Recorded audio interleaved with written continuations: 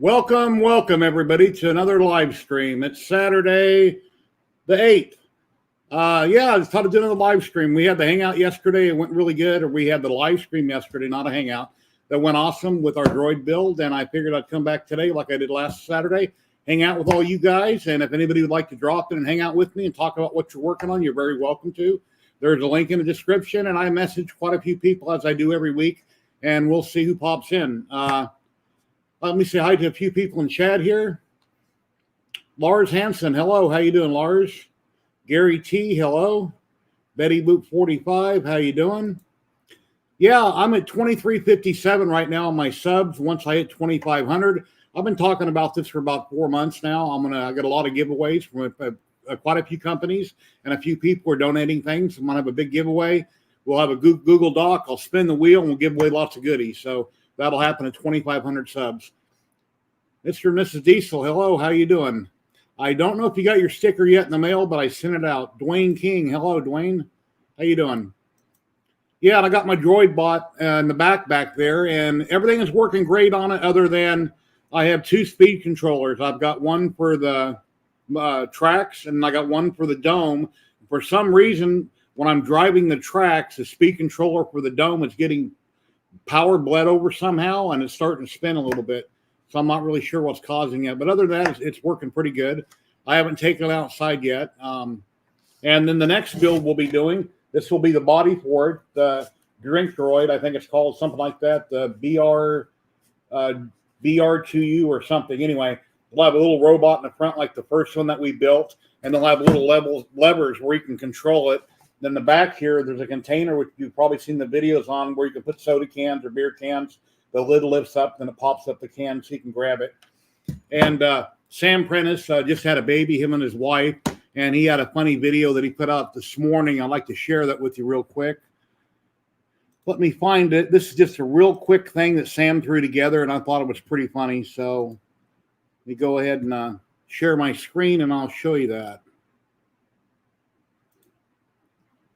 Right here. Yeah, this is pretty hilarious. He's not done building it, but anyway.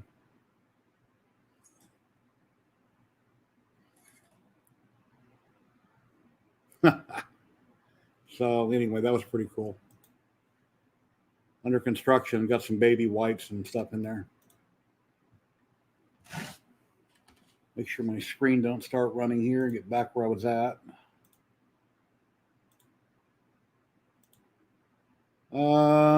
One second, everybody.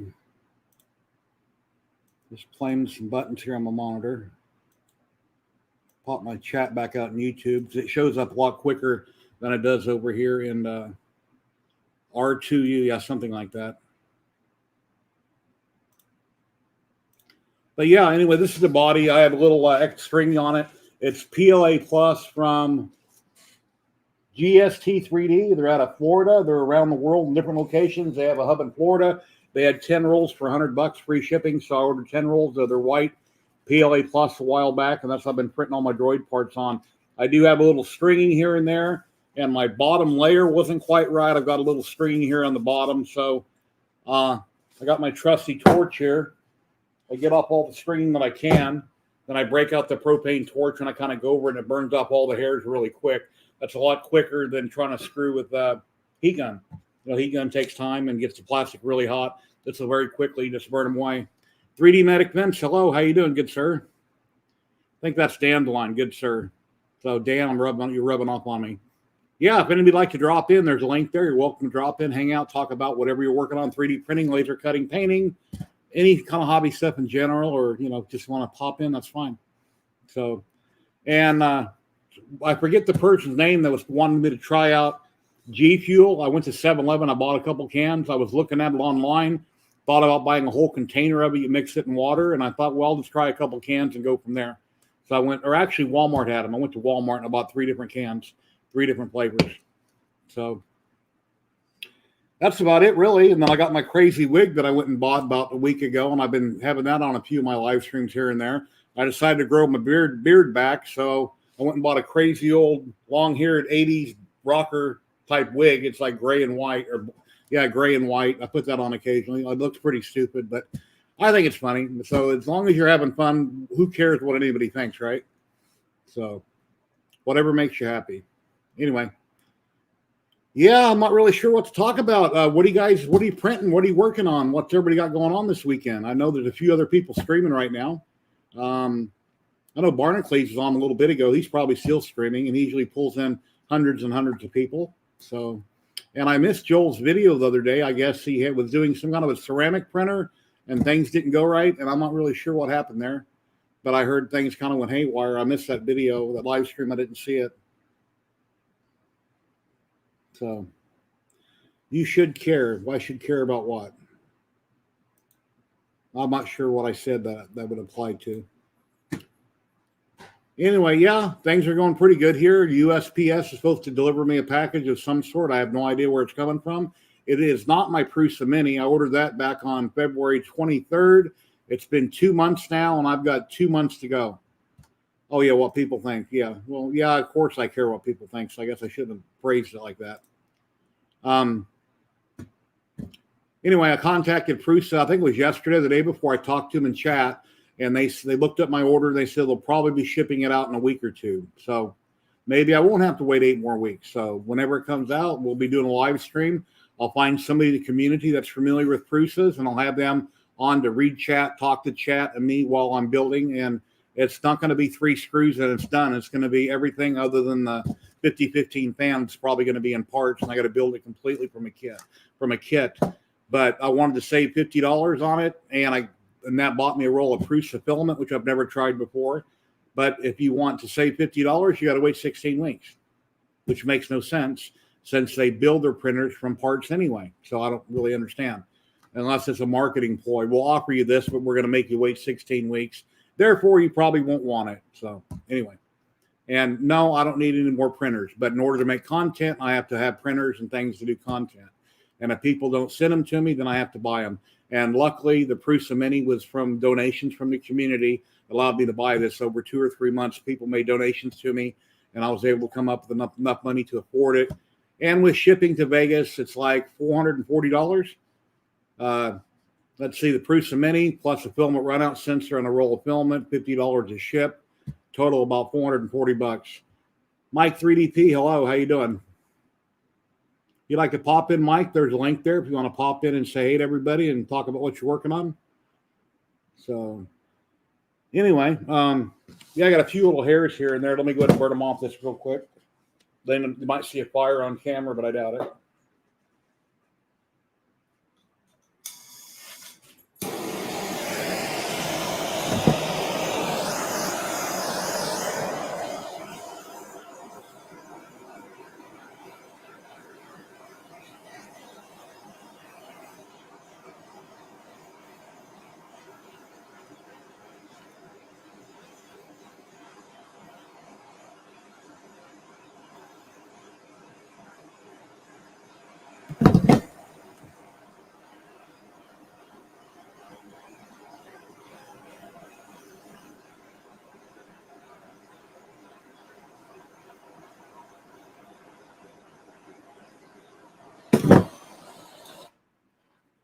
Yeah, I had to spin on my other side. I had a dog over here parked on the side. It's like, nope, don't want to burn my dog.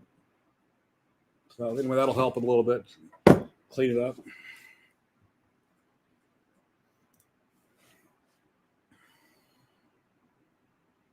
Yeah.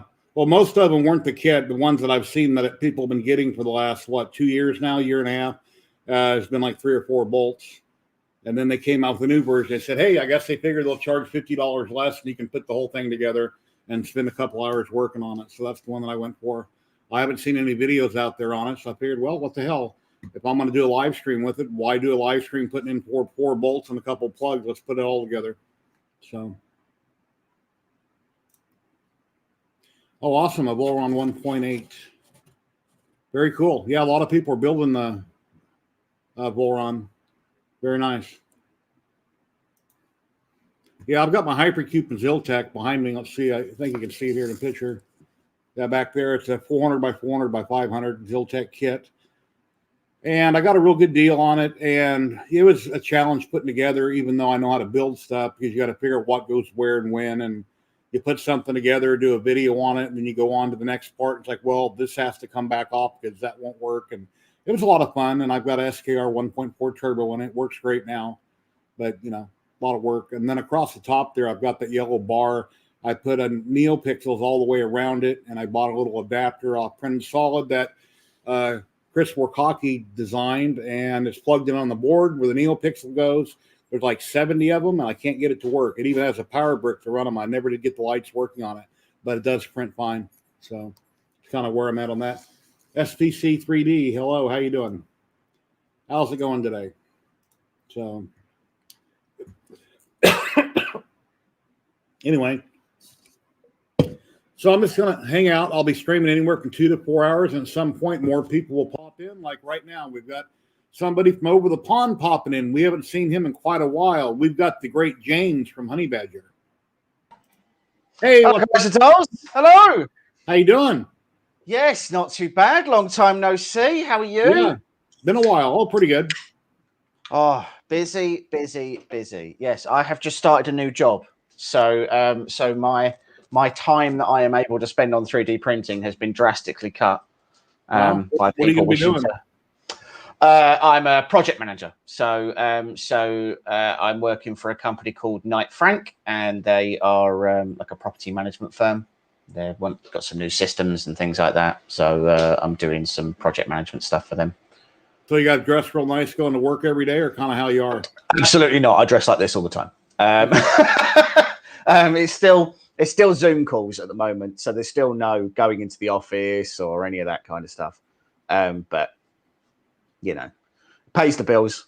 I see you got the mosquito or the Hornet going back there, right? The Hornet? Yeah, so the Hornet is doing a toaster torture test. And then Sidewinder is doing the new Sub-Zero mask. So yeah, I did try. So I have 2 Sidewinders. I have a good Sidewinder, which is this one, and I have a bad Sidewinder, which is this one. So it's really weird that 2 machines can perform really so differently. So I've sort of, but I mean, the profiles are kind of the same, and they probably shouldn't be. I probably should be changing them a little bit. But the dimensional accuracy on this Sidewinder is really not that good.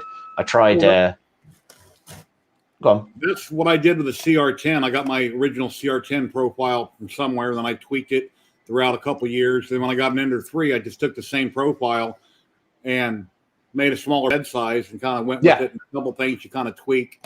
But it's been like, I don't know, 4.5 years now since I've been in the hobby. And I basically got 3 profiles for everything. I just changed bed sizes and stuff. So mine's the same. So I have a Sidewinder profile that was developed, I think it's called 3DN, did it or something? Really nice profile. Found it on one of the Facebook groups.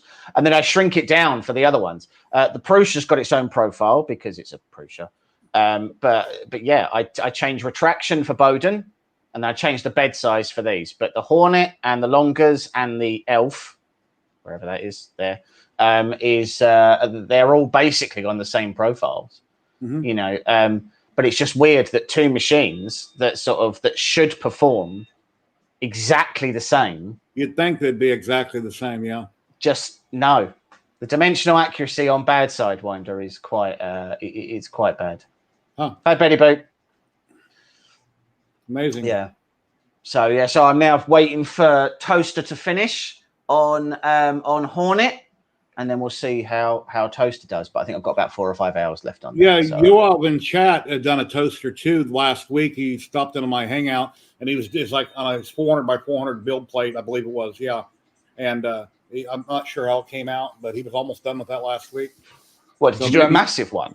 Yeah, well, 400 by 400 build volume. So I guess it was all like 380, 390 probably. Maybe if you have time, he'll pop in and show us. I don't know. He says he uses Chep's magic number profiles. Oh, right. Yeah, I get you. Yeah. It's weird, really, because so I don't really change my layer heights for anything. I pretty much stay at 1.6 for everything now. I maybe go up to 2 if I'm doing a bed or something like that. But if I look at the like I was always told that it was magic numbers. So it was like 1 2 1 6 2 0, and then you can go up to like I think a 2 2 or a 2 4 maybe on a 0.4 nozzle, and then you have to change nozzles and all that sort of stuff. But if I look at no, I'm not familiar with the magic numbers, and Shep, I don't watch his videos very often, but whenever I print a droid, a base to any model that I've ever done, they're 0.20 millimeter with a 0.4 nozzle. And when I print in kind of a figure, it's 0.12. Yeah. So what's weird, though, is that when I go to the stock Cura profile for Prusa, it's got really weird layer numbers. So like it's got 0.06, 0.15, 0.2, 0.3, 0.4, and 0.6. But it doesn't tell you to change the nozzle for any of those. I don't think you can go to 0.6 on a 0.4 nozzle, surely. Could you? I don't believe so, no. I don't think you could. I think you'd have to change the nozzle for that. But anyway, you can't go larger than a nozzle size. No, I wouldn't have thought so, because you'd literally have to you'd have to stay in one place so much that it just squished out to 0.6. Like I don't get how you would do. Well, anyway, as I say, it's just strange that this. Well, yeah, it's just strange that the stock Cura profile suggests those sizes. Just a bit weird. Well, that was awesome. They stuck the landing the other day. When they landed, they almost missed the pad. They were right over next to the dirt, and then the legs crushed on it. So I guess as it was coming down, supposedly the wind was blowing, so when it hit, it kind of crushed the legs that were designed to crush. But I'm glad I didn't land in the dirt and tip over. Yeah. How many attempts were they? I can't remember. Well, I don't remember 10, 11, 12. Then they skipped all the way up to, 15? But it's not a terrible... but it's not terrible. Yeah, I'm pretty sure when NASA were doing the first lots of rockets... They're probably going to take this one back up again, too, soon. Oh, so they are actually going to try and properly reuse it. They're going to say... They're probably going to... It's hypothetical, but different things I'm hearing, they might probably reuse it. Hello, Non-Fam. How you doing? That's cool. Depends on how much plastic's pushed out. Yeah, but what... So it's a bit like when we've spoken about it a couple of times, about the idea of... half steps for stepper motors, that a half step is only ever an approximation of what it should be, because the only thing it can calculate is one full step. And the same with 200. Here's Mr. 290% toaster popping in right now, Yoav. Oh, is it? Hey, Yoav. Hello. Hey, maybe it'll look better like this. That's a large toaster. Yes. This one is a post-it note. This is the toaster. Oh, cool. Well, it works. Yeah, everything works except the O1 that blocked me, so I glue it together. Right. 0% infill, if I remember correctly. Yes, 0% infill, because I didn't think I had time. Yeah. So, but it worked. Very impressive. Thank you. It, by the way, I have to say that the overhangs look fantastic as well. Yes, even at 80, the overhangs look great. Here you will see the lines. Wait. That's not bad for 80 degrees, though, is it? No. That's good. That's very, very nice. Yeah, basically, I very like my machine, and it's So what was that about printed a month old. What was that one printed on? Was that on an S4? No, O2. Right. Like the nozzle is 04, but the layer height is 02. Layer height is 02. Yeah. What printer though? CR6 Max. Right. Okay. And I'm in love with it. Very cool. And it's very cool. My first printer, and it's less than a month old. Yeah, very nice. Very nice. There is a bit problems here on the wheel. You see the line? Yeah. But overall, it's printed well. I was going to say, I mean, if that's the only flaw in it, like, I mean, that's pretty good. That's pretty good. put it in a box, take it to the pawn shop, and say you want to sell a toaster, and see what they say. Oh, I think we might have lost him. Oh, there we go. You still there, Yoav? He's froze. Well, if you can hear us, Yoav, we can't hear you, but we still see a toaster.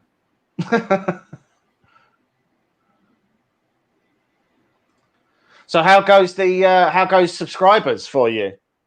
I'm at 2357, trying to get to 25. I've been trying so close. I've been talking about this for what, 3 or 4 months? About 4 months now. So I'm sure a lot of the people said that they would donate. Probably forgot all about me doing a giveaway. It's been so long, but it's getting there.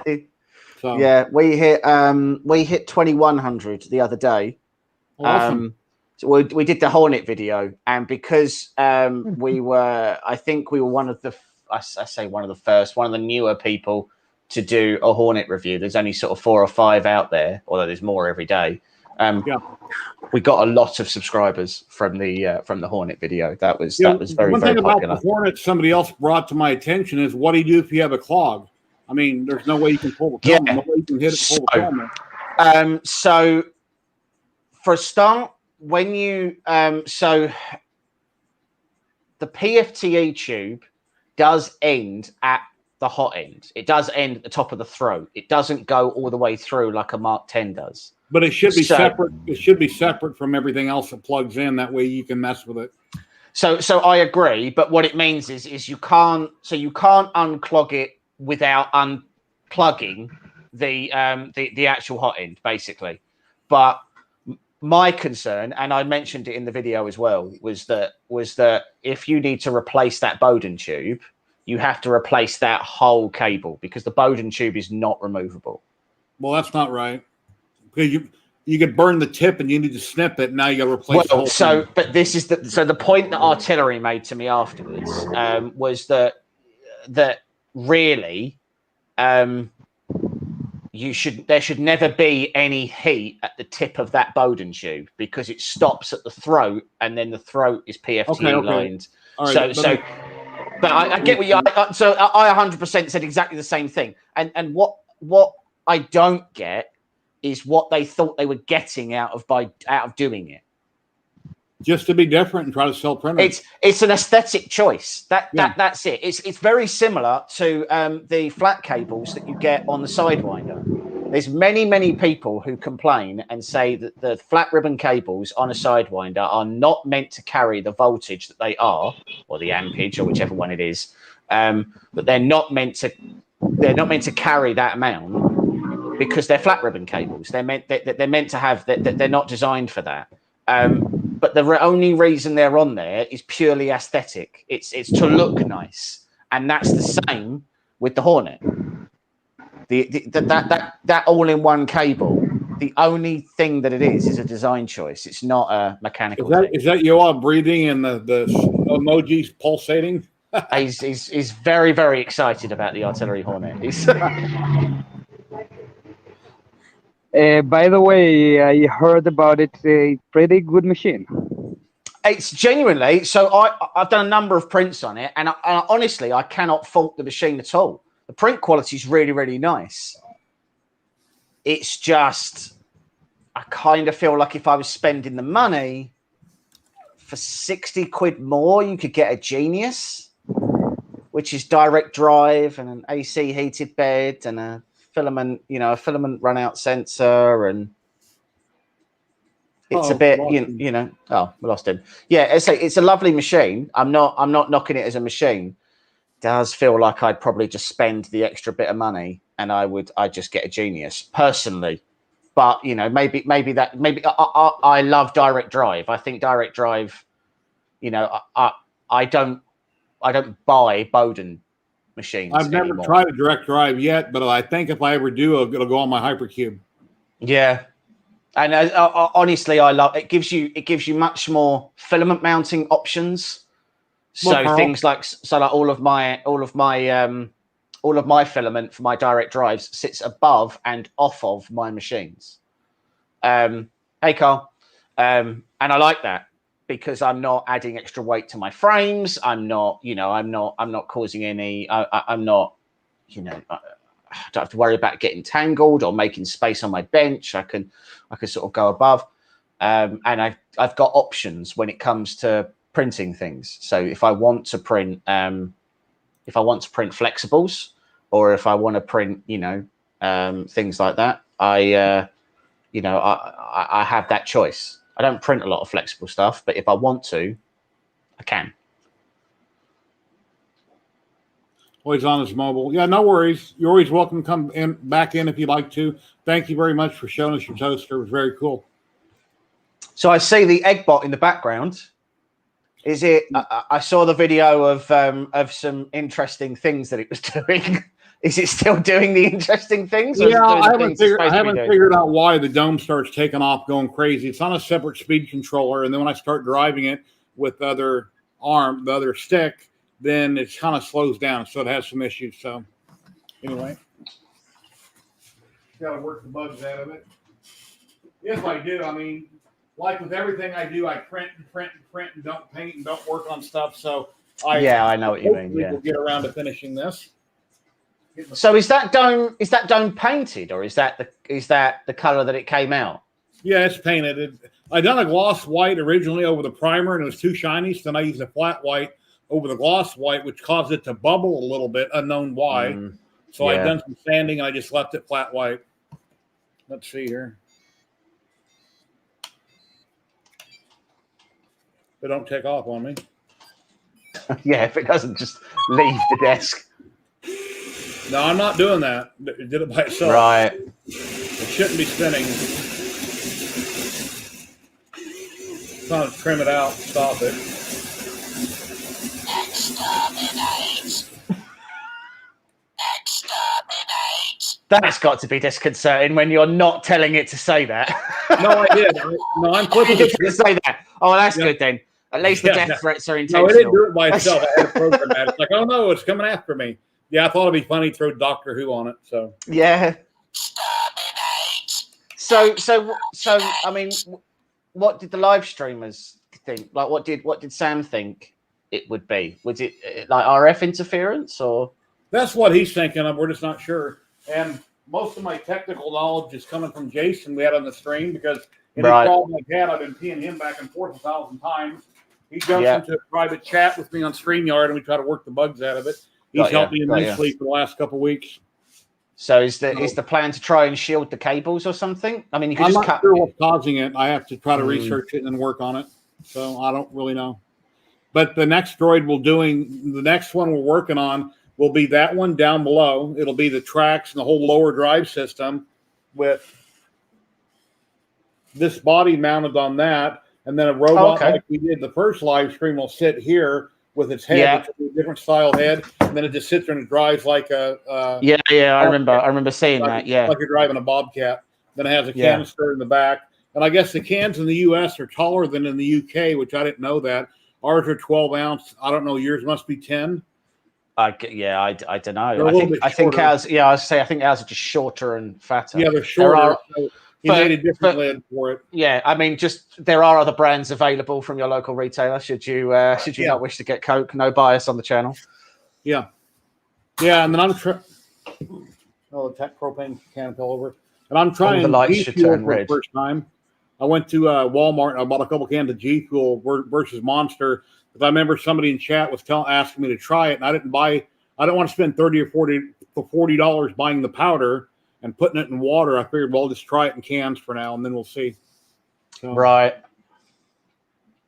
So I've seen Sam's doing. Oh, so he's doing the drivey droid, like the Bobcat droid, but he's doing it as a milk and nappy delivery system. Oh, I didn't. Let me show that to you. I had that video up. Yeah, here's what Sam put up. Let's see. That's not it. Yeah, he put this video up a little bit ago. It's only 7 seconds long. Right. Let me share my screen.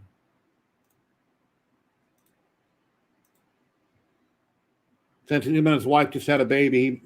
Yeah, that's not complete, but this is right.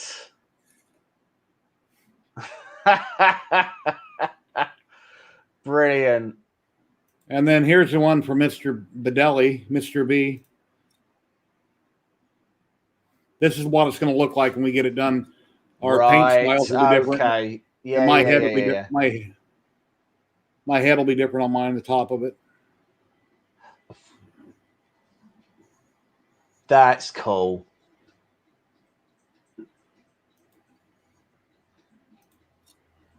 Okay, so are they so Mr. Badley's UK, isn't he? So that's so they're UK cans.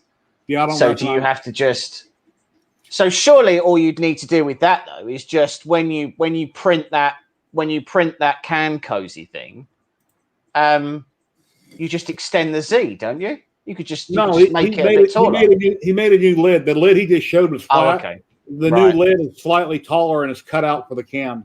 Got you. Okay. So, and I've already reprinted the new one, and then I just took the other part and threw it in the bin with all the mistakes. Fair enough.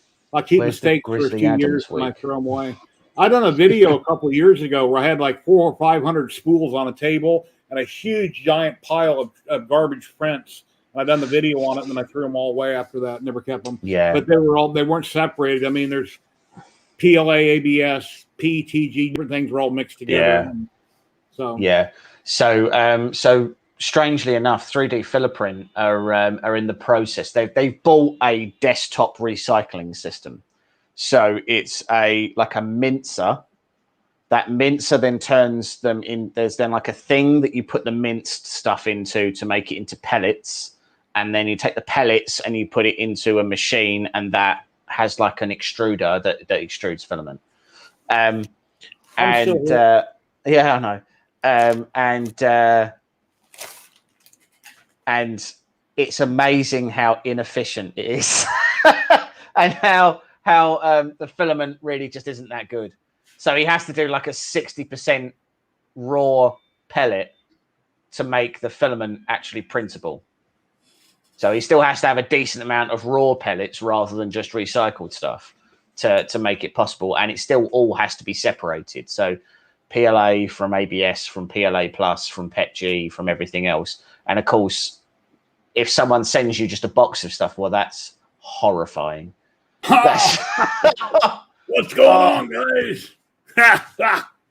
You look a bit like an old Groucho from the Muppets, the one who lives in the bin. Yeah, when I was a kid, I used to watch Grizzly Adams, but yeah, I look like that character on Harry Potter. I could be a lot of people, but yeah. Yeah, you'd be Hagrid. Yeah. Brilliant.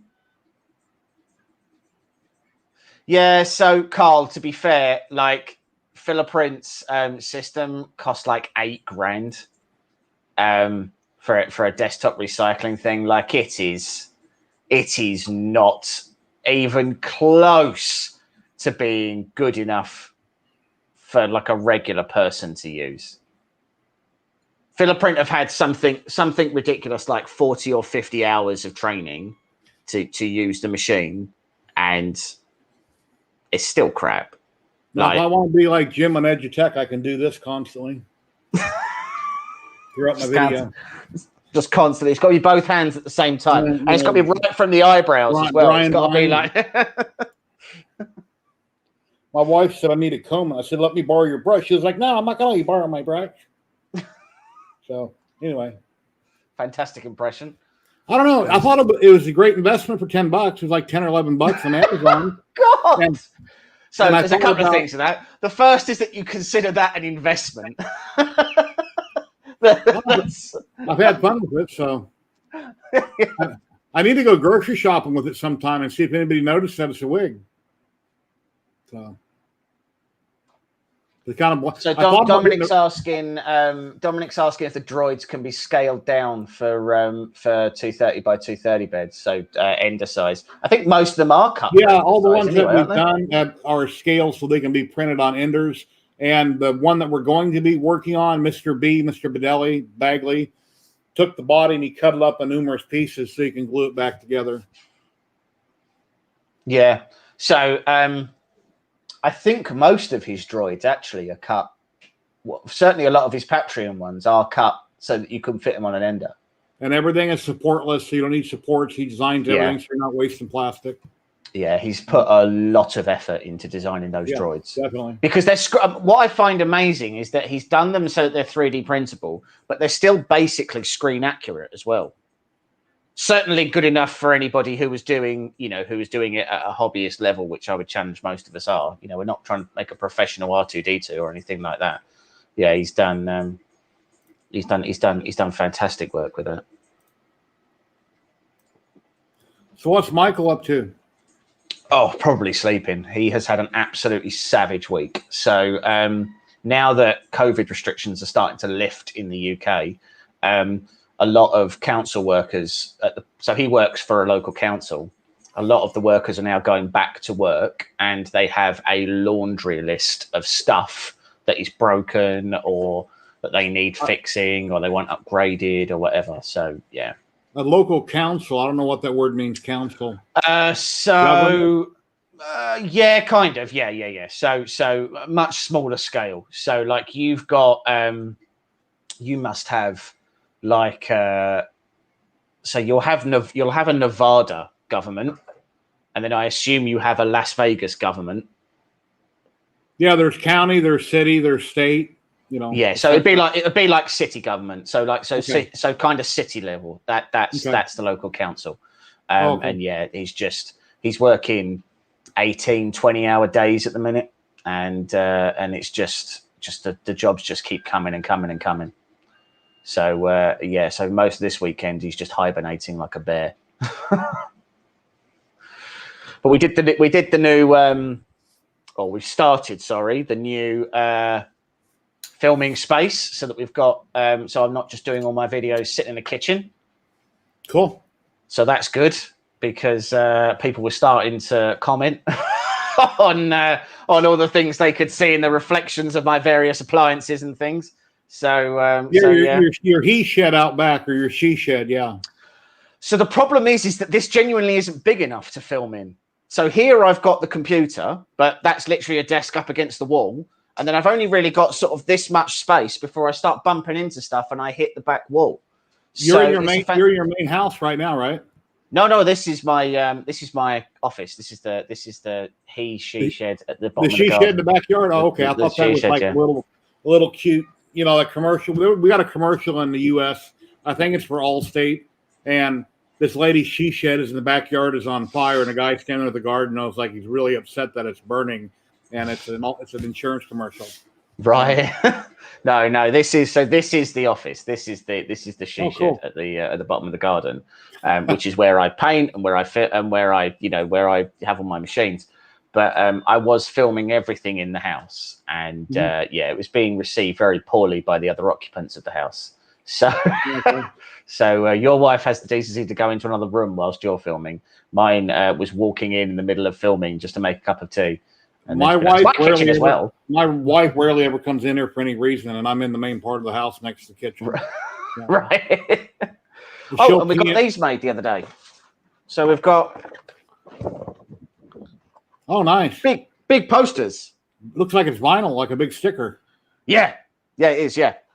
So, so the plan is we're gonna cut out some sections of this, and we're gonna mount it on a bit of wood, and then we're gonna put another one below it, and then we're gonna light it, and I'm hoping the effect will look a bit like a shadow box. That bit of wood's going to cost more than it costs to have that designed the way wood prices are. Well, so actually, our wood hasn't gone up in price. Oh, wow. It's just your wood that's gone up. So our like plywood is still the same price it always was, because all he talks about is 3D. Hi, Burdette Cafe. Hello, how are you doing today? If you'd like to drop in and chat, you're very welcome to. I've got a link right above there, and I can repost it also. Oh, now I've pulled all of this out. This is a nightmare. There we go. So how's Etsy going? Did you see that they shut down Jesse's? Yeah, I've seen about that. He's done a video about roughly what he made last year and how much he had to pay in taxes and a lot of the process. I sold my first model on Etsy, like 2 months ago. I had my Spawn model. I wanted $400 Yes. for it, and I had it 25% off, reduced to $300. A guy in Texas bought it from me. I got it shipped to him right away with free shipping that cost me $50. And after it sold for $300 and all the Etsy fees and free shipping, I got $175. Well, the mailman comes by my house a few days ago, and here comes my box back. It was kind of dented up, but returned to sender. They tried to deliver it to get a signature because it was insured 3 times in a row, and then it sat at the post office for 3 weeks. And then I messaged him about it, and he goes, "Oh, well, when I went to pick it up, they said they already shipped it back to Vegas. It sat there for almost a month." So I guess now he wants me to spend $57 more to reship it, which I already shipped it once for free. I told him what it would cost and how many times they tried to deliver it. And I said, if you send me $57, I'll get it shipped right out. It's sitting on the floor waiting to go back out in the mail. Now he's ignoring me. So I have his money sitting here. So, does he want it shipped back out? What's happening? So, I've already paid to ship it free once. I can't pay again. And then have him play games with me and then pull this again on me. Yeah, exactly. I had I decided to sell my my Hulkbuster model just because I have no space, and I put it up online, and somebody came pretty much within an hour came to me and said I really want to buy it, and I was like, where are you? And they said, I'm in Scotland. And I was like, right, well, I just want to be really clear, that is a different country, and this thing is massive. It weighs about 14 kilos. It's nothing but arms at funny angles and legs and precariously balanced Iron Men on top. I was like, mate, there's no way I can ship this, and I'm not driving to another country to deliver it to you. And he was like, oh, well, I won't buy it then. I was like, okay. Okay then, don't. I don't know what you want from me. You came to me. I said on the advert really clearly that this is collection only. I'm not shipping it. It's not. I don't even know if it's possible to ship it. I don't know how XM Studios ship those giant resin cast statues, but local pickup only is what the term I'd use in the U.S. I've got a few things that I put on local pickup only on Facebook, and you've seen them. The Thundercats look amazing. The Thundercats. Yeah, and was the Doomsday? Then I got Doomsday, and the base for Doomsday is this big around, and then he is this big, giant. Huge. It's a big model. It's local pickup. Yeah. I think I want $250 or $300 for it, and it's huge. It needs a little post processing done here and there, but it took forever to print, and it's a ton of filament. So I've had no bites on either one of them. I would say that at $300 for the amount you used, I wouldn't even say you'd break even on that model, especially once you include how much you paid for the STL, because it's what do you have going on in the printer back there? So this one is a torture test toaster on the Hornet, and this one is a Sub-Zero mask. I'm pretty sure it's the Nico. I think it's Nico's one. Yeah, Nico's one. So no, I can't make it do that. I thought I could make it zoom in. I can't make it do that. And Yoav no, popped in a little bit ago, Cyberdeck, and he had a toaster that he did at 290%. Yes, yeah. I wouldn't trust Royal Mail to deliver it either. I mean, bear in mind, I've sent stickers to Jerry once, and Jerry didn't even get the stickers. So yeah, I never did. So I've now sent them. You're gonna try for the larger toaster. So we've got a BLV cube that we're in the process of designing. We've got to do a couple of fixes on it because it's not quite working yet. But there's a good chance we may end up doing a large torch test toaster on that. It's like a 400 by 400 bed, so we could do a decent size of toaster on it. I want to put a flex sheet on my CR10 Max, and I have enough affiliate credit with TH3D Studios to pay for it, but shipping is like $60. It's crazy because everything is expensive. Yeah, it's ridiculous. The shipping is really high. So when my wife goes to Florida in June, probably in July, she's going to possibly go down in Florida, like an hour from where she's going to be at, meet Trevor, at Navari 3D Printing. I might buy one from him, and then she can bring it back in her luggage. Just put it in her suitcase and stack clothes on it. What is it? Sorry, what, a flex steel plate? You mean? Yeah. Yeah. Right. Okay. Right. Fair enough. How you find it? I can't find anything that big on Amazon in the U.S. It's like 450 by 450. Oh, okay. Oh, of course, because the CR Max is like an in-between S4, S5 size, isn't it? Yeah. Do filament? Not filament, do one. It's a big bed, I know. Yeah, it's 18 and a half inches by 18 and a half inches. So I know everything in inches unless I have to use metric, and then I say it, but then I can't convert it in my head unless I grab a metric tape measure. Yeah, I know what you mean. Yeah, I know what you mean.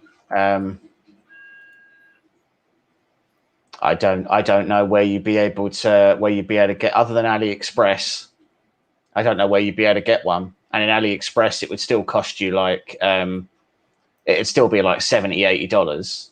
Yeah, because you wouldn't have the credit, so it would still. Now I have still cost you the money anyway. I have a big flex plate on my Hypercube 400 by 400, but there's no magnet, so technically I could take it off and just clip it on the Max and use it that way. But I don't want. I want to have one for it. Have one separate for it. Yeah, they do have free shipping, but if you're an affiliate for them, the affiliates do not get free shipping. Which yeah, makes sense. I'm not, no comment on that, but yeah. Yeah, I get what you mean. Yeah, I mean the difference is I suppose on their other orders they build it into their commercial model, whereas obviously if you're an affiliate. I'm an affiliate for ZYLTECH, and I usually do pretty good each month. And you know they put cash in my bank account, in which TH3D I get store credit. But if I go to YouTube store credit, I don't get free shipping. I got to pay for shipping. Right. So your other option is to literally. Can you use store credit on shipping? No. Oh, see, now that's weird. Like, surely if you just made another $60 in commission, then you could be like, right, well, I just want to use that and get free shipping. But they won't even let you do that. You have to pay them. That's their rules, so it's whatever they want to do. Well, I mean, that is what it is. Yeah, I suppose. I repost my affiliate links. Oh, we got Matt popping in. Hey, Matt, how you doing? Hey, yeah, how are you guys? Hey, Matt. Hey. I have 3 or 4 affiliate links I repost every Thursday. Facebook, my regular Facebook, my group, and then on Twitter, and that's all the posting I do. I have other affiliates that are in my YouTube videos and on my group, but I don't post all those. I just post the main ones every week, only once a week.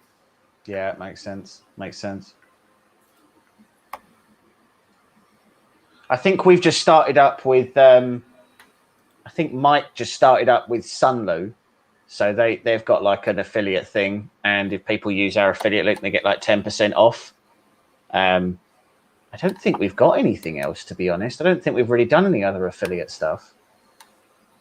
Yeah, I haven't checked with Wham Bam on something that large. I have a couple Wham Bams that are on my resin printers that I got free for video, and another one they gave me a great discount.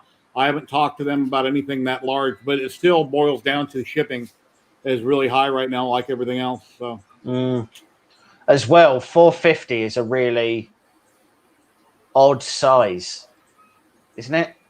I don't think there's that many 450 by 450 machines. Like most of them are.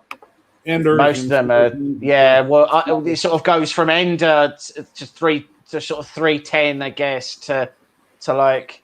Yeah, see, so I'm looking on there now. Oh, they've got a 410 by 410 or a 470 by 470.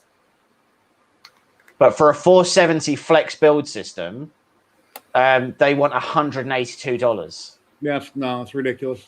That's a lot of money. Do you know what I mean? And that's a big ask. Altered Proxy, hello. Marissa, hello. How is everyone? Tron. Altered Proxy. What does Tron mean? Chiron? Does he mean Chiron? Not sure. Tron. Maybe. They'll reply.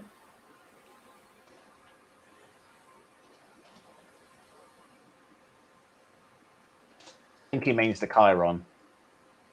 The Chiron is 450. So Chiron's 400 by 400, but the CR10 Max is 450 by 450. Wow.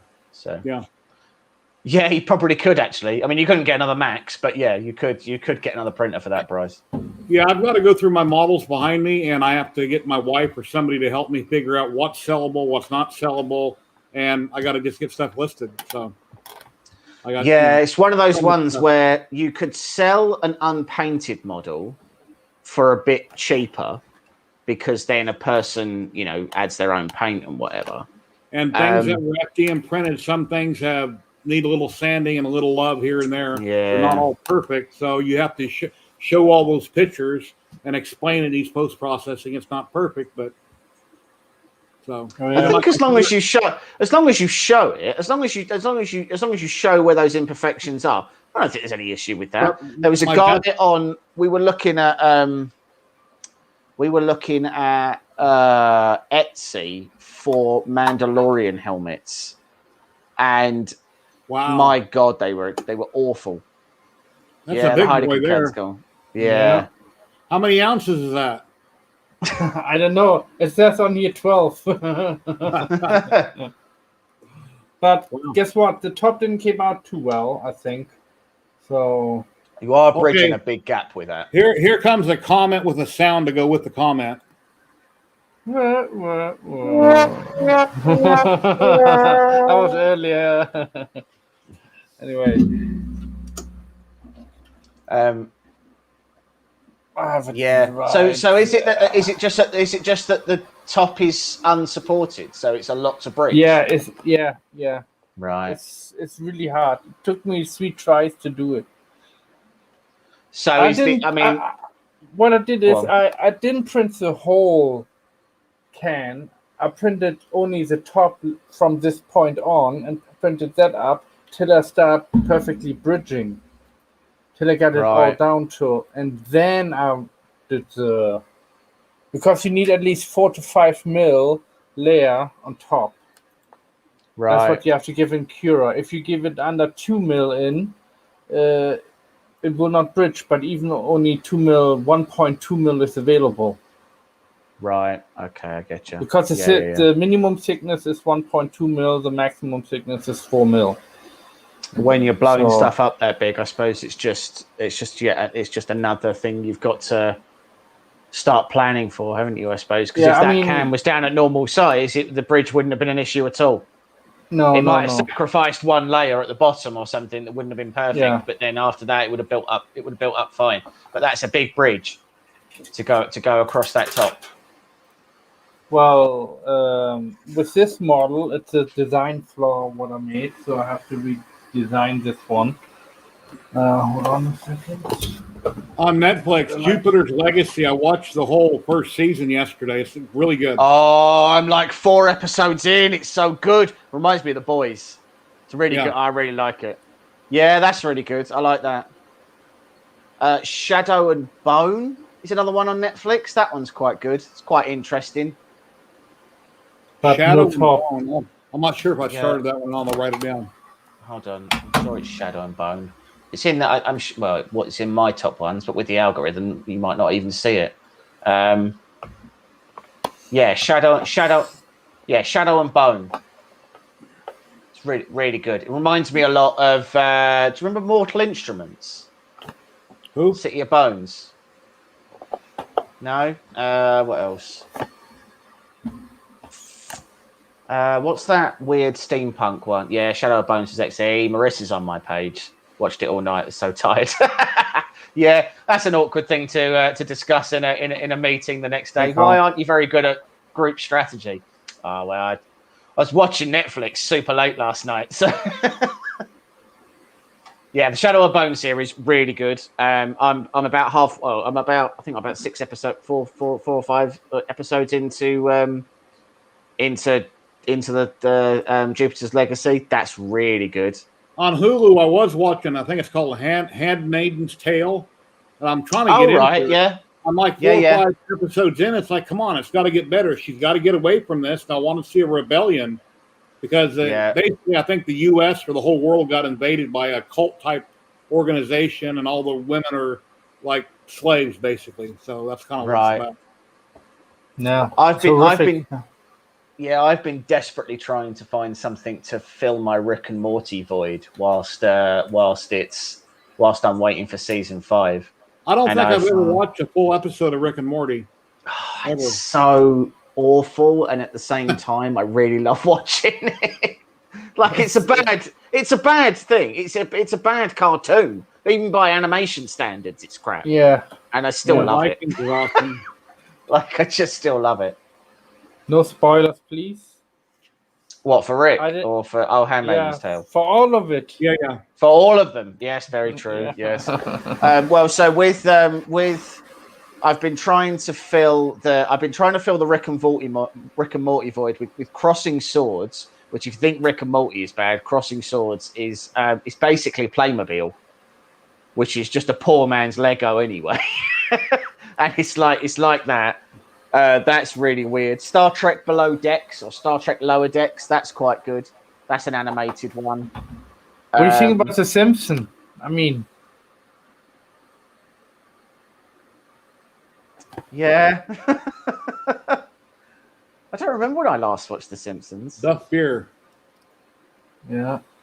It's very good. That's very clean as well. I like that. Yeah, but the topping came out well. It's a design flaw. At all. So, Didn't you design No. it? yeah, I designed it.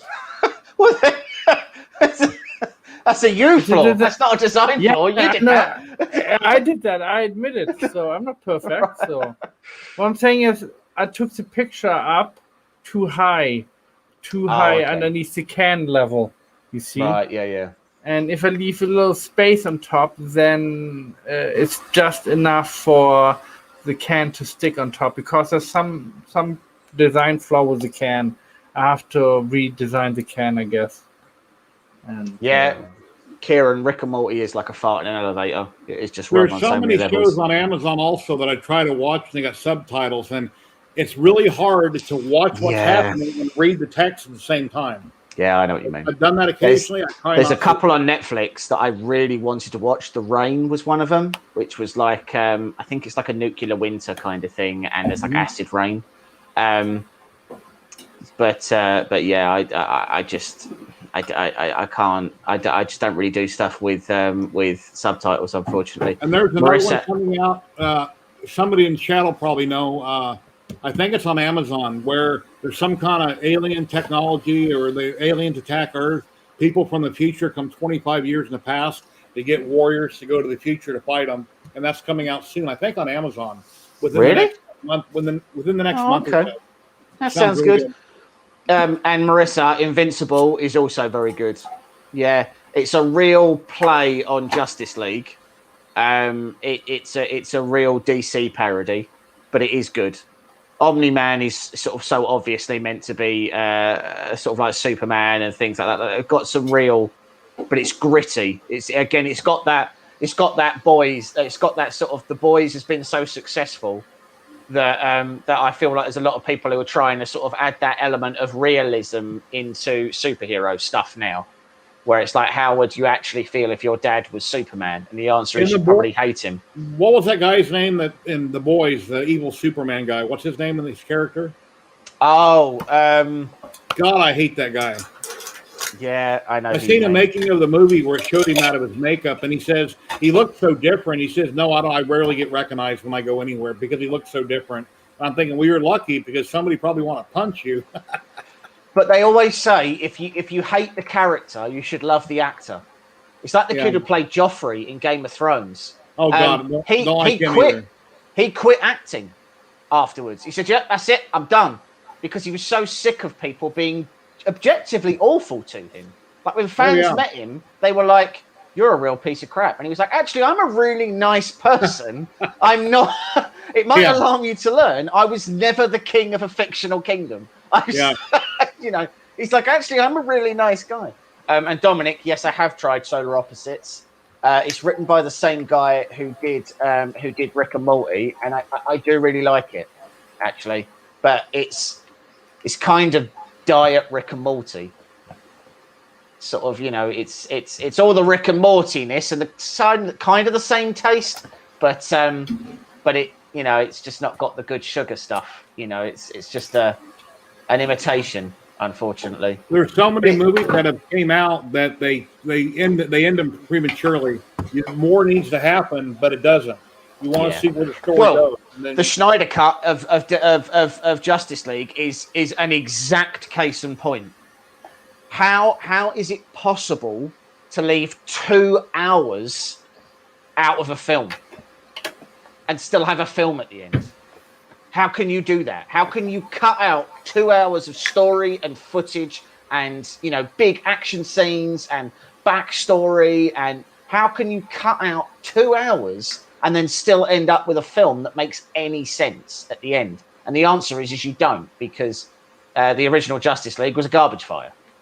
Yeah, I'm very forgetful, and I don't remember seeing the original, but I watched the newest one. I was telling my son that it's 4 hours long and how great it is.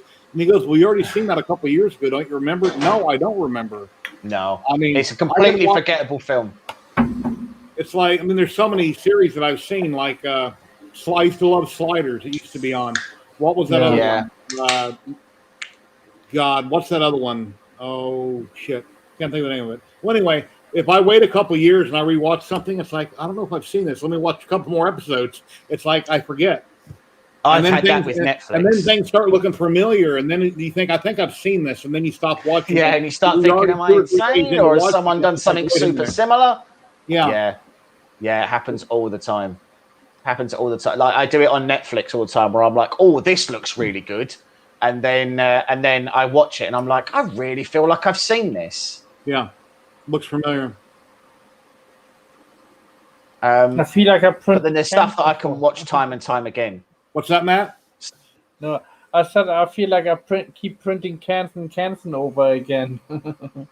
You need to start doing something different. You have plenty of lithoplanes. You got a lot of cans. You need to work on maybe something different and branch out a little bit. Yeah, I do think so too. And I try to come up with some new ideas. So, well, it is hard sometimes. So at the moment, I've got a real sort of creative block on what to do next, because I have, you know, I've printed so many sort of different things. Resident Alien is excellent. I think Resident Alien was an excellent category. See, now I don't think I've seen Resident Alien. Is that? Oh, you need to watch it now. Is it good? Is it? It's obviously good. Better than good. It's awesome. Yeah. Is that Prime? Is it? I don't remember what network is showing Resident Alien. In chat, please let us know. I forget what network has that on. I pay for a zillion different ones. I don't remember. But yeah, you need to start watching it as soon as you're done with me. Don't go to bed. Stay up all night. Drink some monsters and start watching it. So, just so we're all clear, my Alexa is clearly listening to me, because I've just opened Prime, and for the first time ever, The Handmaiden's Tale is now up on has now come up as something suggested that I should watch. So that's great. So yeah, I guess I'll have to listen to that now. When I seen the previews for it, I thought it was going to be different. Once I started watching it, didn't really go down the path that I wanted, but I'm still waiting for it to get better. It's good, but it's about one specific subject throughout the whole thing so far. Right. My wife said this on Sling. But Resident Alien is good. And if you watch the season finale at the very end, the last 2 minutes, that was hilarious. What happened at the very end. It's hilarious. Very good, though. Very good. So what, have they done all of season one then, have they? It's only one season, I assume. So far, yes. It was on, the last one was like a month ago. Right, okay, fair enough. I'll see if I can find it on something over here. I'm sure I will be able to. We don't really get. Yeah, I don't have Sky. I've got Virgin, and I don't get Now TV either. I have Prime.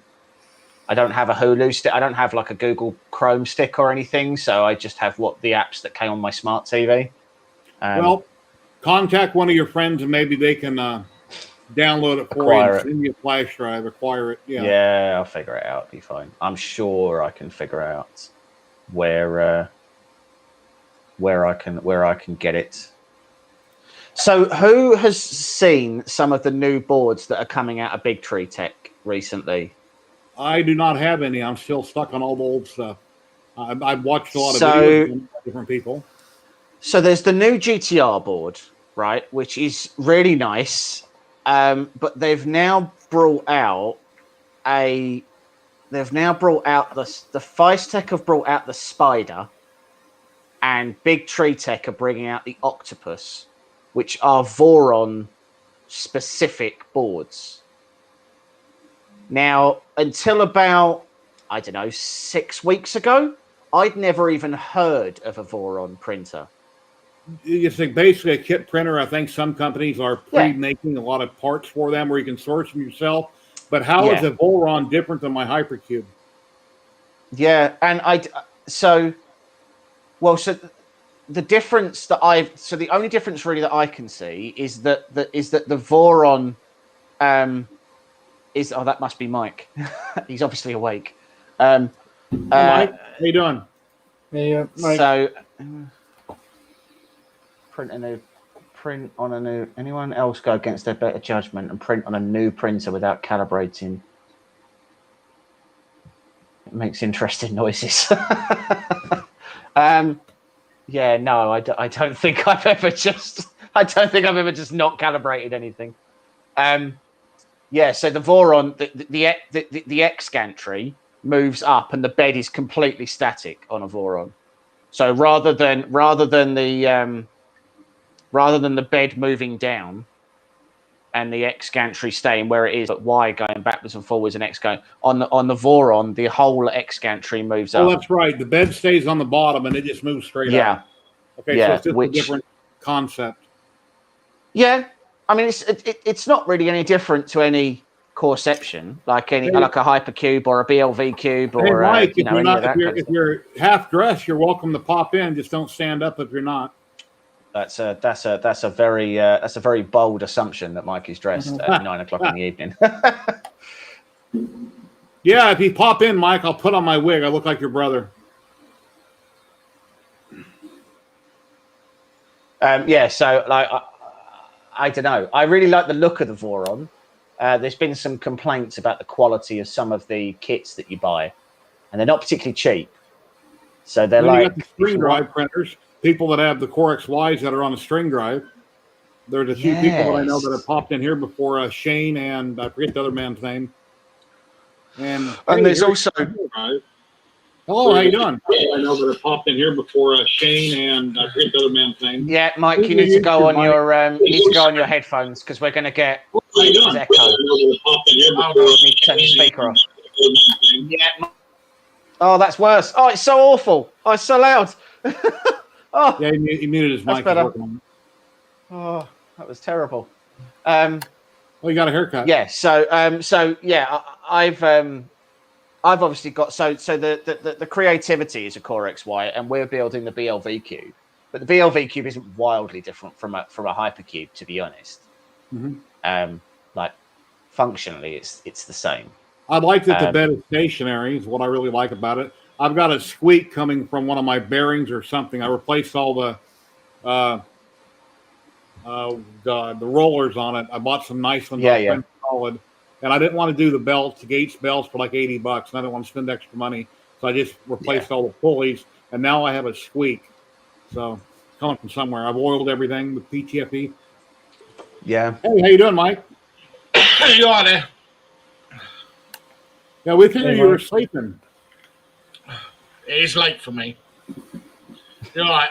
It is late for me. So what are you working with on? that, guys?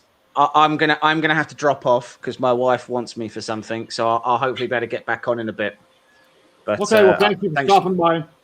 Yeah, no worries, man. Thanks for having me. I'll hopefully be back soon. All right, See you, James. So what have you been up to, Mike? What I've been doing. We did a bit of filming today. Some videos coming up. Got the tracking number today as well. We've got a printer coming from Goofu. Oh, okay. Really not not a known printer at all, really. We see this company last year at in the UK. We have a show called the TCT show. It's basically just a big 3D printing show, and we see this company, Gufu, and their printers were amazing. But since then, we've never been able to track one down. Wow. We finally found Gufu's site, and we've been speaking to them, and they're sending us a printer, and we've got tracking for that today. So it's an amazing printer. It's all enclosed. It comes with all metal. It comes with the normal hot end, but it also comes with an all metal hot end that goes up to 400 degrees. Wow. That you can swap out. So I'm hoping, touch wood, that's going to be with us maybe end of next week. But we're also done. We were approached by. I don't know if you've used it before. Iono filament. Iono, I don't recognize it. No, I didn't.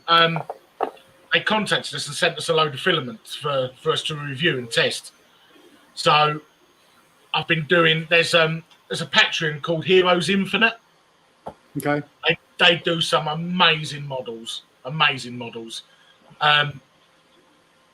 So I've been doing them. I've started one of them, but like basically it's a woolly mammoth. Do you know, like the elephants out of Lord of the Rings? The elephants with the big towers on them where people fight off of. Yeah. Well, this is like that, but it's a mammoth. So this is the first piece. Oh wow, that's big, very big. Well, that was 105 hours to print. Yeah. There's two more pieces of that, which are like 100 hours plus, and then it's got like all this that sits on its back, and Very nice. it's got like all over it. So I reckon I've got at least another week and a bit printing on that, and that's going on 3 printers. It's a big one. Very nice. Very nice. Yeah, I went out and bought me a wig last week, and I thought it'd be funny. Have you seen it yet? No. I got on Amazon. I figured, well, since I'm bald and I look like Mr. Clean all the time. That was like me in lockdown before I had my haircut. So anyway, I wear this occasionally. I've had a lot of fun with it.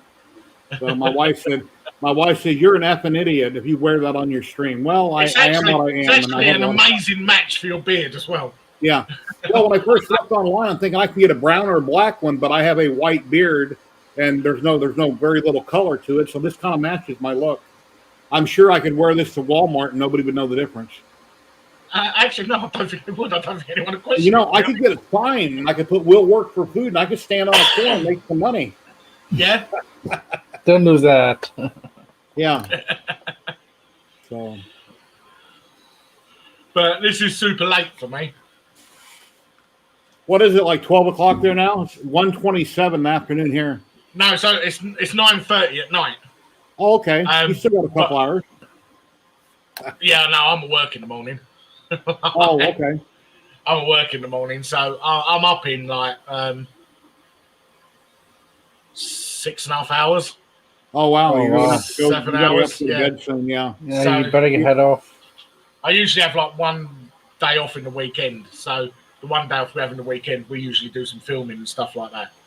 Well, I appreciate you stopping in. However long you're here, you know, it's nice seeing you. But you're welcome to stay as long as you can. So. Well, to be honest, we just watched the film. That finished. So she's put something, I don't know, terrible on the telly. So I thought I'd jump on here for a little while before I crawl into my pit. Okay. Well, I really appreciate it. Yeah, you're doing some amazing work there, and your videos are awesome. You guys keep up the great work. I think what's helped us is we've got someone editing our videos now, and it makes a big difference. He uses the same software we use, but where we knew how to use maybe 5% of the software, he knows how to maximize the use of the software, and it just makes a hell of a difference. Like it's like night and day. I started using DaVinci Resolve, the free version, And the one I was playing for, Movie Studio Platinum, that I've been paying for years, I just deleted it off my computer because DaVinci Resolve was professional. Not that I know how to use everything, but I'm learning bits and pieces all the time. And that'd be really, really cool if you got somebody to help you out there, do all that editing. I think, well, he's actually a friend of James's. And he's looking in the future to do it as a living. So basically, he just wants to clock as many hours as he can.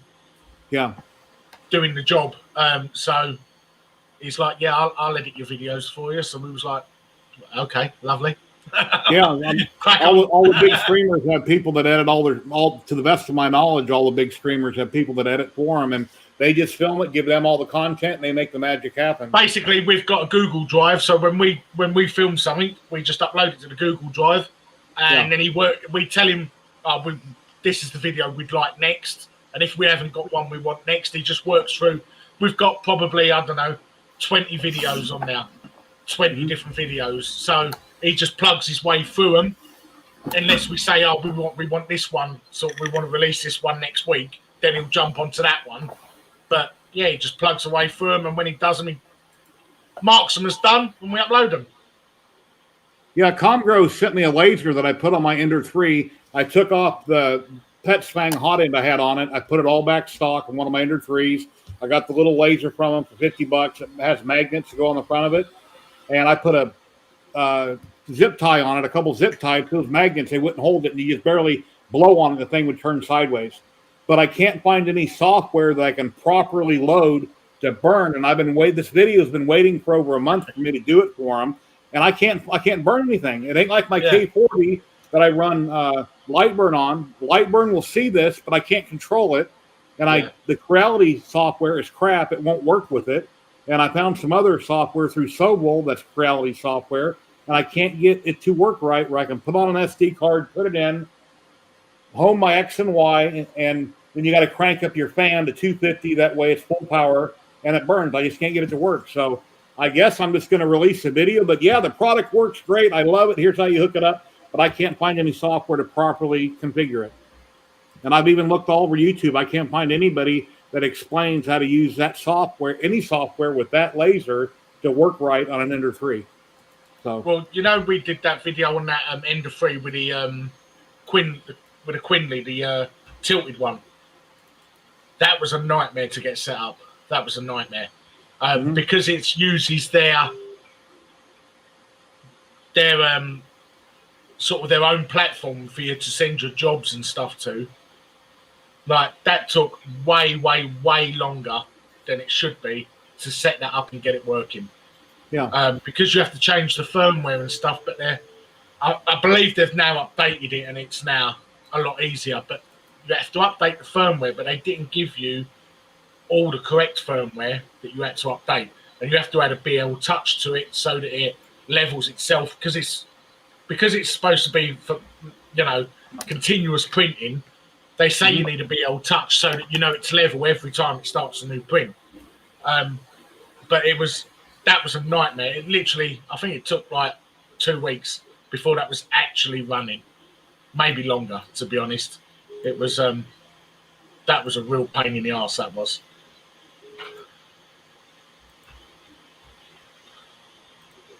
Alrighty. Yeah, I'm not doing much this weekend. I need to clean off all these shelves. I've got all these models back here. I took out 4 boxes of models just to make room to put my stuff where it is right here. And they're in the spare room. They're carefully stacked in an open Home Depot box. And I've just got so much stuff I want to put on Etsy and sell, but some of it, I don't think the quality of the print is good enough to sell. It's okay. It's not perfect. And a lot of it's unpainted, which that doesn't matter. But then the size is another problem. Trying to sell it. Shipping it's a problem. Yeah. And with a lot of models, just shipping them is a problem because a lot of them, the chances of them arriving any sort of distance in one piece. Yeah. I sold my Spawn model to a guy in Texas on Etsy for $300 at a discounted. After all the free shipping and Etsy fees, I only got 175 of it. And then he didn't even pick it up. It sat there for over a month. They shipped it back to me a few days ago. And I messaged him about it. He goes, oh, well, I didn't sign for it. When I went to pick it up at the post office, they said they already sent it back to Vegas. It sat there for almost 4 weeks.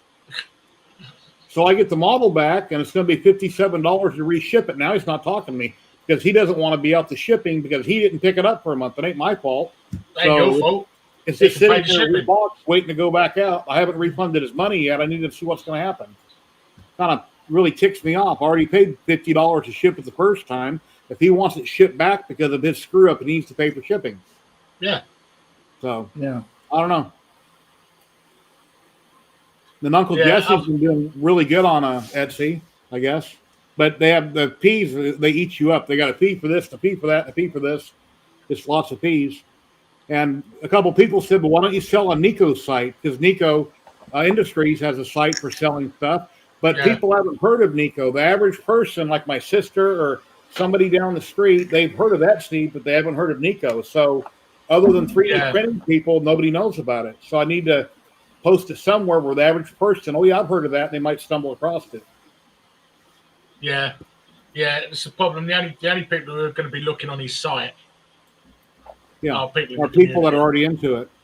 Like a lot of people who just solely paint models are not going to know Nico is. They're going to look on Etsy and eBay and places like that for models, plain models that they can paint. Yeah. And even though a lot of those people can print them, a lot of people don't want to get into 3D printing. They just want to paint and buy it like a kit. They don't want to mess with printing it and all that other stuff they have to learn. They just want to paint it. So I don't know. I got plenty of stuff though. I got 4 years of stuff sitting all around.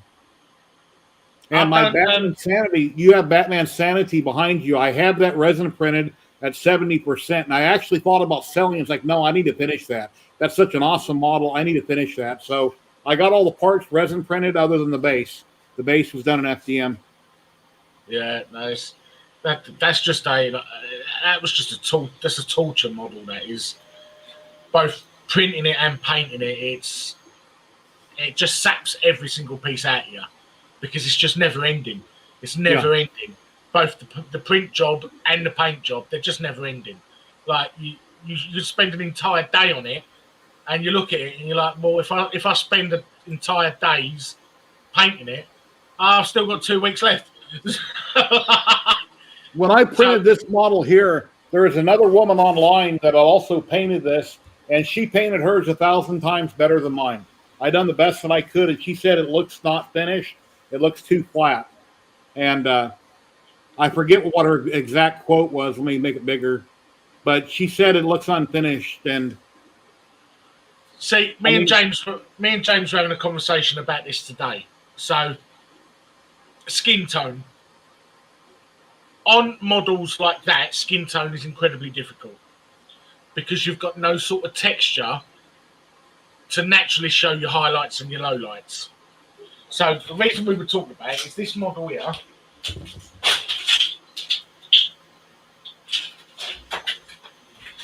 If you look at this, where it's big, you'll see there's a lot of crevices, wrinkles, stuff like that. So when you're doing skin tone on something like that, it's incredibly easy because you've got so many wrinkles and deep sort of voids.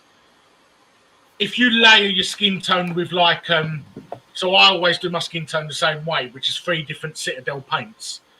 If you do it that way, when you've got a lot of creases and wrinkles in it like that, you naturally bring out them colours because I do it with a lot of dry brushing. Mm-hmm. With models like, especially with women like that, they're just completely smooth. And it's incredibly difficult to get that, to show that sort of natural light and dark and fade on a skin tone. Yeah. The only way I know how to do it is with an airbrush, but it's difficult, and I'm never happy with the way it comes out. I have my set way for doing skin tone, and it works, but it is 100 times harder doing it on something which is a smooth model like a woman, because there's just no definition. Like there's nothing to pick out your different layers. It's just smooth. I used chalk pastels for her face, and the face came out pretty good, and the body is basically smooth. So I went over the couple different skin tones. Then I painted on the gold. I had a real thick gold. I thinned it down. I forget what it was I thinned it down with, and I brushed it on. when I done the dragon, of course, he was gray primer, and then he was a high gloss black. Then over that, I put a color changing paint. I can't think of the name of it, Color but it's a color shift paint. I went over the base. It's like, well, that kind of looks gold. So I went ahead and done the whole model with it, and it's kind of a greenish gold. And then I went over that with a gold paint. I kind of misted it, airbrushed it, and then I sealed it with a clear coat lightly. And then I done a black wash, real heavy, and then I wiped off the excess. Yeah. The eyes were done yellow, and then I got a red wash over the eye, like a red translucent paint. But a lot of the wash I put on it isn't really showing up. But I put on a light clear coat before I put the wash on it real heavy with a brush. And then I try to wipe off the excess, letting the black, and I don't know. And this base right down here, I didn't do enough with this base down in here. It's kind of all the same color. I didn't change the colors much. But I don't know. I think it came out pretty good, but compared to hers, I think that looks pretty good. But the difference is with people when they say, "Oh, it looks flat," they're people who paint continuously. Yeah. Well, hers compared to mine, I did have pictures up. I mean, hers, it's like night and day. Hers is, it's 1,000% better, but she's a professional painter. She's a professional painter. She's painting continuously. Well, there's a marked difference in them two types of painters. And it shows. And there's no, just some of my paint jobs are really good, but then I put them next to a professional's painter and it looks like I've just used finger paints. Yeah. Like there was a guy a few months ago on a few of the printing groups, printed the Balrog from Lord of the Rings. And I think what he did is he printed it in like a clear PETG or something. And he lit it with LEDs. And then he painted it. So the print job was unbelievable, but the paint job was just amazing. And when you turn the LEDs on, it flickered like the fire that the Balrog's on fire. And I've always it's one of them, the Balrog. I love the Lord of the Rings. I love anything about the Lord of the Rings. Yeah. Balrog, the Gambody Balrog model is one I've always wanted to do. But when I see that guy's one, I was like, I'm not going to bother. I'm not going to bother because and no matter how good I make it, I'm just going to think, it's nowhere near as good as that one. But then that's the difference. That's the difference with professional painters, and we do a lot of painting, but we don't do near as much as a professional does. Yeah. Yeah. I dabble in painting here and there that I've done, for the last 4.5 years. And 1 to 10, I'm like a 3.5 or a 4. You're like an 8 to 9. I mean, so in my opinion, I wouldn't even class myself as a 6. So. I wouldn't even class myself as a 6 when it comes to professional painters. I've got a couple of models I've done which I truly, truly do love the paint job on. The Gambody Jack Sparrow, the Davy Jones bust, and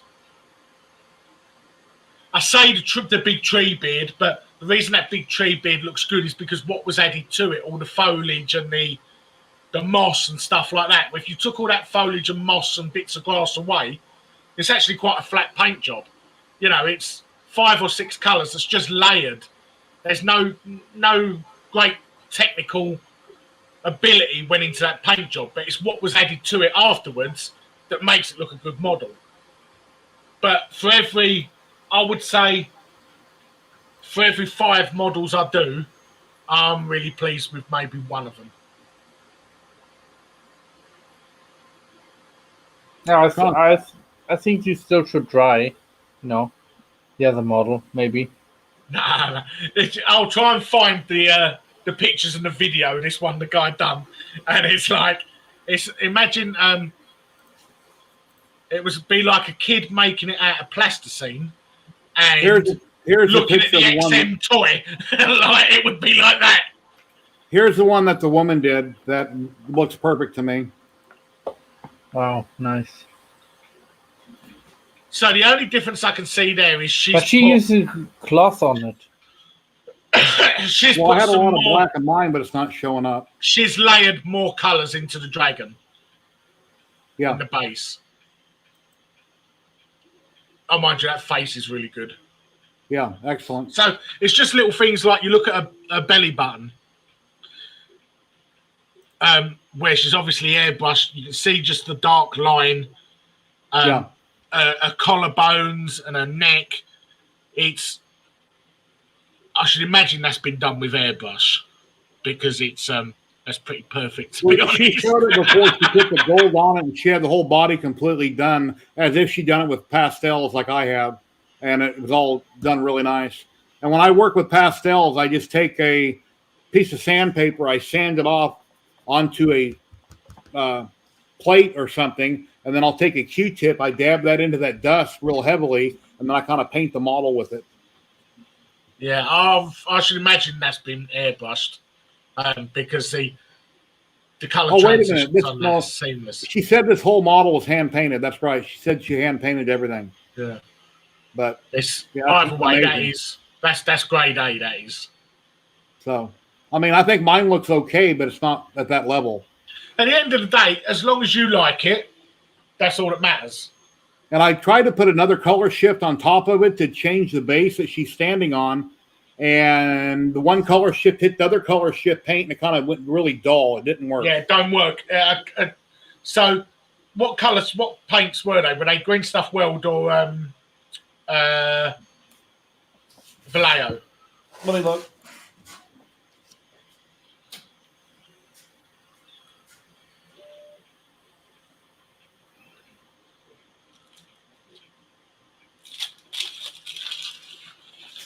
No, they're folk, F-O-L-K art, folk art. They're just folk art color shift. We don't get there. Yeah, we don't get them over here. So, color shift paints are they're weird things. So, I've got both the Vallejo and the Green Stuff Weld ones. The Green Stuff Weld ones, almost all the paints are like white milky liquid. When I get a new box of the color shift, I use plastic spoons. So Oh, I see. You paint them that way you know what's going to come out with before you try to prime the plastic spoon in like gloss black. Gloss black is always 1,000 times better than any black when you're using color shift. Okay. So I gloss black all the back of the spoons and the insides because you get that concave and you get two different sort of color shifts depending on what way it bends. And then I just spray the spoon. Okay. And I keep them in my drawer. So I've got them labelled. So if I'm going to do something, I flick through the spoons and I know exactly what that's going to look like. Okay. But as soon as you spray over one of them that's already done, you start losing that colour shift. Because what happens is the second one that goes over, it only changes colour because it goes onto a gloss black. Okay. When you spray a second one over the top, what it does is that comes out as like a white and it mutes down the one that was already there. Because I know, like with chrome paint, you go over high gloss black with chrome, there's a real fine line when you got to stop painting. If you go any further, it's going to turn silver and you're going to lose it. Yeah. Yeah. It's colour shift paints are great on certain models. Yeah, hold on, I'll get you some spoons.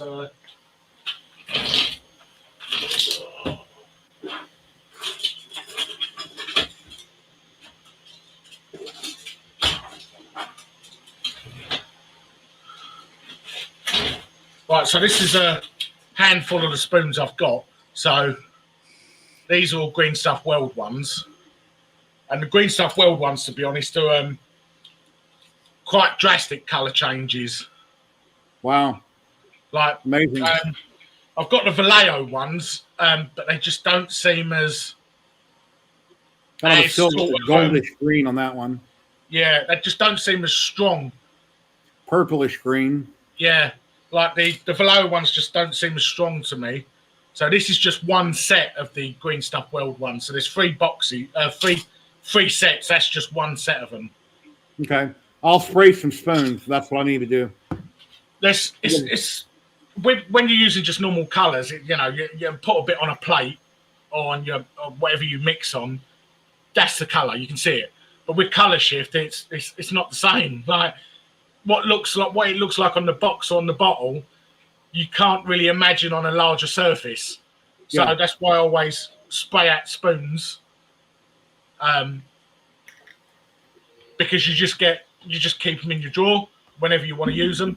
You know exactly what color it is. Mm-hmm. Best way. And then a lot of times I'll see a model or something online. Now, I didn't ask her how she did this and did that because I was doing the same model. But a lot of times I message people and I say, well, how did you do this? How did you do that? And people kind of give me ideas because other than that, I don't know. I'm just guessing because I'm not, like I said, I'm not a professional. I just tinker and it comes out how it comes out. Yeah, no, I try to get better and better with every model I do. It don't always work. Or it may do, but I'm not always happy with it. It's one of them things, you always know where the flaws are in something you've done. Yeah. And your eye is always drawn to that flaw because you know it's there. And my spawn model I did out of resin, they came out great. Why? It's about 4 colors because that's why it came out great. There's, the red was perfect, sprayed on, the black, everything, the chrome. There's only a couple colors I'm working with. It's just a lot of time doing all the little spikes on spawn. It takes time to paint every little spike. So, yeah, I did a spawn for my nephew, and it took a lot longer than I was happy about. The best gloss, well, I think that I use is actually the Green Stuff World. They do both a matte and a gloss, and to me, they tend to go on better than any other gloss. Because I always gloss my eyes when I finish the model. Once I've done the eyes, I always gloss over the eyes because it just gives them that like wet look, like an eye actually should be. I mixed up some 2-part epoxy one time on bigger eyes, and I put a little bit of blue in it and whipped it up so that it wouldn't fade yellow, and I put that on it the way it gives it a thick layer of a gloss. And if you want a model to look like you painted it, use a matte finish, and it'll look exactly the same. If you want it to pop like a toy, use a high gloss. So depends how you want the model to look. I don't gloss any of my models, matte or gloss. Like I don't varnish any of my models. The only one I think I have done is that Davy Jones bust, and I hit that with like a rattle can, tons of it, because it's supposed to look like it's super, super wet. And I just literally went mad with that with a can, and it does look like it's permanently wet, to be fair. My airbrush I don't gloss really is called a gloss varnish on my airbrush, but out of rattle can, it's not called varnish. And a lot of people, I have one friend in town, he's a professional painter. He's done it forever as a hobby his whole life. And he uses, I think it's mini wax, floor wax is what he sprays on his models. If it's metal, it'll make it look like real metal. I have a bottle of it. They used to sell it at the store, but I think it's Johnson's mini floor wax or something like that. You can airbrush that on too. It gives a real hard coating. So yeah, I use varnish on my cans. I keep holding you up and you keep talking. You got to go to work in 5 hours now, so you better get going, buddy. Yeah, it is. To be honest, yeah, my bed is calling me. So, yeah, thank you very much for coming on. I'm sorry I held you up for so long, but you're always welcome. Right. I do this every week. I will be. I'll be back on soon. All right, well, thank you then. See you later. Bye. All righty. Yeah, I had held him up too long talking. So I could probably hold him up another half hour. I don't want to do that, constantly, but. Yeah, I use varnish for my stuff, cloth. You can see high gloss varnish. A wet look would be a high gloss. Oh. And if you have high gloss and you only have it in a rattle can, you can experiment. But you could probably spray that into the lid a little bit and then take a brush real quick before it dries up, and you could paint it on if you only have it in the rattle can. The paint dries up quicker, but you can do that if that's your only option instead of going out and buying something special. But experiment on something else before you put on your finished product. Because if it goes off, you're like, oh no, I ruined it. Because Matt a while back had done something where he put, what was it? He high glossed his Iron Man, if you remember, like a couple months ago, and it was a beautiful model, but he thought it was too shiny, so he put a matte finish over the high gloss, and it just like bubbled the whole model and ruined it. I use this stuff. Clear lacquer. Okay. Yeah, and it's UV protective, so for automotive, it works pretty well, and it comes really shiny out. I like the stuff when it's shiny. It just looks so much better. I think the lithophane. So, yeah, I think about the time we were talking with Mike. I was thinking what I'm gonna do next. And I think I'm gonna make some lamps. That might be different, Well, you were working like on a droid. What happened with the droid project? Yeah, I'm working on the droid project too, but there's a lot of money involved in that. So We have another man popping in. Hello, Karen. How you doing? Not too bad, Jerry. hey, Kieran. Hey, Matt. Question for you, Jerry. With your scrambler model, the 6mm rods that go through, are they threaded rod or just slick rod for your main body? They're slick. I got them off Amazon. Their hair too long. I got to cut them down a little bit. I've got a couple more in the mail right here for the next one. So basically, they're just there as a spacer and just rigidity more than anything else. They're not screwed in. They're just stuck in the holes. Yeah, they just go through the body and they go into the. It's just to keep it rigid. Right, Yeah. right. So just about to. I've already got the extra filament ordered for it now. Now that I've got the cut down version, I'm just going through the parts list, and I wasn't One sure thing on that I those do rods. recommend when you put these on, I think they should be covered sleeved with either wrap them in tape or buy some, that stuff you use on computer wires. That's like the sleeve stuff. Put that over it because you don't want nothing to short out on this. Because a couple of my boards, before I had them mounted, I had a couple little sparks because they laid on the metal rod. Heat shrink could work. Just get the 10mm heat shrink could work fine for that. Yeah, okay. Anything you have note. laying around. Anybody watching, if these rods go through the droid, you get all your electronics down there. It's best to cover these rods up, just so you don't accidentally bump something against it. Add that to my list of things I've got. 10mm heat shrink. Yeah, I've got all the parts printed for the next one, but I can't figure out on the bot behind me why that dome keeps going crazy. I've got a different speed controller controlling it on a different channel, and it's just taken off by itself. I tried to trim it, and that seemed to work, but the minute I started driving it in my video, then the head started taking off again. But the more I drove it, then it finally slowed down, so I'm not sure why I'm having an error. Yeah, because was it Tim's droid had the weird issue with the dome as well, where one would spin fast and one would spin very, very slow, didn't he? Yeah, that's what he said. Yeah, which seems to be purely and simply speed controllers. So there's like a whole plethora you can use or not. And that's going to be fun. He bought some bigger speed controllers like Sam did, and I think John Tripod did also. They're a lot bigger and more massive. They got like a heat sink on them. They're a different style than what I'm using. And all this stuff should be easy to me, but for some reason I had nothing but problem after problem. And I was private chatting PMing Jason constantly for the last week. Jason seems to be the expert for all this, which is great, having him around. And he said he just got into it a matter of a month or two ago. He recently got into this, but he must be really smart with retaining anything that he sees. Yeah, so, yeah. I don't know. Well, let's that's a big step up from the baby droids to going to this with the electronics and the motors and everything else. So that should good learning curve. It's all good. No. I've ordered the filament now, so I've got 3 rolls coming. So that should take care of the body. So it's it's going to be a lot of filament. Yeah, I don't know. I did on multiple printers, and I think it was you that asked me yesterday. It was like 3 rolls total, probably. Yeah, exactly. So here's the body right here. I do have a little stringing issues here and there. I took, on the matter of fact, on the bottom of it, I had a. You can kind of see it. There's a lot of like piano strings. I wasn't quite bridges across. Properly, but I can hide that. I just took a blowtorch to it and clean it up. I don't think stringing and the imperfections do it any harm, because I think it just adds to the appearance of the model with the dents and the dings and the faults on it. That's the whole thing. Perfection isn't what we're striving for. You can make it look like battle scars. Yeah, if your first layer is too high on your printer, then it's still going to print, but you're going to have a violin strings. Yeah. So.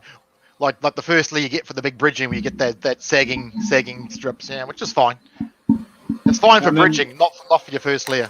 Yeah. And then we're taking a 2-week break on that, so hopefully everybody will have everybody on the stream will have everything printed. And I've only got the one behind me, so it takes me a while with this with John's printer of death. But mine seems to work okay. I was lucky, so even though I've done nothing to it, no Kapton tape additions, no blown up USBs, it still works.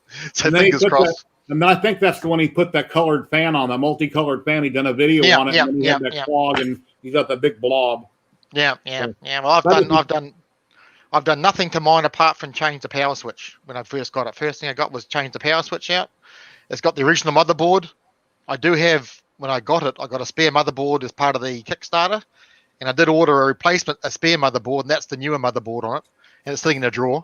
I've got a spare extruder which came with it. Never touched it.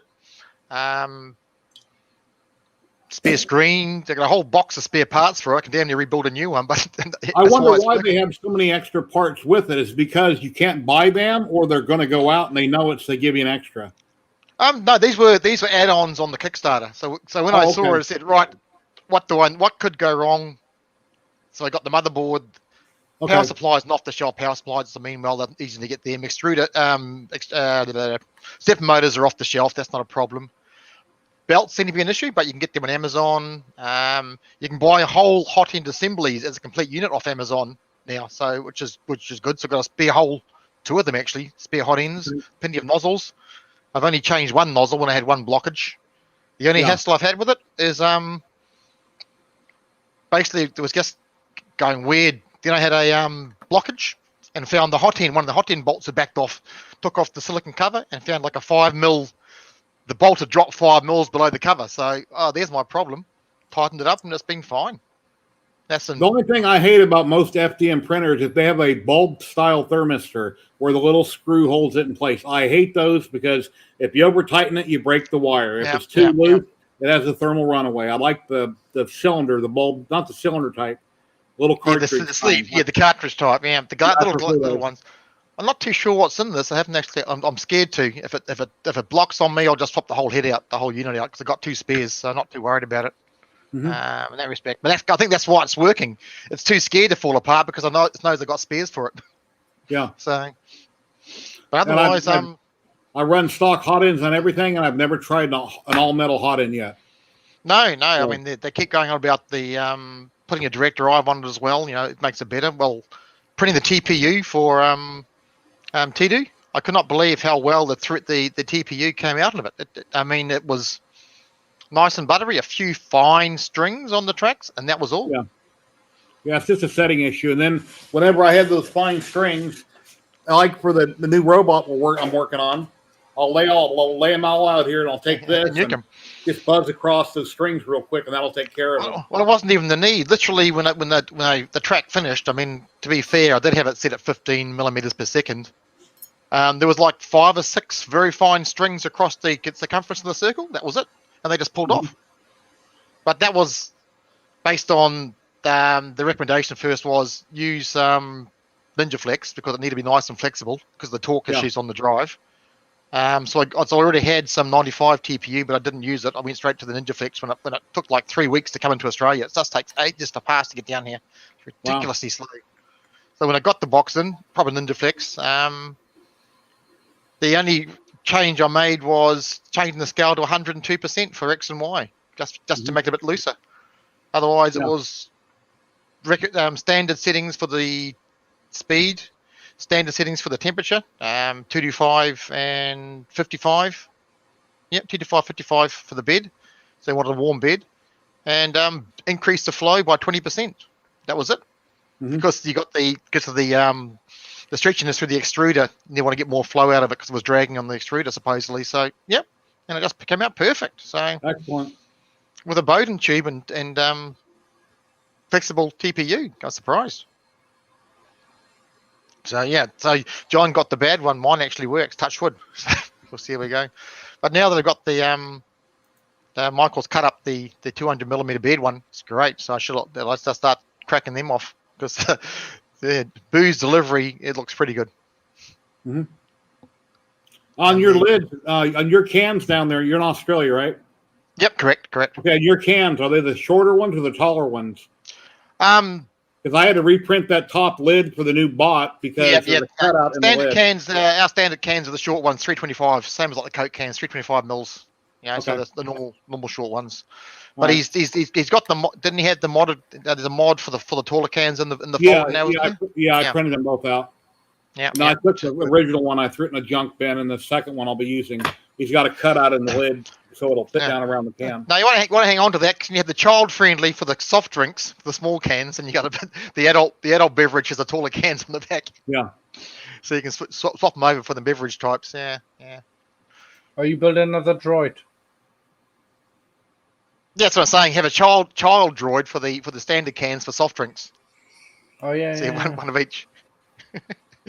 Have a parking lot for the large droids. Roll out the drinks.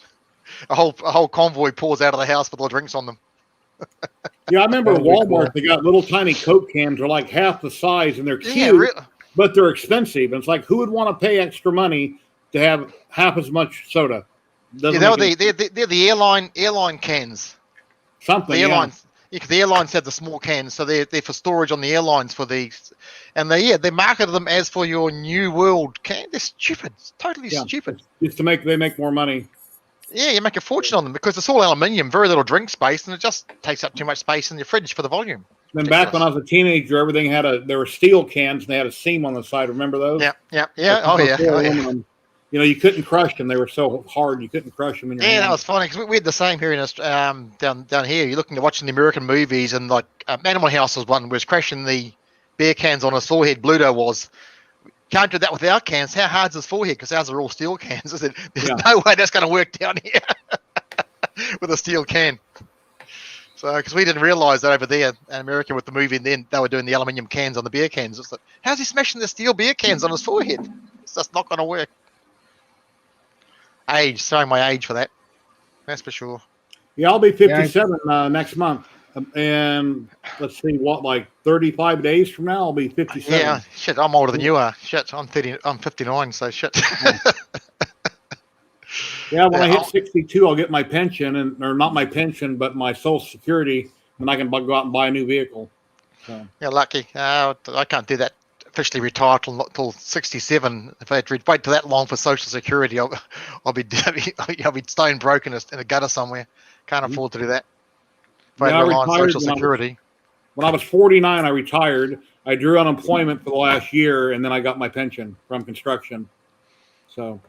Yeah, the whole distance system over there that we have down here in Australia. Our government pension depends on your age. If you're born before 1960, you can draw Social Security at 65. Born after 1960, it's 67. Wow. And if you're born after 60, I think it's 1968, 70 before you can draw. Yeah. So you've got to rely on the government, you're screwed. So if you've got some other, so I've got my own pension scheme, which I can draw on as of next year if I need to. So at the moment, not quite enough FU money accumulated. Close. So you still work every week then? Have to go to work? Yeah. Don't have to work. I could sit on my ass for a while, but yeah. So, but end of this year, I'll have enough FU money accumulated to say FU and not worry about it. Close. What kind of work you do? I'm a geologist. Okay. Ooh. Rocks. Gold nugget. Rocks. No oil. Oh, okay. Oil Yeah, exploration. I've seen a lot of shows on Discovery Channel and about gold over in Australia and how there's these giant nuggets everywhere and everybody's digging everything up and they're getting shut down by the governments. There's too many people digging, but they're finding some massive nuggets in some places. Yep. The over here, I'm in Western Australia, which is where the gold is basically. For all that fossicking where they use the metal detectors, you can get a fossicking license for a year for like $100. And it gives you a year license, and you can fossick, i.e., you can go over old diggings. You can work on. You don't have to have your own claim. You can go over old ground, and that's where these guys are picking up these huge nuggets from. Just weekend fossicking, and they're basically where they've been missed, because a lot of these older claims, obviously, they were just alluvial deposits, and they're picking up huge nuggets. But in most cases, these people are picking up. They go out there for a long weekend, 3 or 4 days, or a week, take a week break and go out fossicking. And with the price of gold, what's it now? what's it, $1,000 US? No, $1,000 an ounce. You can pick up a couple of grand over a weekend. Amazing. Because you don't need a great deal. Because like I said, a bit of hard work, but these guys are making a living every weekend. Their weekend Foster Kings, their income. Yeah, I watch Gold Rush every year. It has Parker and everybody on it, and then there's a Bering Sea Gold that's really interesting on the Bering Sea. That's really interesting. Watch that too. But these guys are it's big with you need the machinery to make the money because you got to move a lot of dirt to get the gold. Yeah. I mean, even with the so I used to work in my misspent youth in a gold mine. I was a mine geologist, and when I was out many years ago doing that, 22 grams per ton was economic. So 1 ton of rock, 22 grams of gold. That was the commercial mining. That's what was economic. Now you're down to 14 grams a ton's economic. So in volumes, so it's not, which is not much. So yeah, it's a matter of scale. Don't they measure when you do test drills and then you take it out and measurement of how much percentage of gold is in the sample, or? So what they do, like when they're doing the assaying, they'll basically run a core rig over like a grid, and just drill core rigs, just drill core, cut things like here's an example of core. So they basically cut core, vertical core, crush the rock, grind it down, analyze it, and work out the assay per ton, how much gold per ton there is through it over the intervals. So they know they can map it vertically and say, right, over 10 meters, that much is the gold. So they basically target that zone. They won't drill that. Or they'll mine it underground. So, I mean, with the big mines, they just surface mine it, just excavate great big holes in the ground. In construction here in Vegas, I was a core driller on construction sites for 5 or 6 years. I've drilled concrete, asphalt, you name it, for coring tests. When they built the MGM, they were all precast panels, and me and a team of 6 guys had to drill over 30 or 40,000 holes, and then all 4 towers going all the way up in the precast for putting all the pipes in. So I've done a lot of coring in a finished product. So it's the same. It's exactly the same principle. Exactly the same principle. Same bits. Diamond tipped. Trade your core bits. It's the same process, just a bigger scale. Yeah. I mean, you can sit there and start with your small stuff up to your. Even when they go for your tunnel boring machines, they're identically done. I mean, a rotating head, cleaners, and everything else. As I said, they're 4 meters across. That's all. Serious cores. Yeah, most tunnel boring machines actually come from Germany. Yep. We got one over here in Perth at the moment doing a railway tunnel near the airport.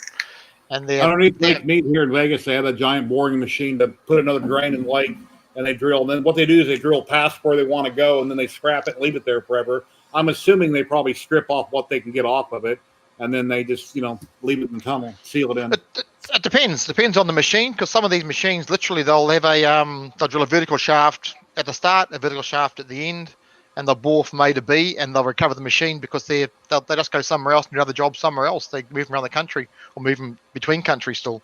These bigger ones.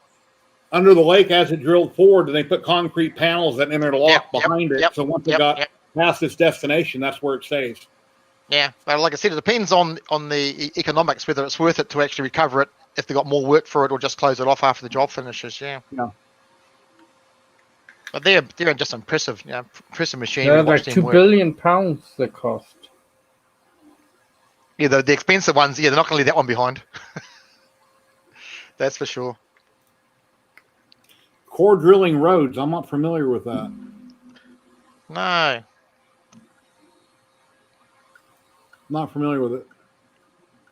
That's a new one on me. Let's have a quick look.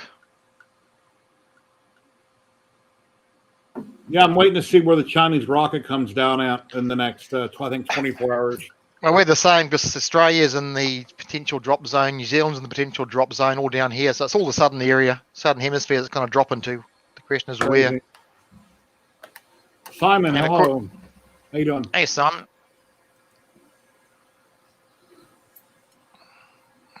If anybody'd like to drop in and hang out and talk about what you got going on with your hobbies or 3D printing, you're very welcome to. I'll repost the link. Oops.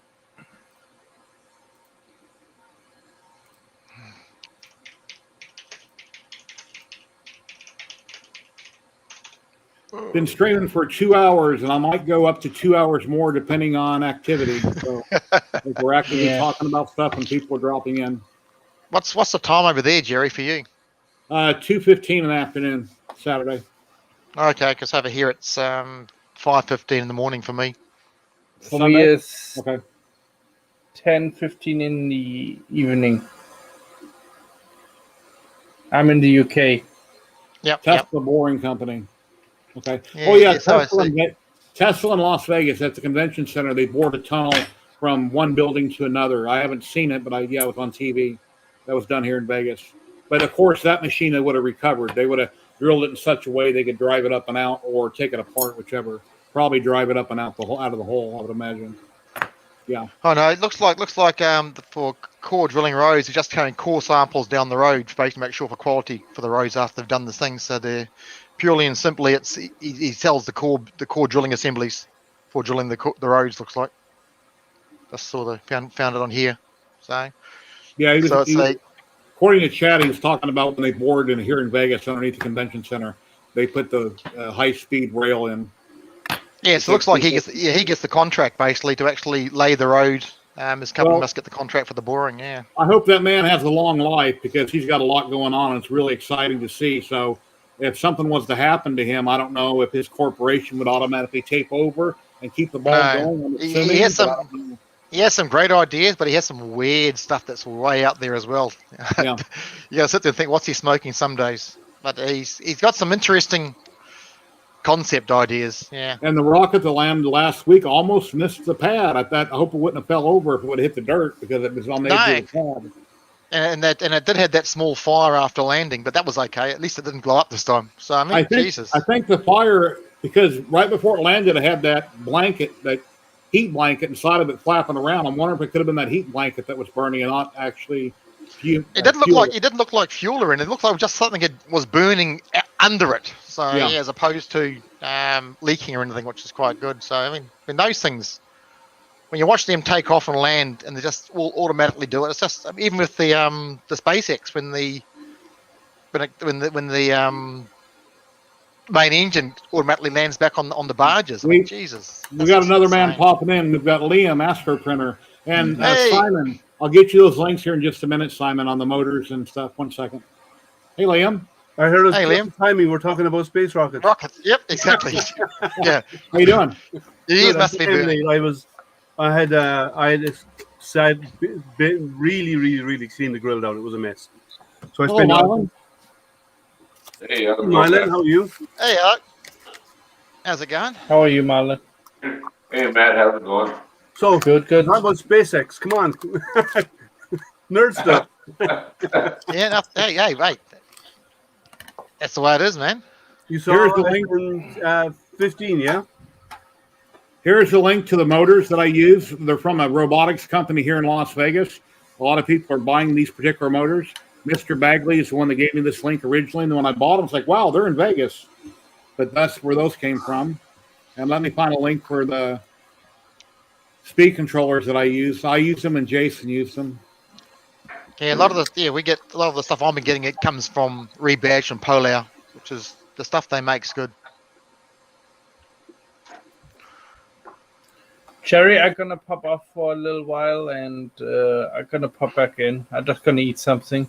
All right. Well, thank you very much for coming by, and you're always welcome. Yeah, I'm gonna come back. See you later. Bye-bye. Cheers, Matt. I'm rewarding myself after cleaning the grill for the last few hours because it was a mess with good chocolate, Cadbury, the best chocolate out there.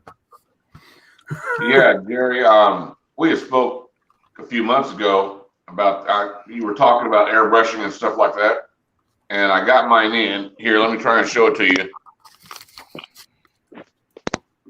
Yeah, I'm going to try and do this. Here's a link here in chat for the speed controllers that me and Jason used off of Amazon and motors. Oh, that's a Harbor Freight. Oh, nice. That's perfect. Now, the tank on the compressor on top, the blue one, mine is silver, and I only have that. And a lot of people told me after I bought it, you should have got one with a tank because a lot of times when you're airbrushing, it might surge. Mine never Yeah. surged and had a problem, but if I could have done it all over, that's the one I would have bought like that with a tank on it. Yeah. 'Cause the Yeah, compressor it's won't got be running all the the 3-liter tank. It came with 2 airbrushes. They're just the master airbrushes. Yeah. And I figured I'd learn to paint with the cheapies and then Yeah. get a better one. It Yeah. came with 24 of the paints, Oh wow. Oh, wow. the Good deal. acrylic paints. It came with the cleaner pot. Cleaner. Okay. So, and then the paint brushes in that white tube, I bought those myself. And those other paints, I bought those myself there. But the whole complete airbrush kit, between the compressor, the tank, all the stuff you see here with the stir sticks and the cups and the 24 acrylic paints, it was $200 on Amazon. That's a good deal. Okay. They Well- dual action airbrushes or single action airbrushes? Those are dual action airbrushes. Good. That's good. That's a good price. The paint cleaner that I have, my brush sits in it and it's got a jar so you can blast your paint or clean it out into it. Typically, I just unscrew my air hose. I go to my kitchen sink. I rinse it all out. I pull the needle in and out. I rinse it really good that way, and then I go back and clean it real good at my paint station. Yeah, but I mean, it came with the glass jar to put the airbrush, put the Yep. paint in and spray it out. It came with that too. So I thought it was going to be a little cheapy plastic, but it's glass, so it came out pretty good. Yeah, but it's $200 on Amazon for all that. You get the 24 acrylic paints. You get 24 acrylic paints.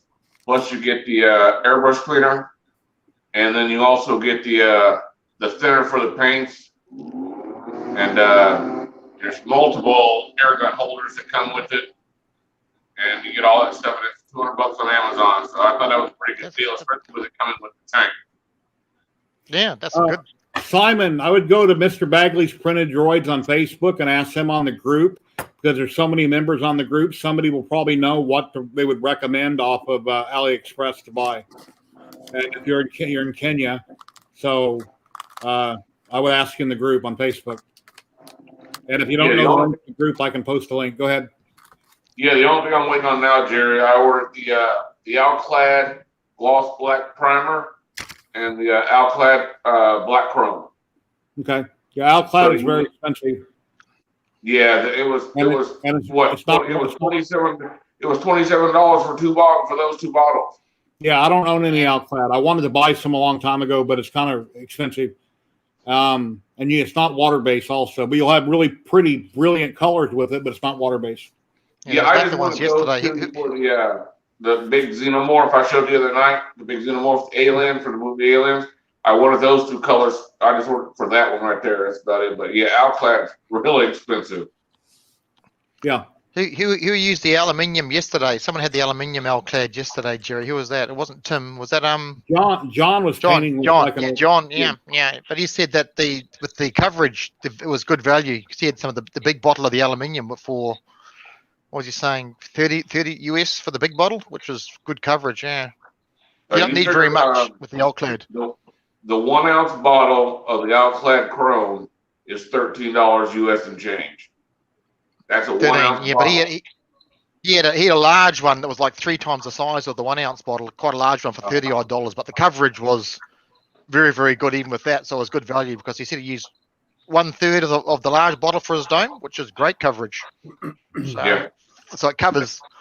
I don't care for his airbrush that he bought, but I've never tried. It's battery operated. It's real small. Yeah. But, I mean, it might work fine. It's just it isn't something that I would have bought. I think he wants it for the air supply to stick in his droid. But anybody that has any kind of an air compressor in their garage, and especially if you're going to paint in your garage, any air compressor on the planet will work as long as you can turn the pressure down low enough and you got a water trap. And then just have the fittings go to your air gun, and any compressor would work. But for in the house, that one that you have there, Mylon, will be perfect. Yeah, that's the reason why I went ahead and got it. So, but I saw a lot of them, and they were just the air compressors. Then I ran across that one that had a 3-liter tank on. I'm like, okay, that's the one I'm gonna get, because you don't have to worry about the compressor turning on so much, and it's not loud at all. I mean, it's quiet. And you can buy clear Windex. It doesn't have any ammonia in it. Clear Windex, you can use that for thinner or cleaner, or you can buy airbrush cleaner. There's different ways you can do, but the best thing to do is to watch different YouTube videos, and you pick up little tips here and there, and you kind of figure it out as you go. Yeah, that's what I've been doing. So, and there's this I mean, one. if you're not sure about something, you can always ask Liam. He'll always have answers.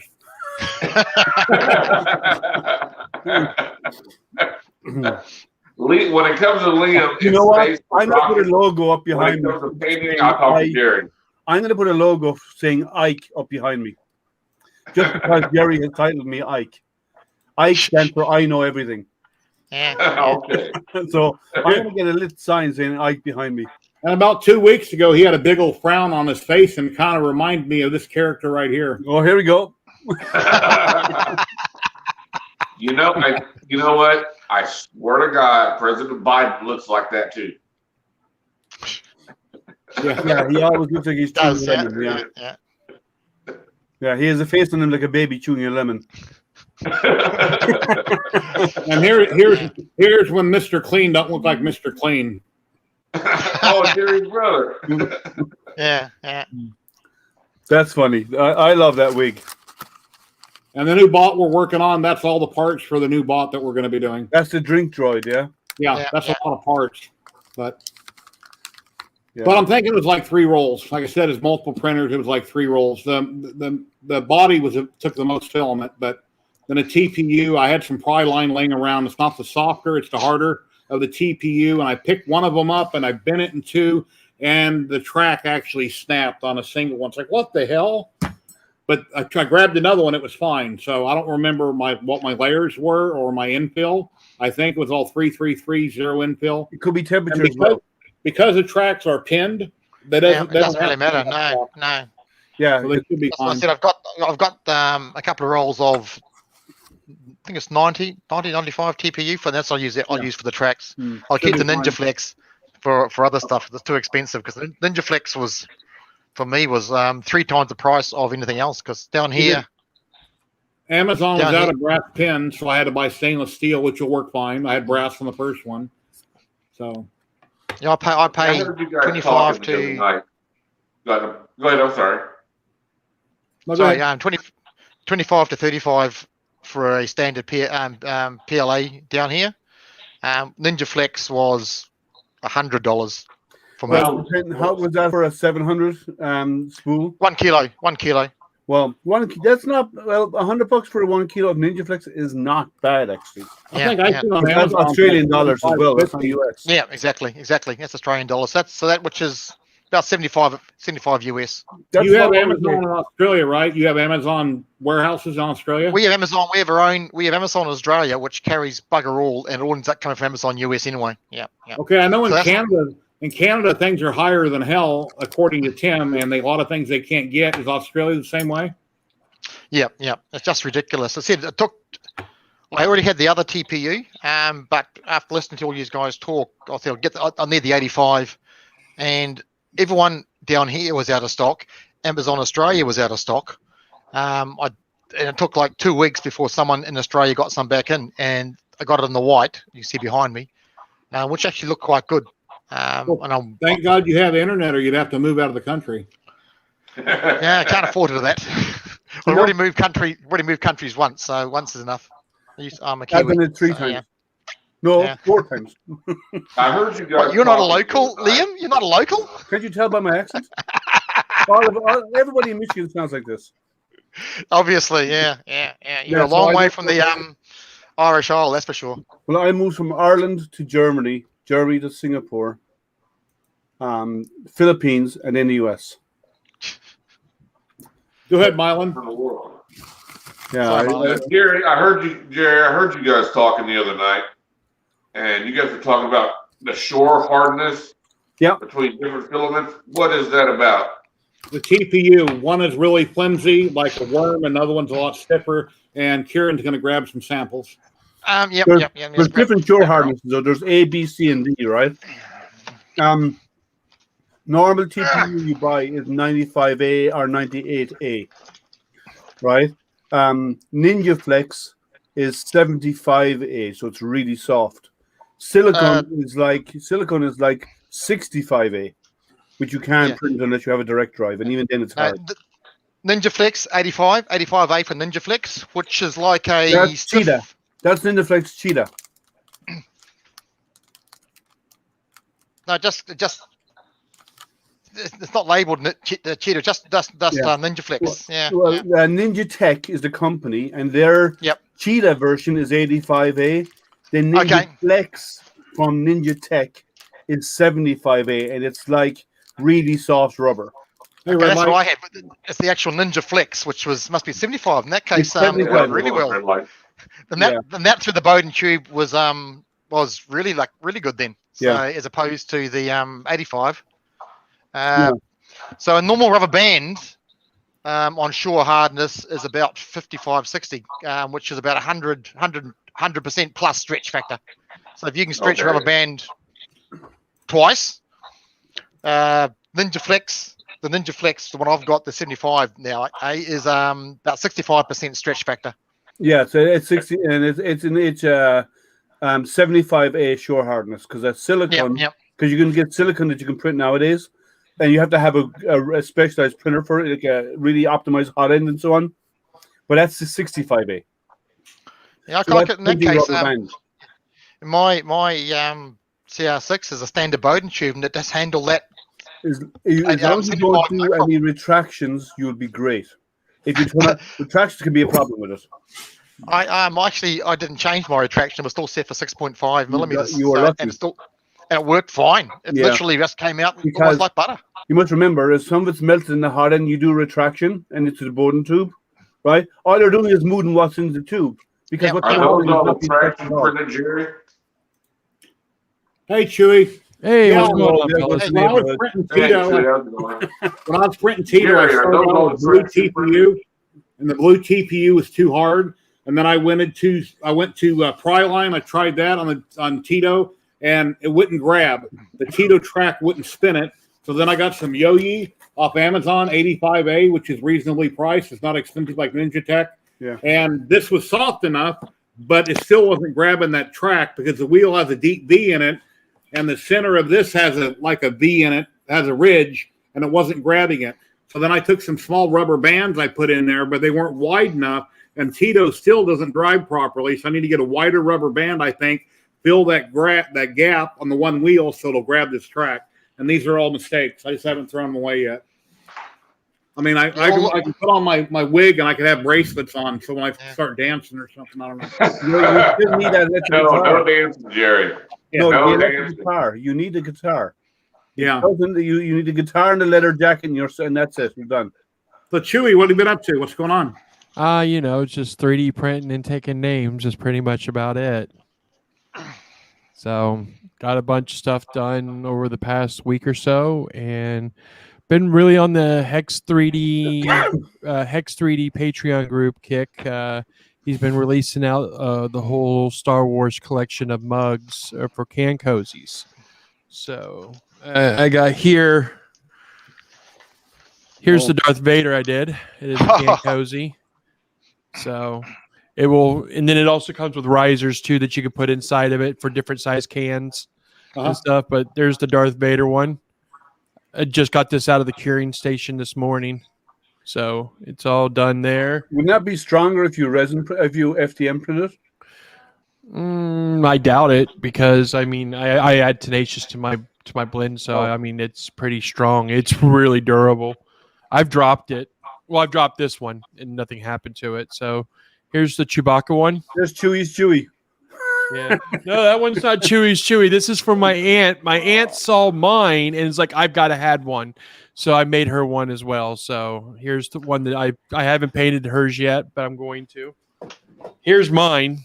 This is the one that she's seen. So who are those from, Chewy? Yeah, it's Chewy. No, who Hex 3D. It's his Patreon group. Yeah. And then here is the Luke Skywalker version. Those right really there. cool. So, and of course, it's can cozy and stuff. And I put a hole in all my bottoms because, boy, you can't get that can out when you get it in there because it's suction. So I had to put nice big holes in the bottom. And then here is the Admiral Akbar one. that one's cool. Cool. Yeah, it even says it's a trap on the handle. It's on the back side. So that's cool. And then 3D, I got okay. the Yeah, here's it's the on my Obi-Wan list. Kenobi version. Nice. Oh, Yeah, so it's Obi-Wan Kenobi. And the last one that I got is Count Dooku. Oh, nice. So I have a Count Dooku one with his saber. And then, Oh, Jerry, did I ever tell you the he's got one more to show first. Oh, yeah. I made this because I have a very expensive watch that I keep in my drawer, which I hate keeping in my drawer. Right here, my diesel watch. So I got tired of putting my diesel watch in the drawer. So I made the thing from Adam's Family. Nice. And so, yeah, I made a little watch stand. I'm going to paint him up and then seal it and all that. But that's going to be my watch stand for my diesel watch. And then here is the these I have been selling like crazy. A lot of people are buying these up. They're simple paints, but it's the fuck you cancer bears. I have sold a bunch of these already. Like I've sold a buttload of these. What's your average print time for one of your mugs? For the mugs would be the average print time for my PO polys, which is what I've been printing them on, is about 24 hours, 23 to 24 hours, give or take. I haven't put it on the Saturn yet, but the ones I've been doing are too big for the Saturn, so I've been doing them on the PO poly. I can relate to fuck you cancer, unfortunately. Yeah, I love that. Yeah, it's and then my wife's like, well, we're really big. I used to do a lot of benefits for autism. I used to MC a lot of benefits when I was in radio. I used to do a lot of MC for autism benefits. And my wife's like, well, we need to have one of these, but with autism puzzles on it. I'm like, baby, no one's going to buy a thing that says, fuck you, autism. Yeah. You know, they don't say that in autism. So I contacted the guy that made these, and he made a version where they're asking, it says instead of the FU fingers, it's him reaching for a hug, and it's got the autism puzzle pieces on the belly. That's better. And that's I'm nice. going to make, so it's a love autism bear, or we call awareness bears, which is something I actually created about 10 years ago in Second Life. I made a series of like Care Bears, but with the cancer ribbons on them, and I called them awareness bears and sold a buttload of them. Well, now I'm going to start 3D printing them and selling them. And then what we're going to do is we're going to make some of these, the cancer and the awareness, the autism ones, and we're not going to paint them, but we're going to go to craft shows and we're going to offer them unpainted for children. And then we bought a bunch of those little round paint holders. You could buy a whole pack of them. We're just going to squirt paint in them, whatever paint they want, and sell a kit for them to paint the whole thing. So it's going to be a little kit that we sell. And so we've already got parents jumping on that bandwagon too as well. That's good. Very cool. So that's what I've been working on. Yeah, those bears with the thing on the tummy they're on Yegi right now. Yeah, Cults 3D. Sorry, you can get them. Cultists is where I got them from, and they're free. Yeah, they don't cost anything. They're selling them for free, and they're on Cultists. I think it is. It's either Cults 3D, or Cultists.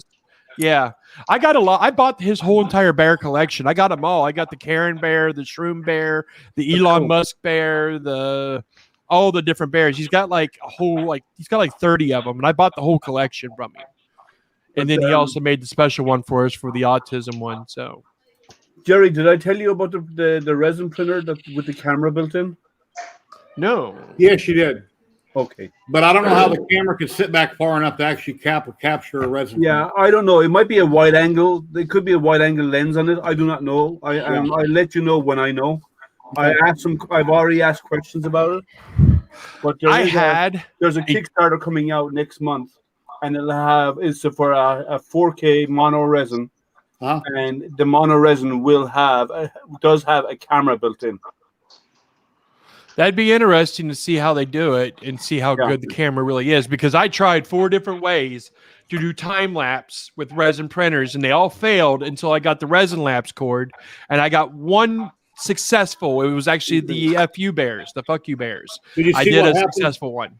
You see what happened on mine when I jumped over to my other resin printer?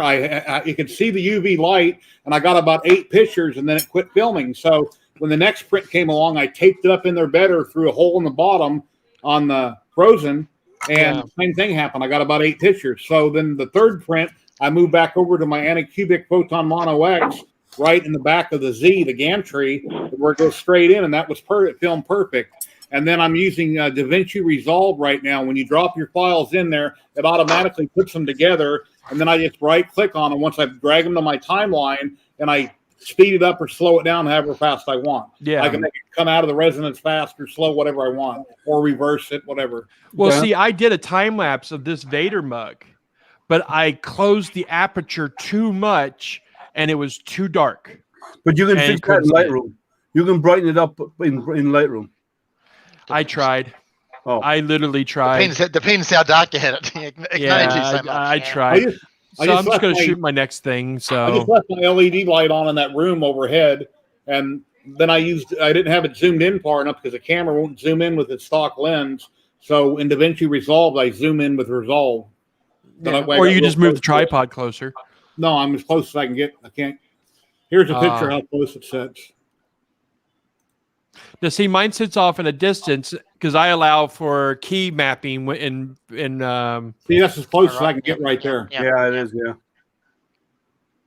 Yeah. Yeah, Jerry. I'll probably be sending you some emails from assistance on that DaVinci Resolve. I just downloaded it yesterday. I downloaded it. I watched a few videos on it. I'm kind of figuring it out as I go, trying to figure out how to use it. But I'm getting there. Cool. Oh, what you could do, Chewy, it takes a bit of work, but if you stretch the images, you'll extract more light out of them. Yeah, I'm just not going to go through 3,000 images and do that to 3,000 images, to make sure each one looks exactly right and perfect. So this way the resin lapse will look right, because you literally gotta get the lighting to match every single still that you take, and that's 3,000 stills.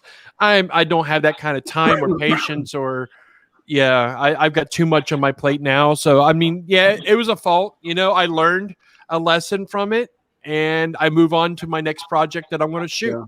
And unfortunately I don't have the one for this cup, and it would have been nice to have it, but I move on and I learned my lessons from it. And it was just because I closed the aperture too much, because I had tons of light on it. I mean, I lit from the top, and I got a ring light around my lens, behind my lens, that goes around my lens, that shines right on it. It was beautiful.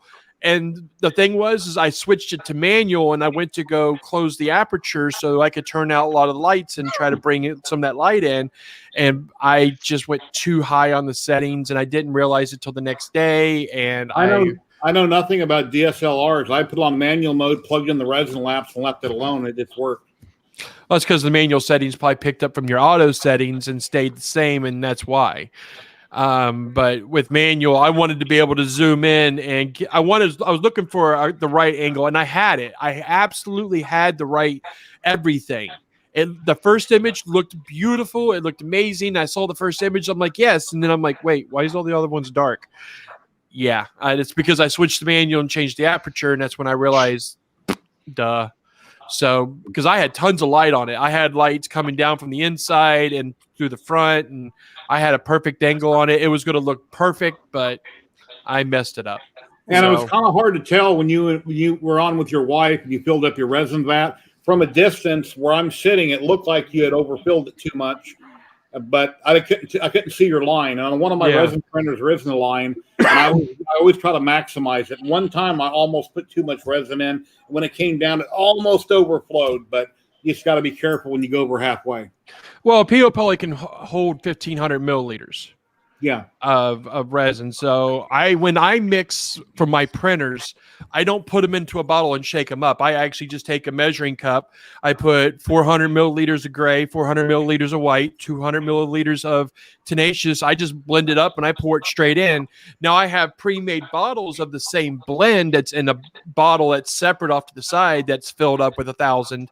But I usually just mix it right there because I know exactly that's 1,000. I pour that in, then I can pour like a half a bottle in, and I know that I'm at 1,500. And I've never overflowed once. Now I almost did that one time, but you caught it on that Saturn, and I almost overfilled. And luckily, you caught that. I stopped before I did, but since I have not had a single overfill yet, so. But I measure my stuff like religiously, very. Because I blend all my own resins and stuff. I don't just use just a resin. I blend resins together to get the quality that I want out of my prints. But of course, I could drop my prints and they don't break. I don't lose Well, I have a link fingers to and the arms ID and rather than hands. a 3D printing page. He's talking about Mr. Bagley's 3D printing group, but a link to the ID. Okay. I don't I think understand. he's meaning, Jerry. I think he's Just- meaning just- I'd rather be printing, or I'd Oh, rather yeah, be. he wants to Yeah. link to his The Facebook. droid one. Oh, okay. Yeah. One second. Yeah. 1 second. Oh, by the way, that resin that's coming out, its size is 192 by 120 by 220. What's that? That new resin that's coming out with the camera built in.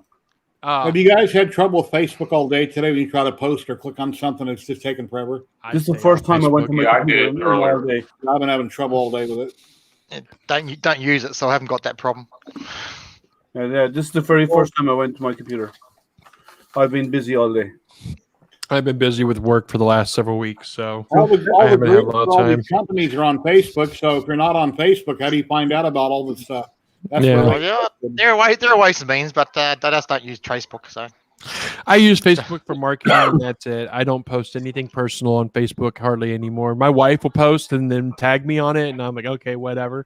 I don't post anything personal on Facebook. It's either 3D printing or Star Citizen, one of the two. And so My Facebook page is just for selling 3D prints. I don't have a personal Facebook page myself. yeah. Why But do it's you just do for that? the print Well, I have the itself. personal one, but I don't even have my real name on it. Like it's got my No, I stage don't even- name, I my don't even radio have- name. I don't even have a personal one. Matt, Hey, there's Matt. Matt's back. I don't, Hey, I don't know Matt, why. There's a link to the group, but here's an extension to that link right there. So I guess copy and paste it all together because it wouldn't put it all in one post. If you go to Google will shorten it for you. And shorten it. Oh, tell Sam Prentice I got my patch, by the way. I nice. got my patch in, so that was really Awesome. nice of him. So if you're watching, Sam, thank you. Very cool. So I was like, oh, that's so awesome. I actually have to have a jacket or something I need to like attach that to. Yeah. I've never been into the patch kind of thing, but hey, I got a You bunch need a of them. bomber jacket. Yeah, that's You what I know, need. like what the Yeah, the other option is just box mount them into a picture frame. You can got 3 or 4 Yeah. of them, stick them in a frame. That works well for patches. Yeah, because I got a bunch of Star Citizen ones from all the things I've done with that game. So I mean, I should Or just get a do something jeans like jacket. that. Yeah, frame would work. If you only got a few of them, frame would work fine. You can get quite a lot in the frame. I have Yeah. two. I have 2 jackets. One has all of the Apollo mission patches on it, with the Apollo logo in the center for all of the Apollo missions. And I have another one which is where I put all of my modern day mission patches onto it, which are like the Crew Dragon and stuff like this. I have patches for all those, and I put them on that other one because I do a lot of outreach stuff. So depending on what I'm doing, I wear the jackets with all of the NASA logos. They're both NASA jackets, but one has all the patches already on it. I bought it that way, and the other one I add patches to it for all the missions that I get patches for. Yeah. Like watch this. Okay, here's that link shortened right here. Here, click on this link, and that should take you to that page now, Simon. Okay. That'd be nice to have. Nice. That's nice. Real nice. So did you work out your shipping problems where I can mail anything and then blow for $1.20? You know what I did? I did what you said, and let's see what happens. Folded it. Sorry, I just did what you said you do, and I'm just going to see what happens. Okay. If it works, it works. If not, then I can always say. Yeah, a regular envelope like Yoav that's in chat. I mailed one of my stickers to him in Israel. Same stamp, $1.20 here, Australia, UK, anywhere. It's just a round stamp. Yeah. I buy it from the post office. Well, I'm going to try it and see what happens. All right. If Carl is in chat, I don't know if you're there or not. If you are, Carl, you'll get hopefully in about a week or so you'll get a letter from me with the stickers. I put some NASA stickers. I put small NASA space play stickers, and I also put those kids you'd wet them transfers. We've got a rock star popping in. We've got Mr. Petzel from Mr. Pets Fang himself on Thingiverse. Hey, David. All hail Dave. Hey, doing? All hail Dave. There he is, the man, the legend. You guys are too good to me. Hey, Dennis, how you doing? I heard you got your droid up and running, got it working. Jason was able to help you work out your bugs, I hope. And I guess you had a bunch of bad speed controllers. Liam, did you get that email I sent? I did, and I forwarded on, and I have yet to send your stuff, but I will send yours. You asked for a NASA sticker, so I'll send it to you. Okay, cool. I just wanted to make sure I had the address right. I'm just gonna throw this out there. I like NASA as well, so I mean, like, if you're passing stickers, I mean, you can't. These are very hard to get. Liam, post your PayPal link, and people can. Well, no, I mean, I know somebody's got 2 of them. They're not that hard to get. Oh, they're hard enough. You know me, I got 2 of them. You can go the extreme if you really want. Oh, nice. I got lots of that stuff. Oh, that's nice. Oh, that's aluminium. Yeah. Oh, wow. Nice. Yeah, so very nice. Gonna go the whole hog. You know, Americans don't know what aluminium is. It's aluminum. No, aluminum. Yeah. Well, that's the heathens. I knew what aluminium is because I played Second Life for like 20 years, and I hung out with a lot of Brits, and and everything. And it was funny because my wife finally met someone from England, and he was saying aluminium, and she just thought that was the silliest thing ever. And we were watching Mrs. Brown's Boys, and she heard it said in there aluminium, and she's like, "Wait a minute, is that like a British thing, or was that just him being an idiot?" I'm like, "No, that's a British thing. That's what they say." Actually, it's the right way to say it. Actually, well, we know that there's a lot of people on Jerry's stream that don't speak English. Just so you understand, Jerry. Let's solve this, right? Here's the way it works. We get a product called bauxite. They process bauxite to get aluminum, the powder, and then they convert the powder into aluminium, the metal. So you actually talk about the powder, not the actual metal.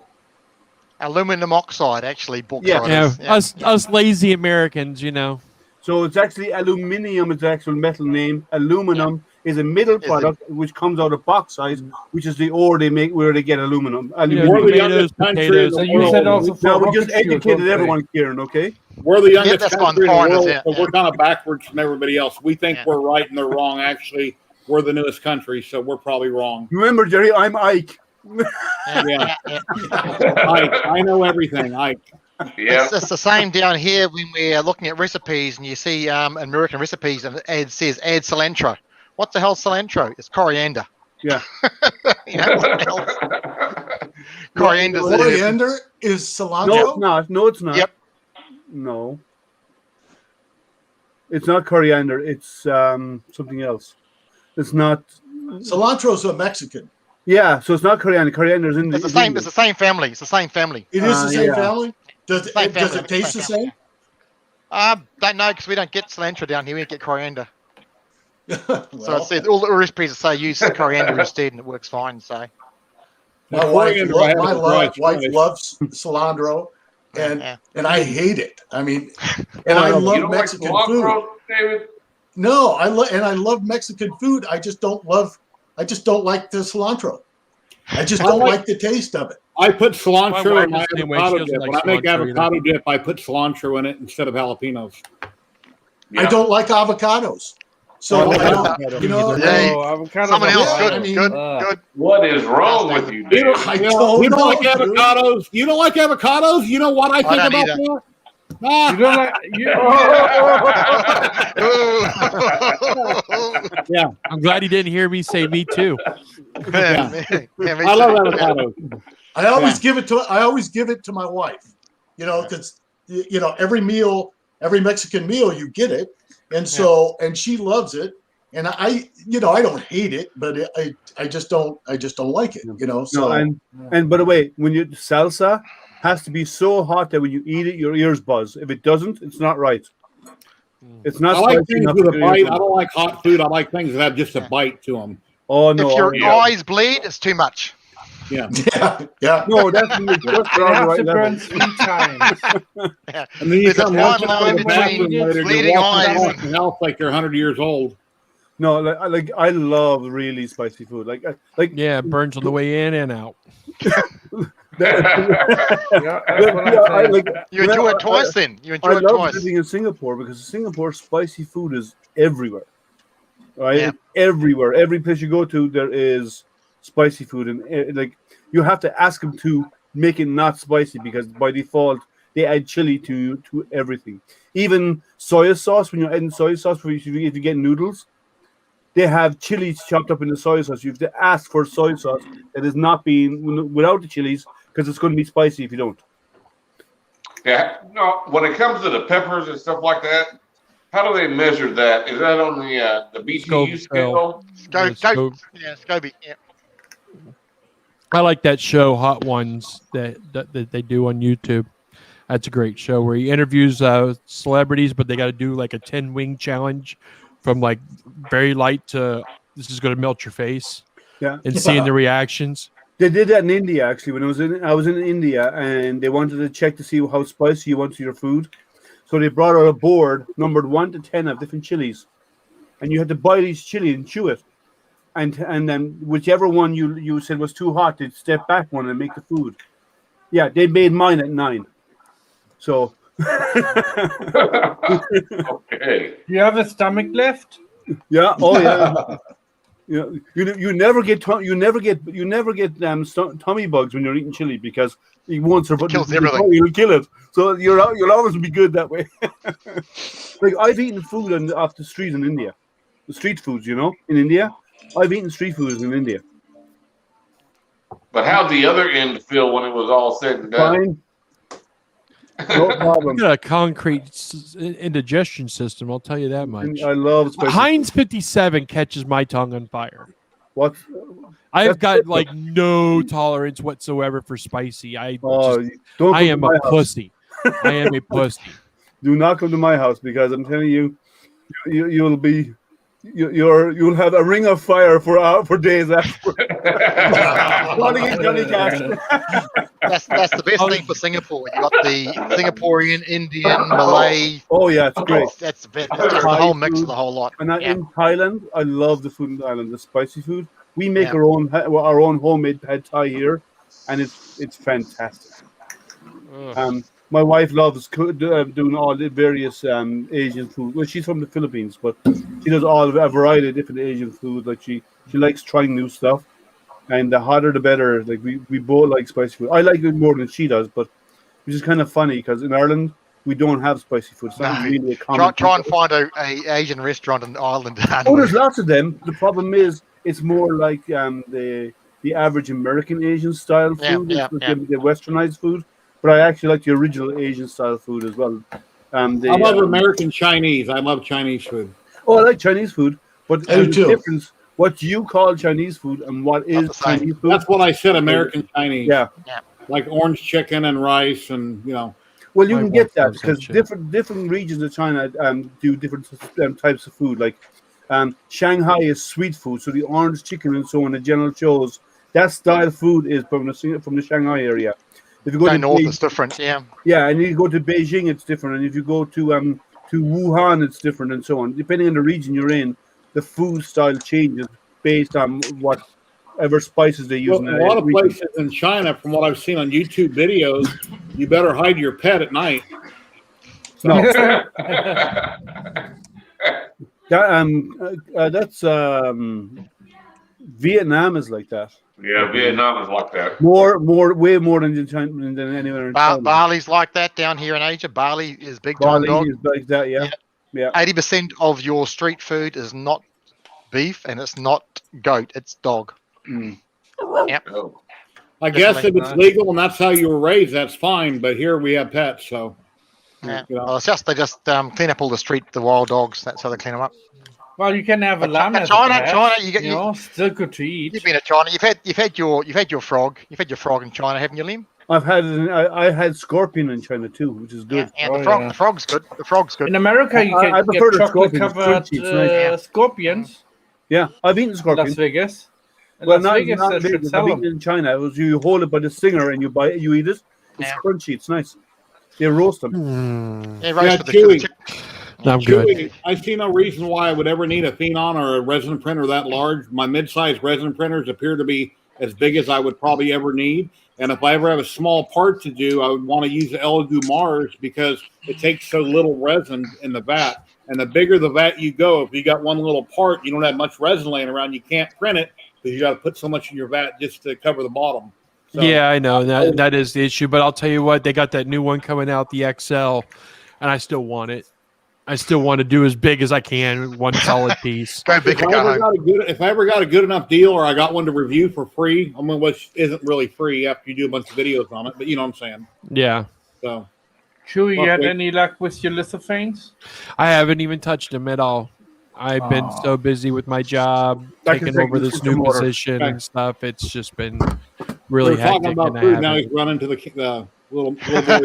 Yeah. I'm getting water. Yeah, I don't have indigestion problems or anything. No, of course not. Where's your sound effects? You need like the fart sound effects going on right now. So let's spotlight somebody here. Let's see what he's been up to. So what's going on, buddy? What have you been doing? What have I been doing? I've been concentrating on the restaurant. We are going to open on June 6th for our brunch. And our brunches are, the restaurant is just going crazy right now. Our brunches are typically 600 to 700 reservations every Sunday. That's great. And so we're going to start it back up June 6th. And it's going to be 100% occupancy. So it's like if you want to, if you're not vaccinated, you probably don't need to come. Our staff is going to wear masks, but none of the guests are required to wear a mask. And it's a buffet. It's a buffet style, so they'll go through. So I've been really busy with that. And then, you remember those door stops with the cats that I was making for the restaurant? Well, we've had a rash of theft.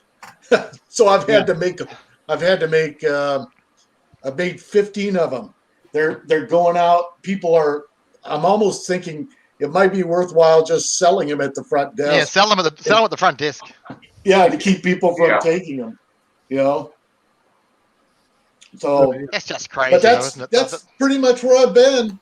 And I heard Chewy talking about his aperture setting on his camera. So when I used to have a professional studio, so I was looking through all my stuff. I still have my Minolta. Your light meter. My Minolta light meter. Oh, cool. Wow, light meter, still a light meter. That's like from the 80s, isn't it? I still use it. I use it for flash. Yeah. In product shots, it's incredible for product shots, and they don't change. It's incredible for anything that you're doing really with photography because it's not picking up the reflection. It's actually picking up the sunlight. Yeah. Picking up what falls on it, not what comes down to it. Yeah. For me, Dave, a flash is light pollution because I only use a camera at nighttime. yeah. Light pollution to me. Yeah, well, and the thing was, I was trying to disable the flash. I didn't want the flash because the thing was really well lit. It was just because I honestly I said it wrong. You just stopped it down too far. Yeah. I could say why I did it wrong, but this is a family channel. But my mind was a little cloudy. Yeah, and that's why. Yeah. Yeah. So I messed up, but I learned from it. That's what it is. Success is built on the pillars of failure. Trial and error. It was like 300 flashes. I didn't post that one because it was garbage. But it's flash. Yeah, I disabled my flash on it. That's why I went into the manual settings was to disable the flash because I had it well lit. I know lighting. I worked in theater. I worked in television. I know lighting. I don't know why I didn't. I don't have a lot of my old equipment since I became a truck driver. I sold all my old stuff, so maybe I should get another light meter. I did. I thought I could do it without it, and from memory. Yeah. And I was just. Yeah, that was my fault. It was my stupidity, and it just teaches me that I need to focus better. So that's what I'm going to do. Hey Jerry, you need to record that. Pull out that as a sound drop. So every time when something's wrong, you play Chewy saying, "It was my stupidity. It was my stupidity." Yeah, you can take that. Clip that out. There you go. Make that a sound. Make it a sound drop. I pulled a Chewy. Yeah, he did a Chewy. It was my stupidity. He did a Chewy. Matt, Yeah. did you send that to that Facebook page, the Print Newbie? The invitation? Yeah, I did. Okay, you spelled newbie NEWBIE? Yeah, the way you wrote it in the private chat. Okay. I just copied that and pasted in Facebook. There was a dog there, and I asked friend requests, and I had a few 3D printers on there, etc. And I don't remember else. I keep forgetting to switch over. That's me and Brody's business page. So that's me and Brody's business page. So all right, I'll go back and check it again. So I haven't been on Facebook in a couple of days. So all right. Yeah, got it. Yeah, let me check. Send me in private chat your link again, and I copy it. Okay. Jerry, I was watching your stream last night with the drones, and those are really looking cool. Little droids, yeah. Yeah. I've got a problem. Yeah. I've got two speed controllers in mine, one for the dome and one for the tracks, and they're on separate channels on a 10-channel Fly Sky receiver. And when I'm controlling the tracks, the dome just starts spinning. It's like, what the hell, all by itself, and I'm not even messing with that stick. So I don't know how it could be bleeding over. Yeah, I don't know. Yeah. You just need to squirt some holy water in it. You need to lube it up with holy water. Jerry, what channels did you have it on? I'd have to check. I don't know. See, that's why I don't do the droid building, because my luck, it would come to life and start killing people. It's all part of the fun. It's all part of the fun. It makes another sound here if you want to hear it. Hold on. I would get a Skynet sticker for mine. Now stop. Oh, oh, nice. Yeah, that's good. Doctor Who? Yeah, dialects, yeah. Yep.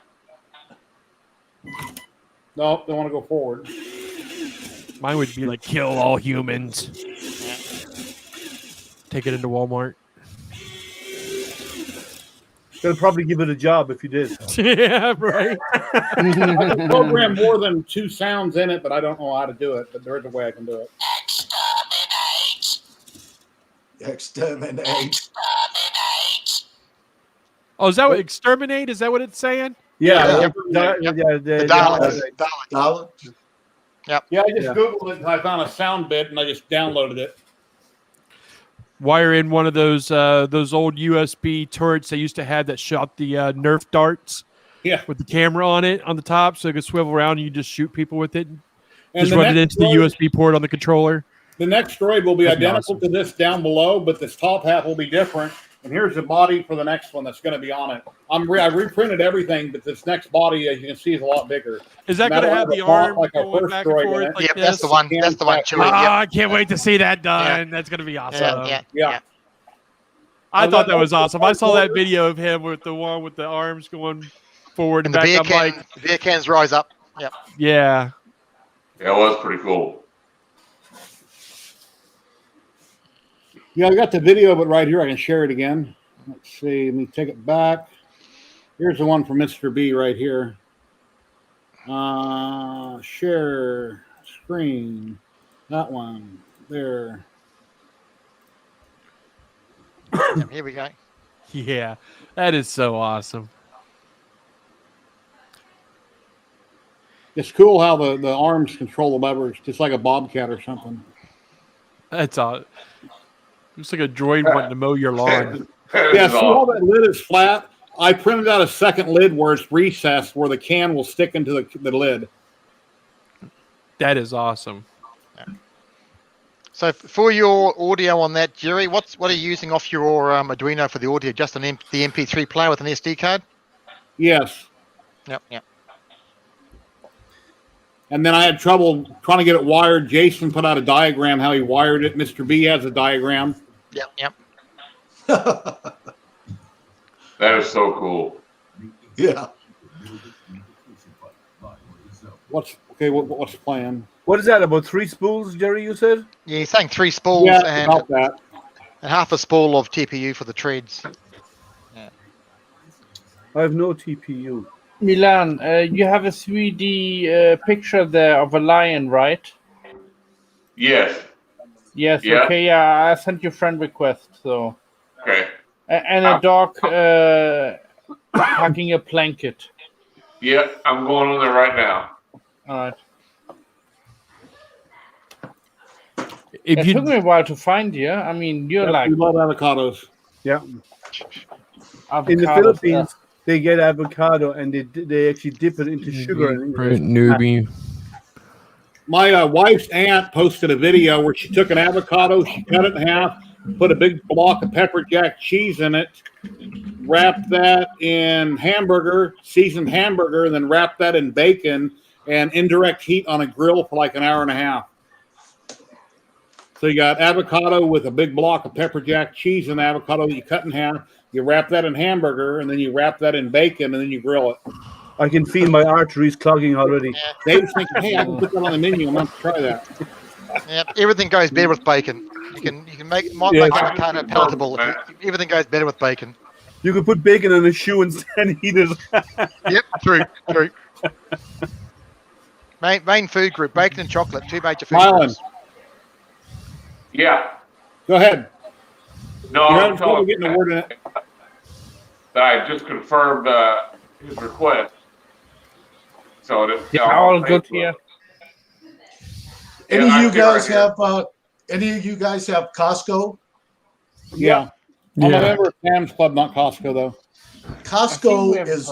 Costco is running these Logitech cordless mice. They're the high resolution with the a mouse high resolution. What do you call me high resolution? $19. What do you mean high resolution? The movement, the wheels on it. What's the laser picks up. Okay. There's still latency. I mean, I'm a gamer, so I got to stick with the hardwire. Yeah. No, absolutely. I got a Bluetooth wireless. There's no latency in the Bluetooth wireless for the mice, Chewy. Yeah, I use a Bluetooth wireless also for my other laptops. I like the Bluetooth wireless ones. Yeah, I had a Bluetooth definitely no latency on that. I had a Bluetooth one too, but the dentist took care of that one. I've got a generic 2.4 optical that I'm using. But yeah, get your hand and coating out the door there, Liam.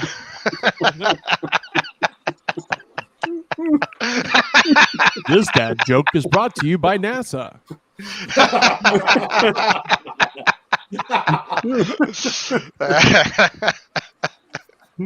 It's funny. Yeah, it must be getting late. Yeah, the jokes are getting worse. No, mine are always bad. There you go. You still need a rim shot, though. You need that, you know. So maybe we, there's 7 of us on screen.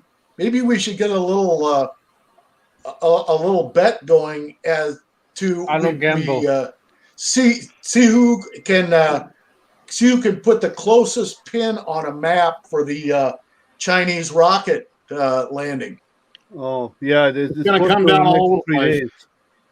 Hopefully, it doesn't hit land. At least I'm in the right hemisphere. It may end up in my house. Man, I am so out of the loop. I don't even know what you're talking about. It's going between 42 north and 42 south is where it's going. But that's its orbital trajectory. But it's tumbling out, so there is no way. There's no surface to use to go to figure out exactly what air resistance and so on it's going to meet. Once it hits, it's going to be anywhere. Yeah, because it's tumbling, it can be anywhere. If it was going in one plane, like straight or whatever, they can estimate the impact. They can estimate the speed a lot better as it hits the atmosphere. For the surface, but they can't. Yeah, because it's tumbling, they can't. 5 or 6 years ago here in Vegas, there was an satellite that came down, I think in Arizona or New Mexico, and it went over Vegas really high, but it looked like an airliner on fire. It was just a burning fireball. It breaks up, desert, heading to the east. This will survive. Most of this will survive because it's designed to survive in every entry. So, and you must, and this is traveling at 18,000 miles an hour. So even if you're off by 1 hour between point A and point B, like it's on 3,000 miles. 10 minutes. It's the difference between the US and Europe, right? Yeah.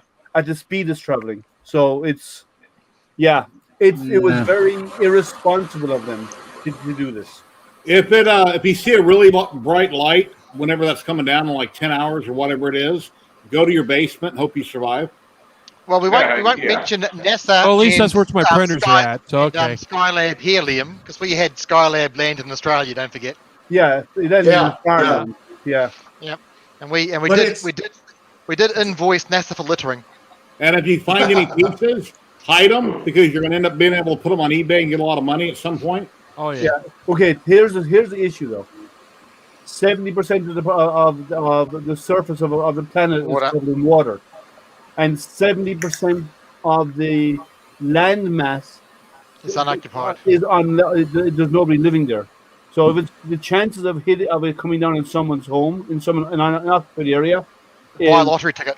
If it lands in your backyard, you should go buy 50 lottery tickets because they're all going to win, right?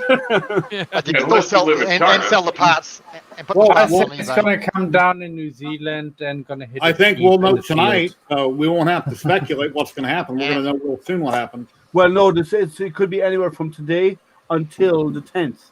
Yeah, it can skip and bounce and travel for a lot longer. And it depends on the angle of entry as well and the speed of it, because it's speed, and if it's coming in like flat, you have air resistance going to slow down. If it's tumbling, you don't have that. You don't have the same friction coming into the atmosphere, so it will travel. Punch a hole. Yeah. So if it comes in on the end on, like as in like because it's like a long tube.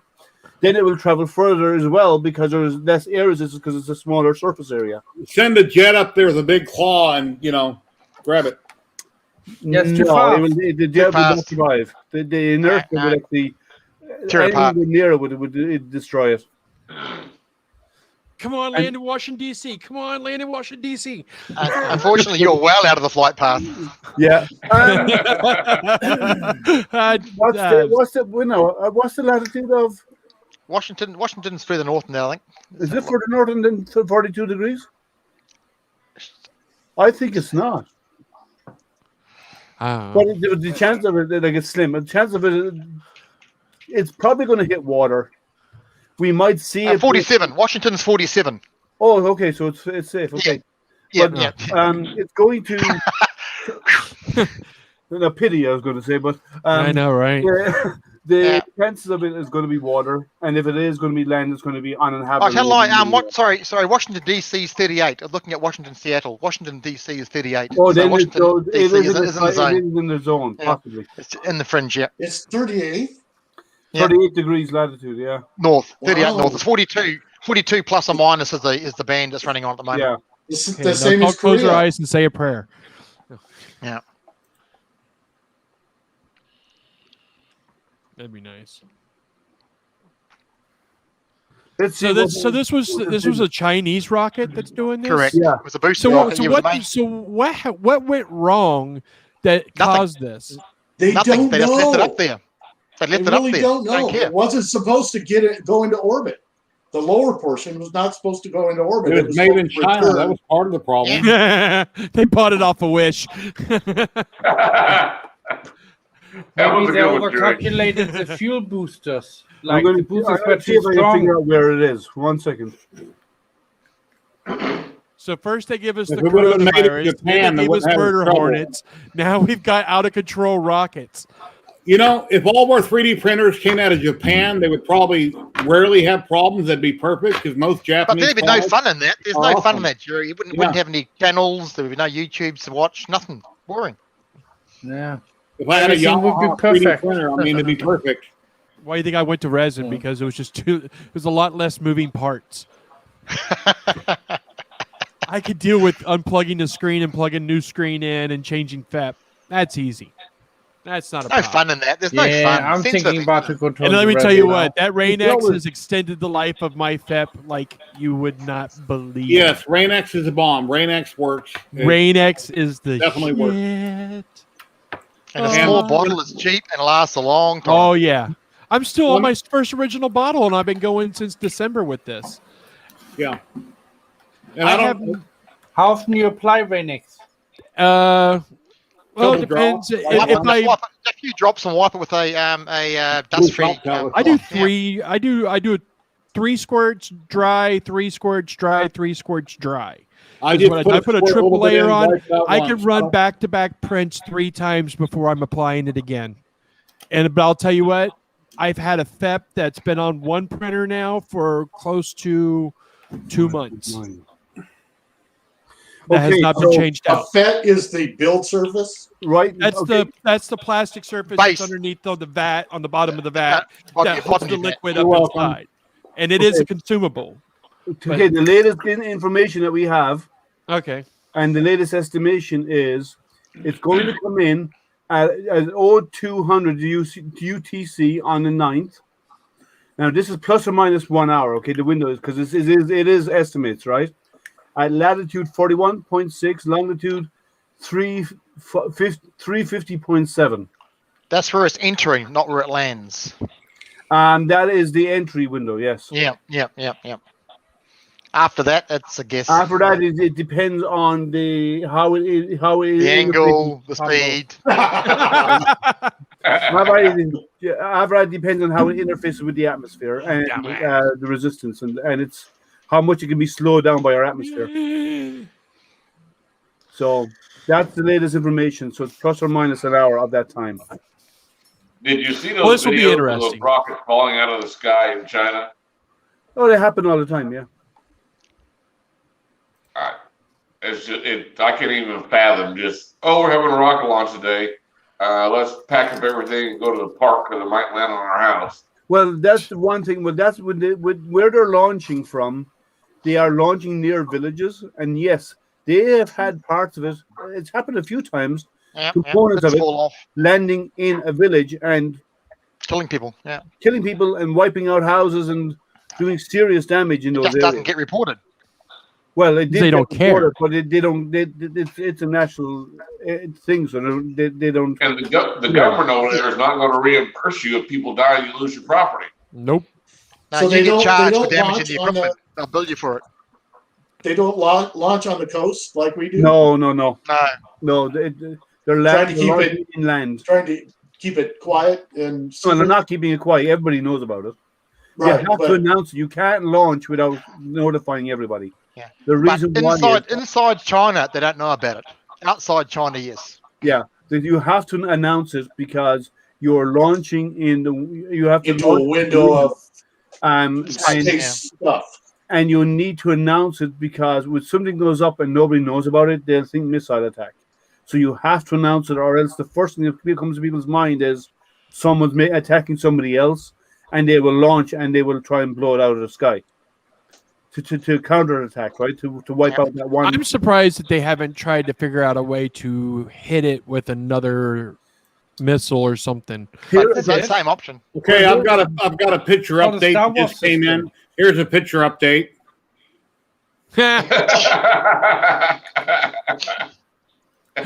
Jerry? Yeah.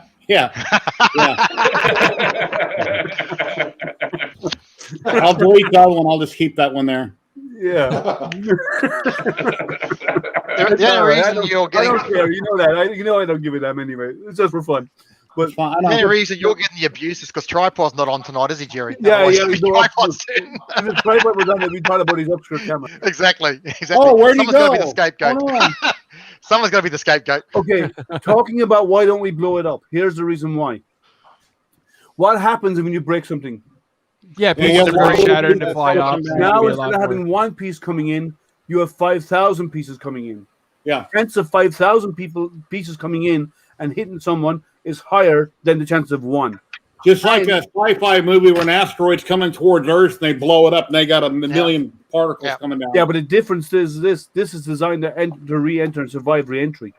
And on top of that, if you blow it up, some of it is going to go out, some of it's going to go up. We have satellites. More debris. People More debris living in space. Yeah. We are putting their lives at risk by actually exploding it. Yeah, it's true. So it's better off to let it re-enter. So I guess we can't use the lasers that are floating around space that's supposed to shoot down missiles and There's stuff no like such that. thing. They don't exist. Allegedly. You know of. They don't exist. I've watched the videos with the guy with the crazy hair talking about it. Chewie needs his tinfoil hat on. The Star Wars program never got off. Never actually took off. It was a plan by Reagan. Never happened. That's a new Star Wars program. Space Force will sort it out. Space Force are talking about doing stuff again. Again, it's discussions. It probably will not happen because of cost. No, what they're using is they're starting it out with a Patriot missile in Israel. In the first Gulf War, they used the system. It started out then. On land. Patriots on land. Yeah, I know, but what they're going to do, the Star Wars system, they want to use it You seen it coming from all around the world, from the bases, American bases, they want to put them there, and then shoot them up. Yeah, but that's all suborbital. Missiles. But that's all suborbital. It doesn't matter because the moment you blow it up, gravity has a hold of it. It'll come in. Yeah, that's what they want to do. That's what they want to do. Well, yeah, with that's atomic different. missiles. No, they already have countermeasures like that in place. All the militaries around the big militaries in the world. I thought Dave fell asleep, and the minute I drug his picture up, he knew I was going to pull screen, and he popped up and looked. No, I got this cool thing. So because we're a restaurant, I've got this is like my beer list. And so the restaurant just texted me, and they wanted early on in this whole virus thing. We started doing the QR codes, and so I mean early on. It wasn't much past the end of March. So we started doing QR codes for all of our menus, the beer, the different restaurants, and the whole bit. So because we do QR code, they can just send me a text, and I can update the website that is generating these QR codes, and then they have a up-to-date menu. So if they run out of a beer, I can just take that beer off the menu, and when Off the list. comes off the list. So when they do the QR code, it goes right to it. I have one question: is Guinness on that menu? Yeah, it is. You better. Actually, we have a ton of dark beers. Hey, doesn't taste the same with local water though, Liam. No, Guinness gets seasick. He does. We have a family. We have a family friend in California in wine country that has his own wine that he produces, and he wanted to sell it to my father-in-law, my wife's stepdad in Texas to sell in his bistro, his restaurant, but he couldn't because in Texas they could only buy through a certain vendor, and unless that vendor bought it and it came through him, you weren't allowed to sell it. Yeah. They're restricted on. Is that kind of how that works, Dave? You have to buy through certain people, and that's it. It really depends. There's so many microbreweries around that you buy from that microbrewery, but there's some microbreweries that are larger. They're next level. So you might buy directly from them. They might have an agreement, but some other vendor might carry it. But in other words, if you got online and you found some company in California that sold a certain type of wine and you wanted to carry it, you can't order 20 cases and just sell it, can you? Sometimes you can, but you have to buy it through your distributor or through your local. It's all about the taxes. It's all about the government. Very taxes. rarely That's can you why. buy directly because of alcohol, tobacco, and firearms. I mean, I can't bring it in from out of state. Purely for taxes. Purely for taxes. Yeah. Yeah. All right. I got an unexpected package coming sometime today by the USPS, and thank God it's not another Etsy return since I already got that sitting here. I'm going to go check my mail real quick. Huh? Is it legal? Oh, of course. Everything I do is legal. Another package. You made it sound like it was a big. Made it sound like it was a big. Well, no, I think it's coming from overseas. Green It's stuff either coming- inside. I'm not. I mean, it could be a CR30, but I don't think so. But I need to go check my mail real quick. So Jerry, keep going. Jerry, just before you check, before you carry it in the house, listen for ticking, okay? Yeah. or for scratching. Scratching. Someone wants to come out. Here, I'll mute my mic so my dogs don't bark or something. But I'll be right back. Sure. What are you implying, Liam? What are you implying? I did not imply anything. I just said you Glitter should bomb look from for Mark ticking. Rober. Maybe someone sent him a clock. He's careful. Yeah. Well, the glitter bombs don't tick. Not till after the top comes off, then they make noises. So. What's that gonna call you, Liam? The Astro Bomber or what? No. Don't use those titles around me. Sorry, No. sorry, bad joke. It's okay. I get I it. apologize. No, it's okay. Yeah, man. What's up? That's funny, but it's So, yeah. Matt, have you been getting some more color lithophanes out there? Yeah, I've been slowing down a little bit because I had a few issues last week and some family issues. Somebody died, and so I was Sorry not to hear that, buddy. really. Sorry for your loss, bro. It happens. It happens. I don't know. I think the real reason is because he's got a girlfriend now. He's busy. He's busy. That other time too. he's not. Oh, he does have a That girlfriend. too. Oops. That's where the smile's coming from.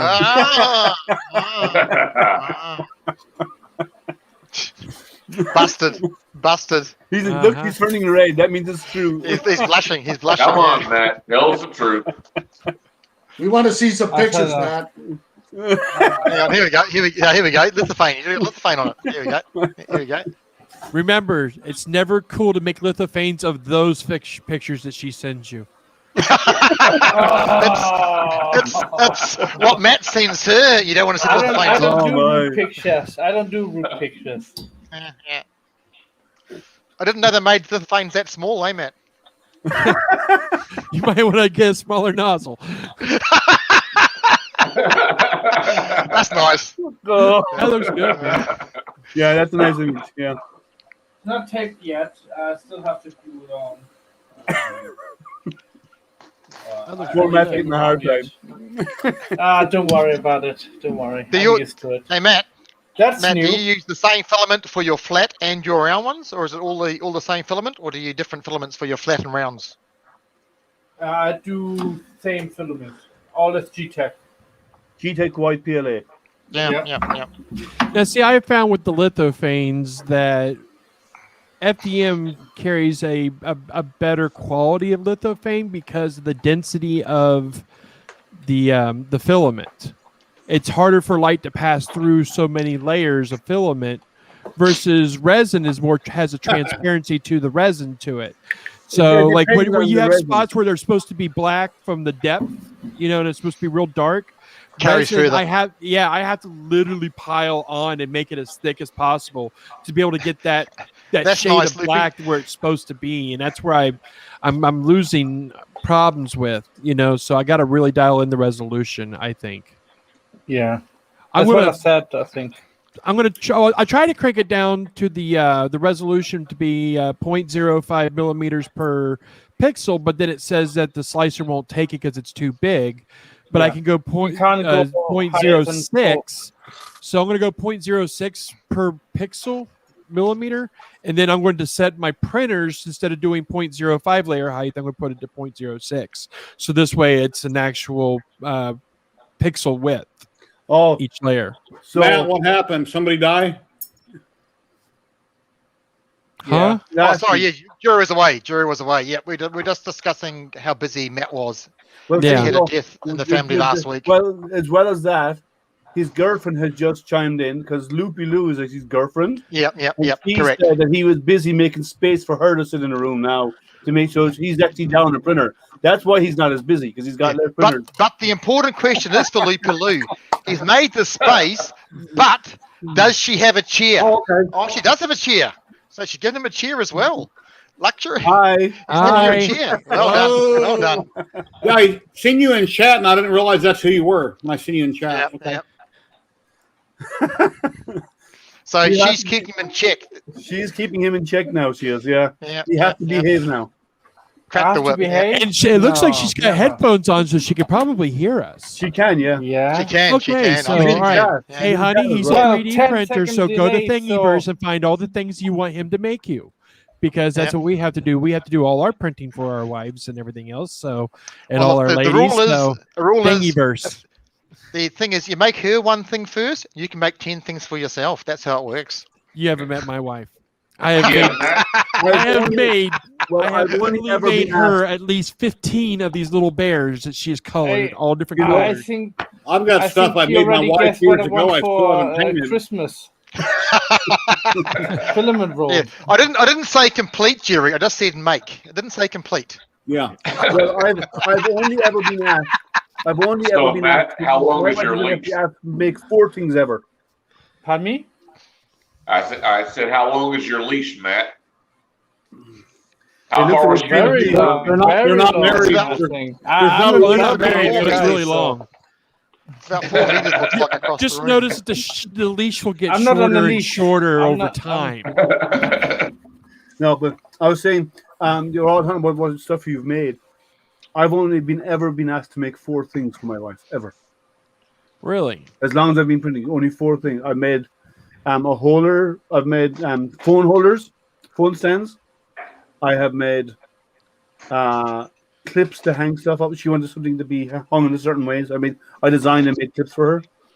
I made a headphone wrap, and I've made little containers that go inside or the PETG that go into an aquarium. Yeah, those are all sensible prints. Have you made her anything that like tickles her fancy, like anything that she's into? Like she does. She's never asked for it. She never wants it. No. She's not into the 3D printing at all. Those are the wives that don't let you spend money on 3D printers.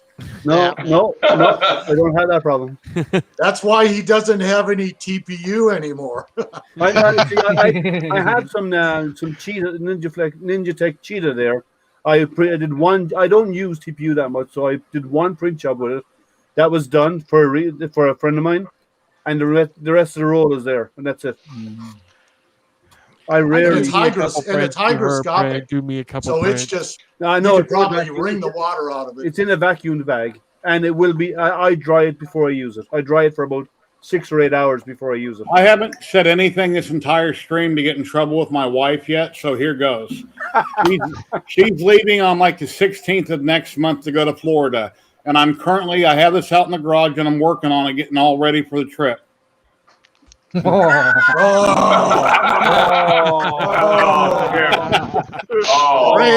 the shovel's on the way. Yeah. Yeah. So So she'll I gotta come in the room, walk up behind me, put her hands around my neck. So one of the two will happen. What sound do you want that we play on your funeral? No, What button you should press? Jerry, she won't put her hands around your neck. It'll be a noose. Yeah. Just think of all the times that she was wanting to smother you in your sleep and she didn't. Yeah. Or poisoned your food. I have to wonder, will we Somebody's see got to Jerry pay the in the bill next 2 weeks? and make her food, so I don't think she's going to kill me. Speaking of TPU, Yeah, looking here at she the comes. I hear her talking. Ninja, She's coming. I'm on the NinjaTech website. The Ninja Flex is 85. The Cheetah is 95. 95. Oh, I thought it was 85. Oh, okay. Armadillo is the 75. There she is. Okay. She's coming. Yep. And she's not even, she's floating above the floor. How you doing? There she is. Oh, Jerry, you're going to be. Yes. Choke him. As did I.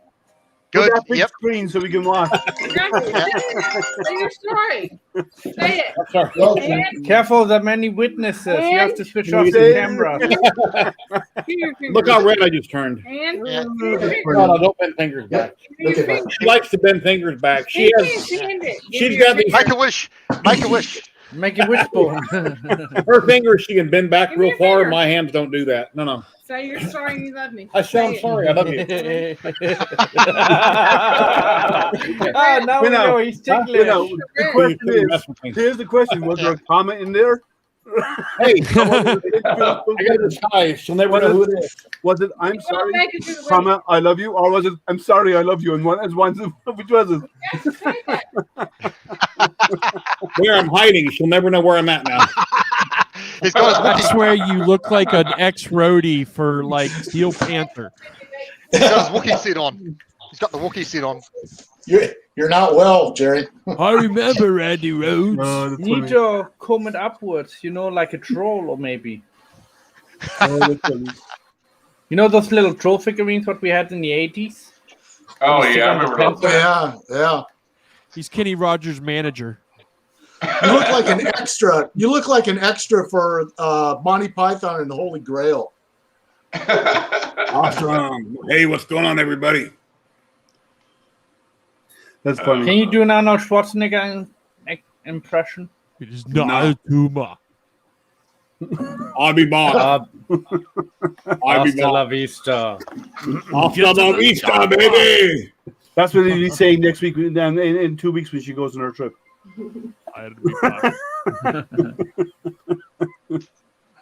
Oh man, you'll get yourself in so much trouble. Yeah. He likes to live dangerously. Yeah. Oh, that's funny. Well, we'll see if we see him He in was the about hairstylist for Jerry Garcia. We will try to print a resin statue in your image. For the tombstone. Here, for the tombstone. Well, what we have to do is we have to keep an eye out that if we ever see a week or two when Jerry's not streaming, we know what happened. She buried him in the backyard. Yeah. Hey, he's in Vegas. There's a lot of people in holes in Vegas. He'd just be another one. Wouldn't even miss it. Lots of We could do a construction little sites there. competition for the best Yeah, I was offline diorama. I was of offline Jerry. for 6-8 months a couple of years ago, and I had my surgery, and I wasn't online at all for a long time. And then I couldn't live stream because I had to go to the little boys' room every 5 minutes, 24 hours a day for months on end. Oh, bummer. Yeah, it was a bummer. I'd have a catheter. Now I take Humira shots every 2 weeks. and it Trust me, helps. catheters aren't much fun. Yeah. Big Neither is peeing experience. in Gatorade bottles either, but I did it for several years. Yeah, well, just at least you don't had a drink it. choice. With the catheters aren't normally by choice. And mine You wasn't know, by I choice. never did that, but I'll tell you one thing I did do, and one lesson. It was really early in my career when I first started off in trucking. I was in Texas at a truck stop, and I was gaming. I was a gamer on my truck. I had my own hacked system in my semi, and so I was gaming, and I had urinated in a cup because I didn't feel like getting my shoes on and walking all the way to the truck stop to pee. So I just pee in a cup. I don't like where this is going. Yeah. I rolled down the window of my truck because everybody tossed their damn bottles out on the ground. The whole truck stop smelled like urine anyways. And it was raining, so who gives a shit, right? It was going to wash away. So I rolled down my window, and I didn't pay attention, and I went to dump. And as soon as I did, there was a guy walking right next to my semi, and I dunked it right on his head. Oh my God! Yeah, every time in a hospital, I had a catheter. They done it when I was in surgery or I was asleep. Yep. But the nurse comes in one day. And she goes, "Oh, it's time to take it out, so you don't get an infection or something." She takes it out, comes back in an hour later. "Oh, I made a mistake. I got to put it back in." I said, "I'm awake." She said, "Come on, kiss my neck first, at least." Yeah. And Jerry knows that with the catheter, when they do remove it, make sure they check twice that the balloon is fully deflated. Correct? Yes. Yes. I can That's the attest to that important one. thing. Make sure. Yep. Yeah, that's it. Make sure that balloon is deflated first. The hottest women in the world work at the hospitals, but if you're in there for surgery or problems like I had at the time, you could care less what anybody looks like. True. You don't want visitors. You don't want TV on. You don't want a magazine. You just want you're in pain. You know, I was in the hospital for a week with the surgery in Laredo, Texas, and I had my co-driver slip me my vape, and I sat there and vaped the whole time I was in my room kept it right underneath the blanket. We'd just pull it out. No one ever knew. I was on a job site. This comment that Loopy just said that Chewy might have said that he was going to drink it or something later. He put it in the fridge to keep it cold so it wouldn't get warm and smell his truck up. And later he was in a hurry driving and he grabbed the wrong one. I was on a job site and the crane operators working on these tower cranes sometimes have to use bottles. There's nowhere else to go. They don't have time. And then a lot of times they put them in a bag or they might throw them on the ground next to the crane and they clean them up later. Well, I was cleaning up the job site in front of the crane and I had a water bottle like this that had tea in it. It was Gatorade or something in a tea bottle. Well, when the crane operator on the track crane, the crawler wasn't looking, I threw my bottle on the ground by his crane. And then I walked up to it and I picked it up like, you know, what the hell? And he's looking at me like, oh, that's gross. And then I took off the lid real quick and started drinking it. Well, I knew it was tea. He didn't, for a split second, he had no idea what it was. So it was kind of funny. That's a growth image. Well, I think, I took off the lid and I smelled it and I just started dumping it down my throat. Oh, nice. Yeah, that's a good vintage. Kind of freaked him out. But that's he ate asparagus. Nice and warm and salty. No, what? Oh, I can taste the bubbles. On the construction sites, we always do that. We make fun of the new guys. He drinks. Bud Okay, Light. now let's go back to 3D printing. I think I'm crossing stuff out here. 3D printing time. That's why we're here. I was going to say something not related to what Jerry was doing. Go ahead. Discussing, but it was in construction sites. You always get the new guys who are the newbies who's never not you, Mylan, but everybody who are doing the site. And FNGs, all the FNGs. So you send them off to do like my dad was a carpenter, and you'd send a new guy off over to the foreman and ask him for the long stand. Yeah, with a long wait. Standing in one corner for 2 hours doing nothing. Or a long wait. Or you'd send them off for the step ladder for the skirting boards. You know, skirting board along the base of the wall by the floor for the step ladder for painting the skirting board. You'd left-handed screwdrivers and all that sort of carry on. Oh yeah, and sky hooks. I'll get to check at paint. Sky hooks, yeah. And the bucket of blue stripe steam. paint. Yeah, stripe paint. Yeah, or the bucket of blue steam. Yep. Or the other one, my dad used to. There's a thing that I think you can still get it. It's called knotting, right? And what it uses, if you're using pine wood, as you know, the sap will seep out of the wood, right? So you paint the knots with a stuff called knotting, and it seals in the sap so it doesn't come out through the paint when you're painting the wood afterwards, right? So after a week of giving this kid a hard time, my dad sent him over to the foreman for a can of knotting because he was working on second fixing, which is the skirting board and door framing and stuff. And the guy says, I'm not falling for it. And he says, go over to the foreman and get it. And he said, nope, not falling for it. So my father got up, walked over, came back, showed him the can, and started using it. For another whole week, you could make fun of him again because he fell for everything all over again. So they got 2 weeks out of it because of that. Why 3D Medic Vince just sent me a couple pictures on Twitter and I saved them. Why can't I see them? Let's see. Let me save that again. You guys need to see these. Default folders changed again. Or you send them out for in the mechanics. They send them out for the what was it, the headlight fluid? Yeah, or the blinker fluid. Blinker fluid or something like that. Yeah. Feeling better than mine. Yeah. They were funny. I worked in construction for a while with my dad. Unfortunately, in these days of political correctness, you get done for harassment for that sort of stuff now. Unfortunately, that doesn't stop in most construction sites. That doesn't stop. No. If you can't suck it up and deal with it, you shouldn't be working there. No, exactly. If you're that thin-skinned, you need to get the thick skin. At a professional level, dealing with like people in business, you have to be politically correct, right? Hands-on work, like oil field, mining. Yeah. You take your shots, and that's the end of it. Because if you don't, and you give as good as you get. Give as good as you get. Exactly. Here's what 3D Medic Vince just made me up. Here we go. Ready? Yep, can't go wrong with the blowtorch. Yeah, I was doing that earlier. Yeah. What was the blowtorch first, Jerry? I was cleaning off crap off my. Let me show you. Yeah. I had a bunch of little hairs and stuff on this PLA Plus, and I was going over with my torch, burning them off. Oh, I just like use a my heat gun. TV tracks. When I have any kind of hairs, I just burn off a little wisp. Heat gun's fine, but really you didn't use naked flame. No, I just use the heat gun if I have anything like that.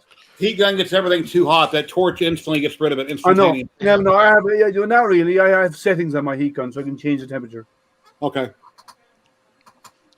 When in doubt, just burn it with a torch. It's okay. Yeah, that's it. And whenever I use heat shrink tube, I use a barbecue lighter or a Bic lighter. I don't smoke cigarettes no more, but I went and bought another Bic lighter because my barbecue lighter died, and I don't want to use that big propane torch for heat shrink tube. It's too much flame. So I went and bought another barbecue lighter and then a Bic lighter. Actually, so now when I those put my wig back barbecue- on, I can do this Yeah. for the concert. Those barbecue lighters work great for that. Yeah. I usually buy 2 at a time, but this time I went to CVS and I bought one of each. You can buy them in a dollar store. Whenever I strip small wire too, instead of a wire stripper, a really small gauge wire, I just use a barbecue lighter and I pinch it and pull it off with my fingers real quick. Isn't it funny when you were a smoker, you always had lighters all over your house? No matter Yeah, where now it I was can at, find you had them. lighters everywhere.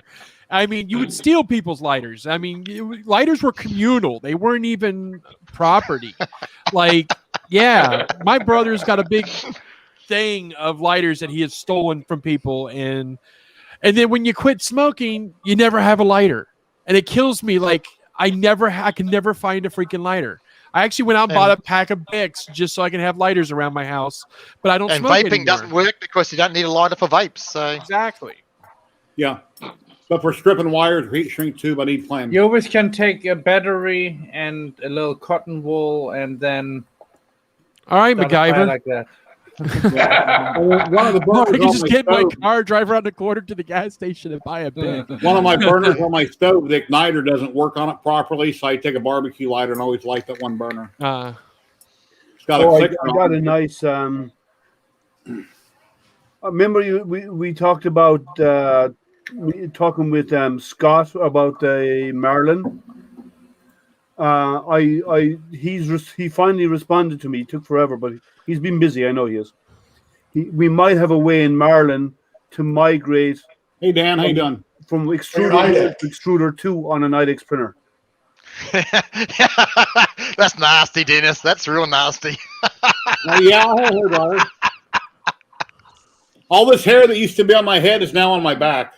And most of my wife says, "Oh, that's gross. You got a hairy back." I told can't you, do Just that. migrated south. transplantation. It does what Yeah, it does that's when it. you get old, man. You just migrate south. Yeah. It goes from the top of the head, goes inside and out the ears. I had the same issue. I'm right there. I still have all of mine. I'm bald and beautiful. I'm I would, if proud I of it. let my hair grow, I'd be bald right here, and I'd have hair all the way around. It'd be gray and patches of dark brown, and it's just better to shave it simpler. Yeah. I should have Oh, done this I years lived in ago. denial for years because I still get strong hair right here, but it's like all this gone.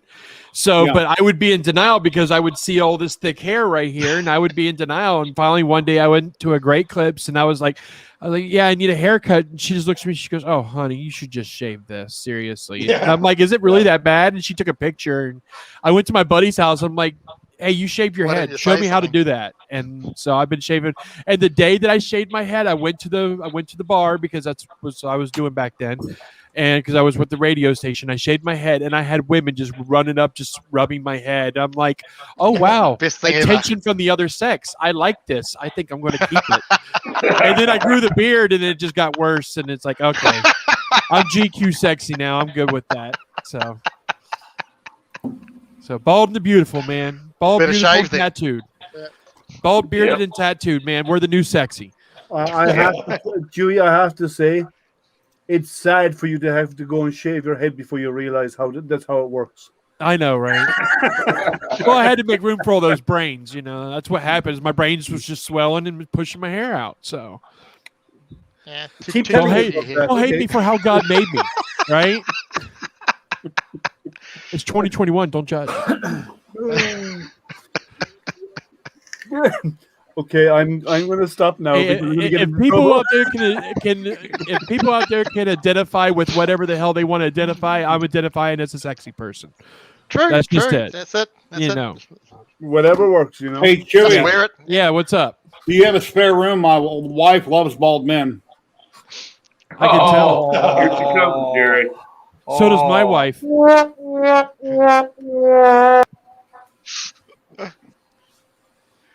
Well, now, Yeah. here's She's the out of hearing question, range, though. isn't she, Jerry? Yeah. Here's a Farming question. the wife out now. Well, no, here's a question though. She specified the word men, not one. Yeah. Yeah. Not 57-year-old kid. Hey, you know what I say? I say we all have our way of getting there. Don't judge. I grew up I was in school. One of the guys I was in high school with was bald in high school. Yep, My brother, exactly. my brother was bald in high school. My brother Yeah. lost his hair in his teens. Like, Yeah, but from the guy, there's one, was it two? No, one for sure. That was in my class, and he was as bald as a coot before he graduated. You better shave, Matt. You better shave. Oh, you do, Betty Boop. What? Sorry, I was not listening. I know, No, but no. we get funny. Bitty Boop loves bald men, so obviously the voters, everyone's got to shave. The preference Yeah. is everyone needs to be bald now. No, Wouldn't that make I'm that'll make sorry. a scary that'll make a scary group screenshot with all sitting there So- bald. That would not be pretty. no. Oh, it's very pretty, man. Come on. hey, you know what? At least Hey, I you still know have what- color in my beard. That's the only thing that matters, right, Jerry? Okay. What's that? In the army, you always get your hair shaven, right? So That's Wow, it. yeah, Yeah, you get crew a cut. cut Get the shave shady in hair. number two. Yeah, I'm get a the buzz cut. leader, so that's why I have hair. That's Ah. my superiority, you know. Oh, is that what it Yeah. is? Yeah. No. Your drill sergeant never has hair. He's always got. Whatever you gotta tell I'm yourself. not to a drill sleep at sergeant. It's your lack of just testosterone. I used to be a drill sergeant. Well, the equivalent of it. Yeah, they always had the tightest haircuts, and yes, we were horrible people to be around, especially if you're That's if you're part of you right now. Of Cracking course, your you go mom's running ass around made with a a stain on the drill. mattress. Yeah. I think you've been Threatening them. cheated. Yeah, I was RSM? No, sorry, an RSM? Royal. No, Uh, I was in the Irish Navy. oh, okay, Irish. Okay. Yeah, and Ireland has a navy. yep. Yes, they do. They definitely have a navy. Yes. Oh, I didn't know leprechauns knew how to swim. They're on an island, man. Yeah. Hey, I will show you my Irish tattoo on my leg. I am Irish myself. I can. I say don't want that. to. I'm sorry. No, this is a family show. Okay. I've got one of those funny passports as well, just like Liam has. So Which one of your passports? EU Irish. Oh, you have? Oh, I cool. do, yes. Yeah, dual citizen, so I got two, yeah. I could have three if I wanted. I could have an Australian one too, but 3 passports has been greedy. No audio, Jerry. What's this, Jerry? It's a playback. It's a playback he's got, yeah. Oh, I don't hear it. No, he's just Hey, pulling that's his when hair you're out. shaved, is it? You're still bald in that one too, Jerry. Show us one with hair. What the hell? Volume's all the way up. Oh, there it is. You know, having all these failures is really driving me crazy. I feel like pulling my hair out. But I'm bald. I can't pull my hair out. But there is one thing I can do. There we go.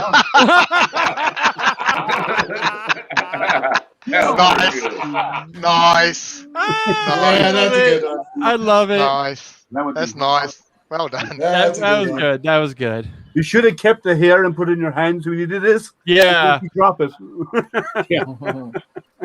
You could just CGI that in. It's okay. That's funny.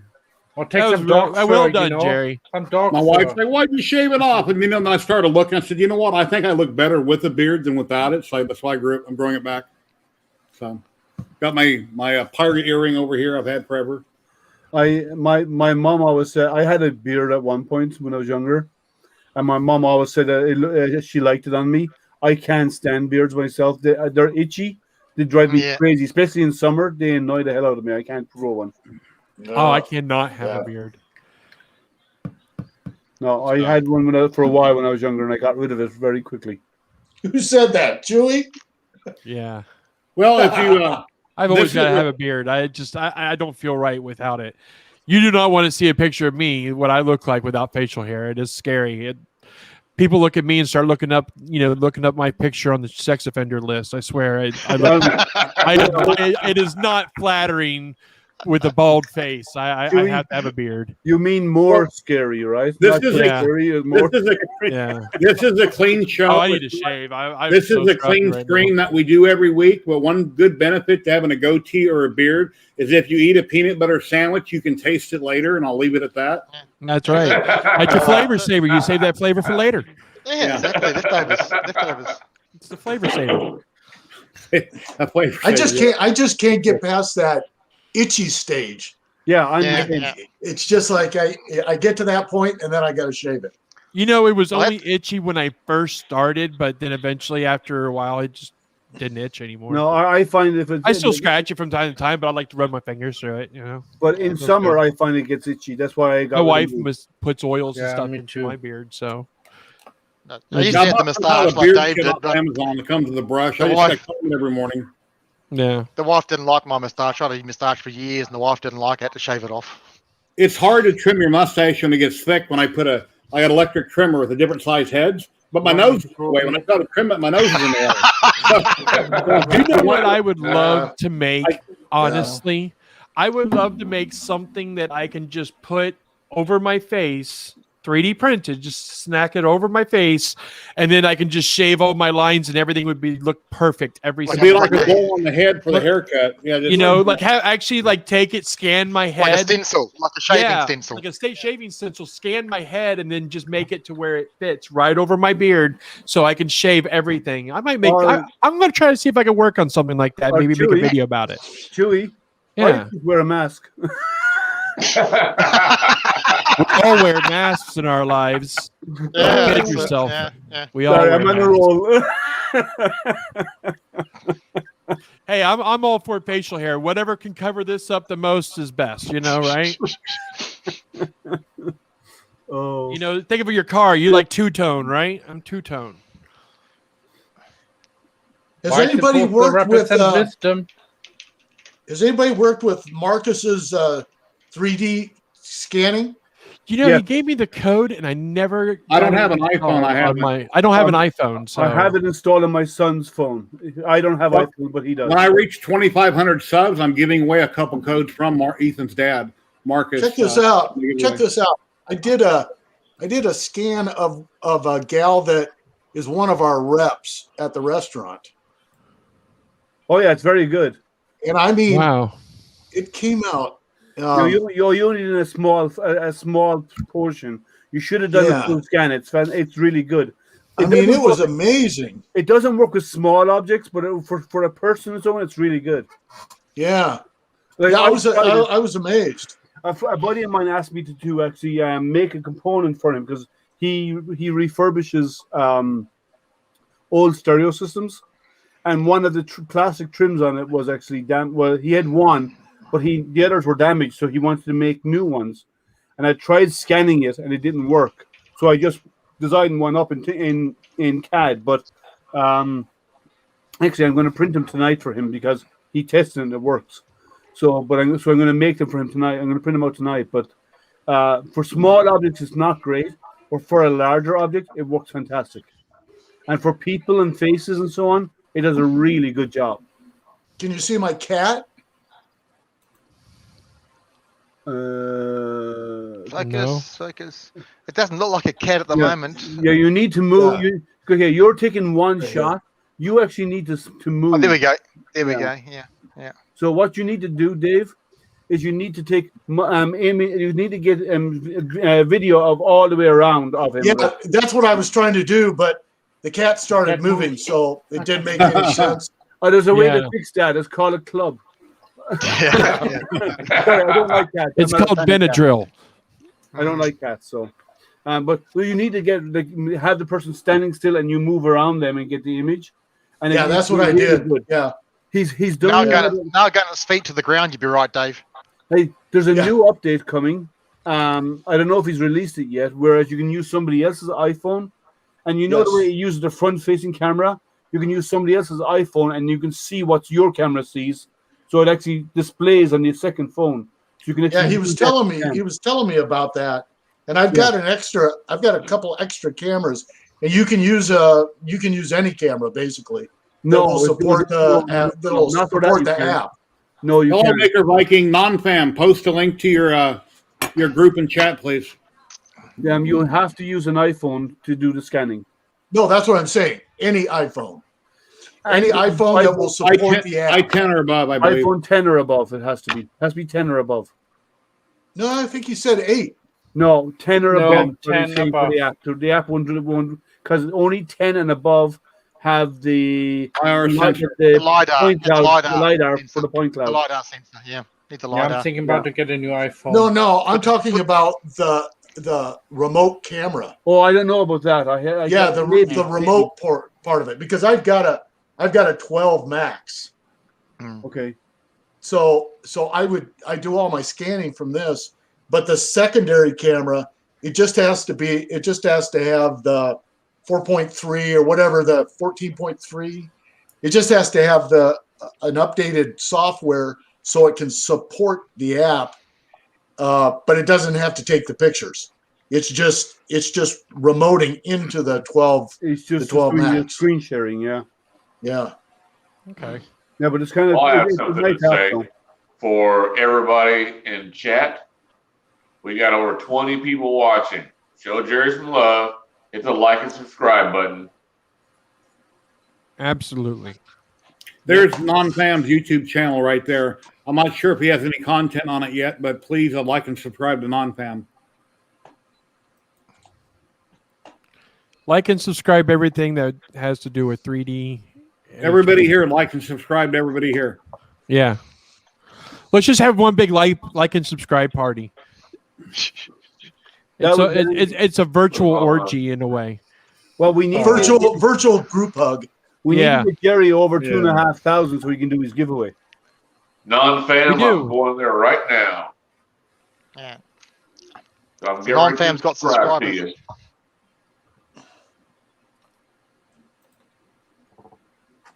Yeah, so we need to get Jerry over his 2,500. Tech in 3D is the name of this channel. Tech in 3D.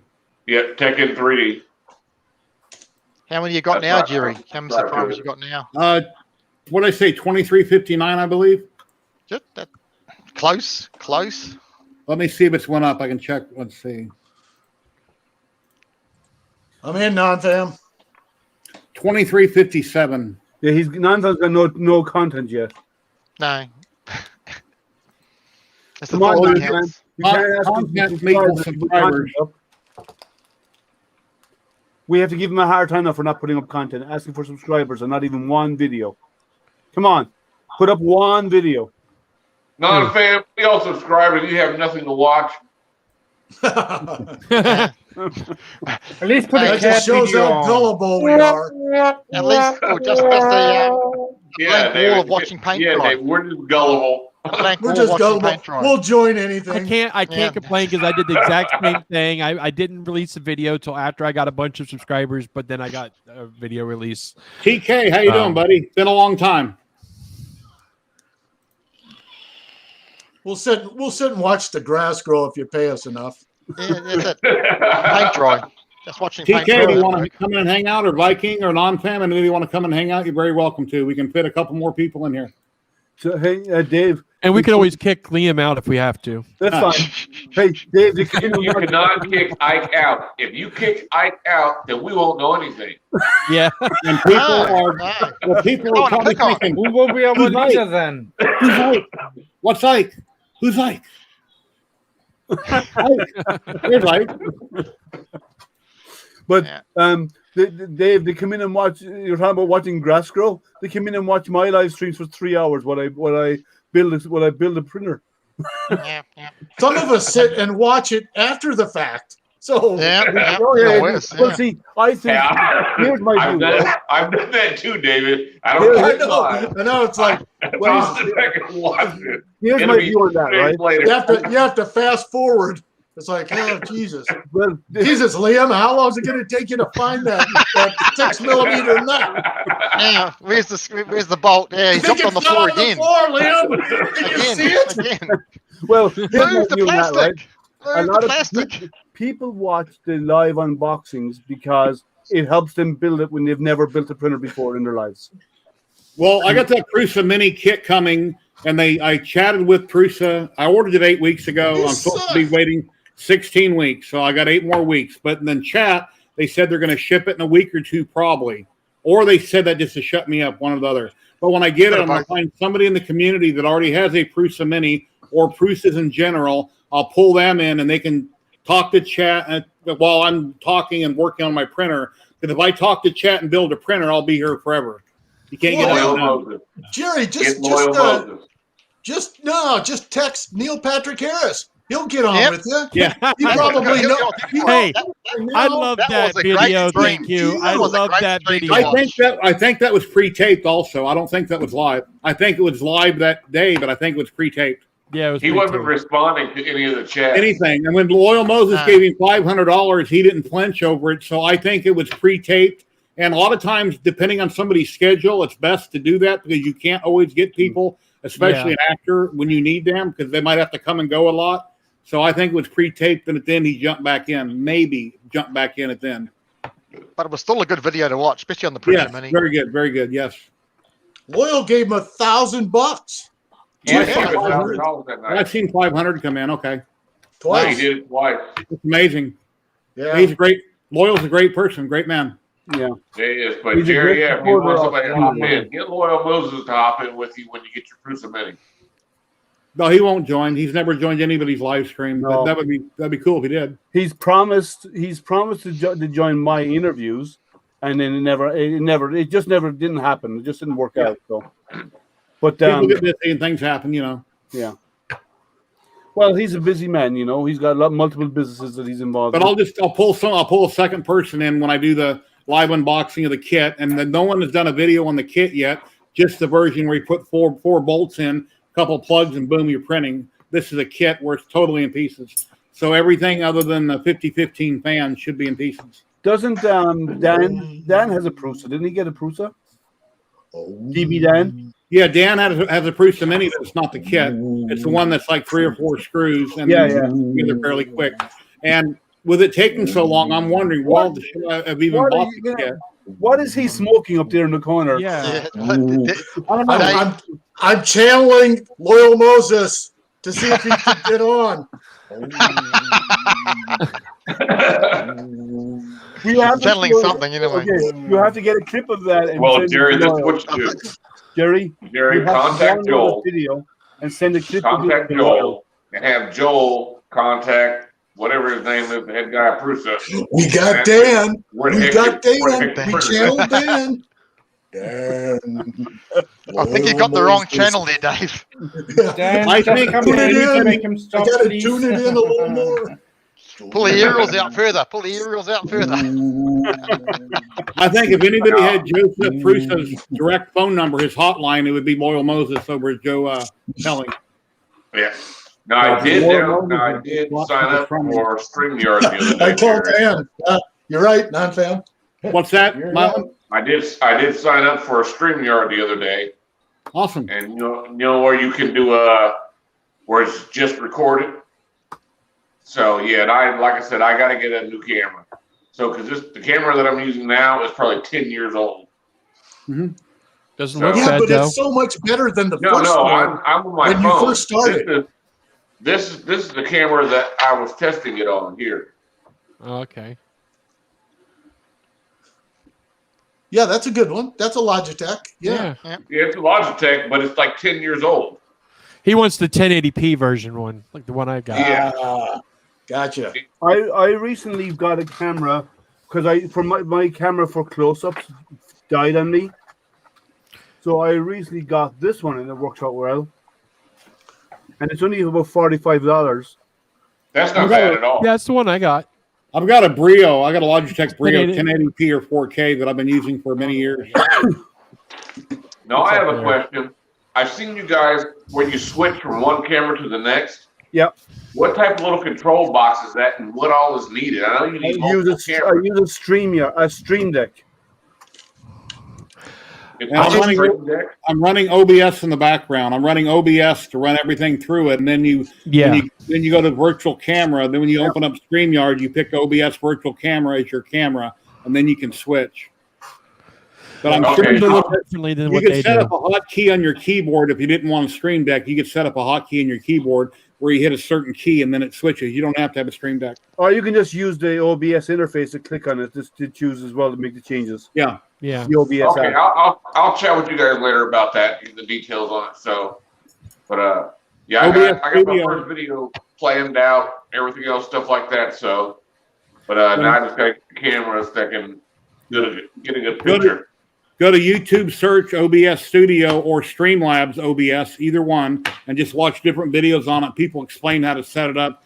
That's how I learned. There's nothing I could explain to you that you'd have to watch a video over. Just go and watch YouTube videos and explains how to do different things. Whether you want regular OBS or you want Streamlabs OBS, one or the other. Okay. All right. And honestly, the way I do mine is I use old cell phones. I use old smartphones that I've got.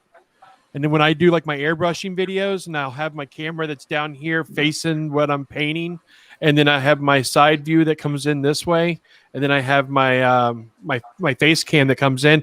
They're just cell phones that I have, and I use OBS Ninja with OBS. Oh yeah, OBS Ninja is good because you bring in video from multiple sources. Yeah. I bring in all my different cameras, and I can do multiple cameras. I know of Streamlabs and regular OBS, but Stream Elements OBS, I'm not familiar with Stream Elements.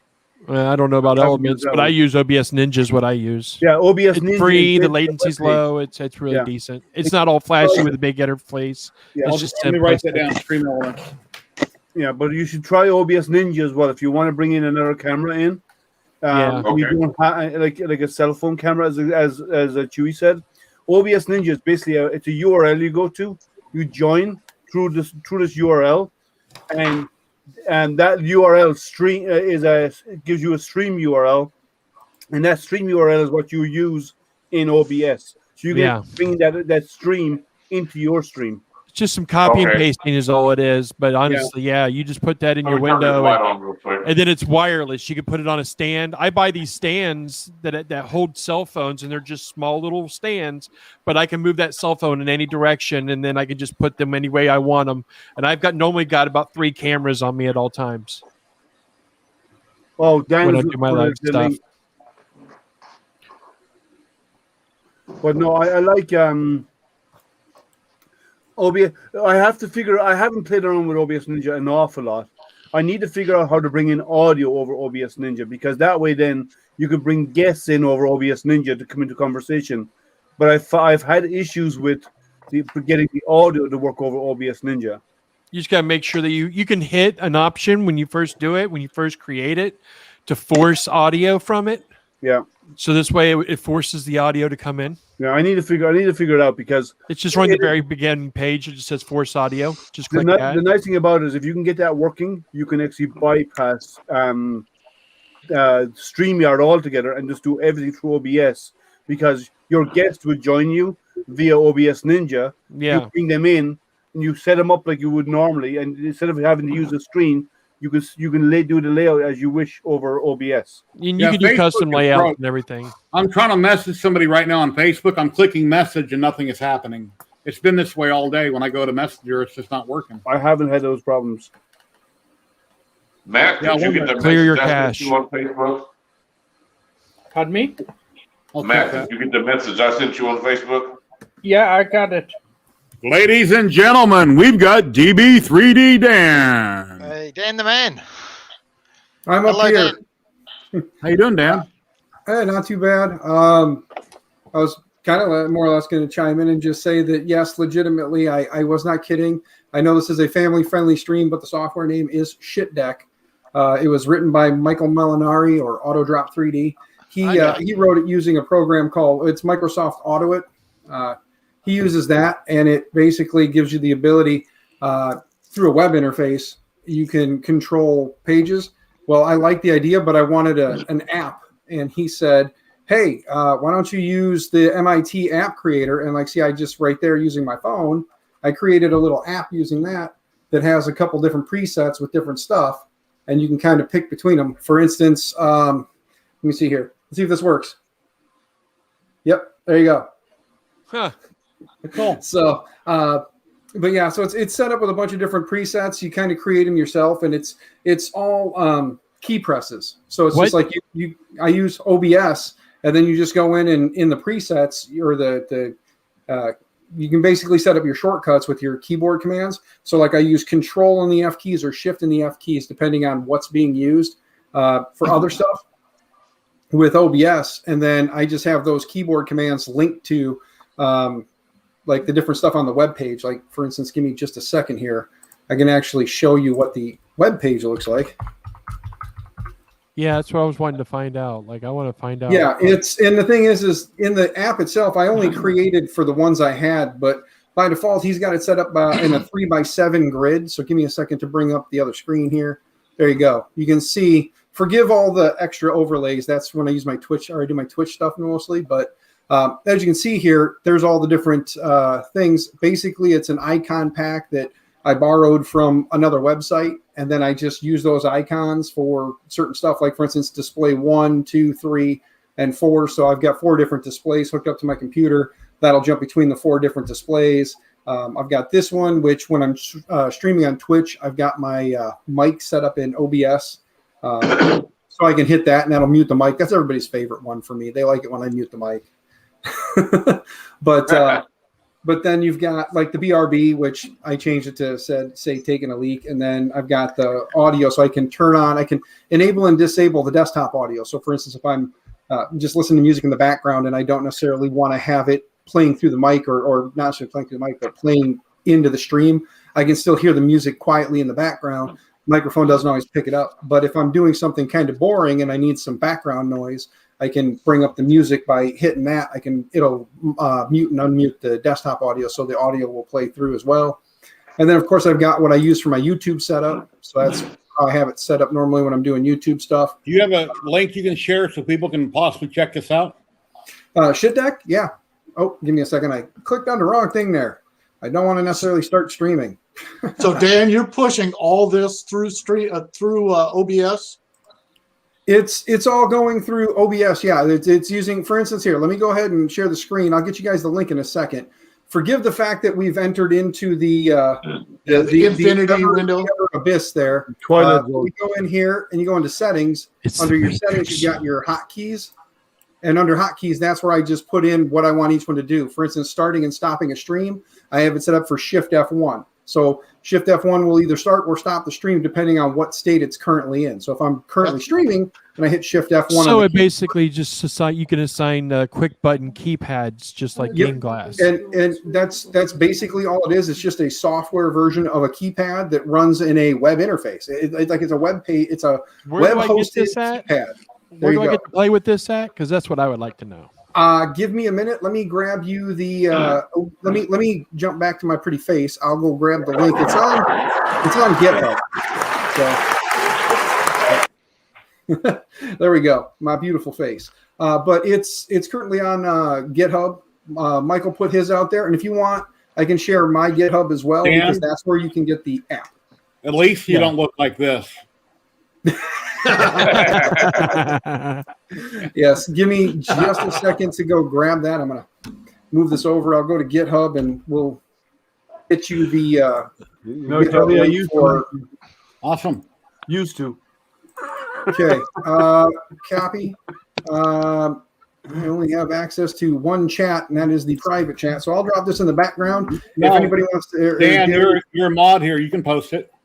Okay, yeah, I got to jump over to the actual chat. I got the link. I've got the private chat. Okay, I'll repost it. ShitDeck. Yeah, that's fine. I can repost it here in a second. I'm just grabbing them and moving them real quick.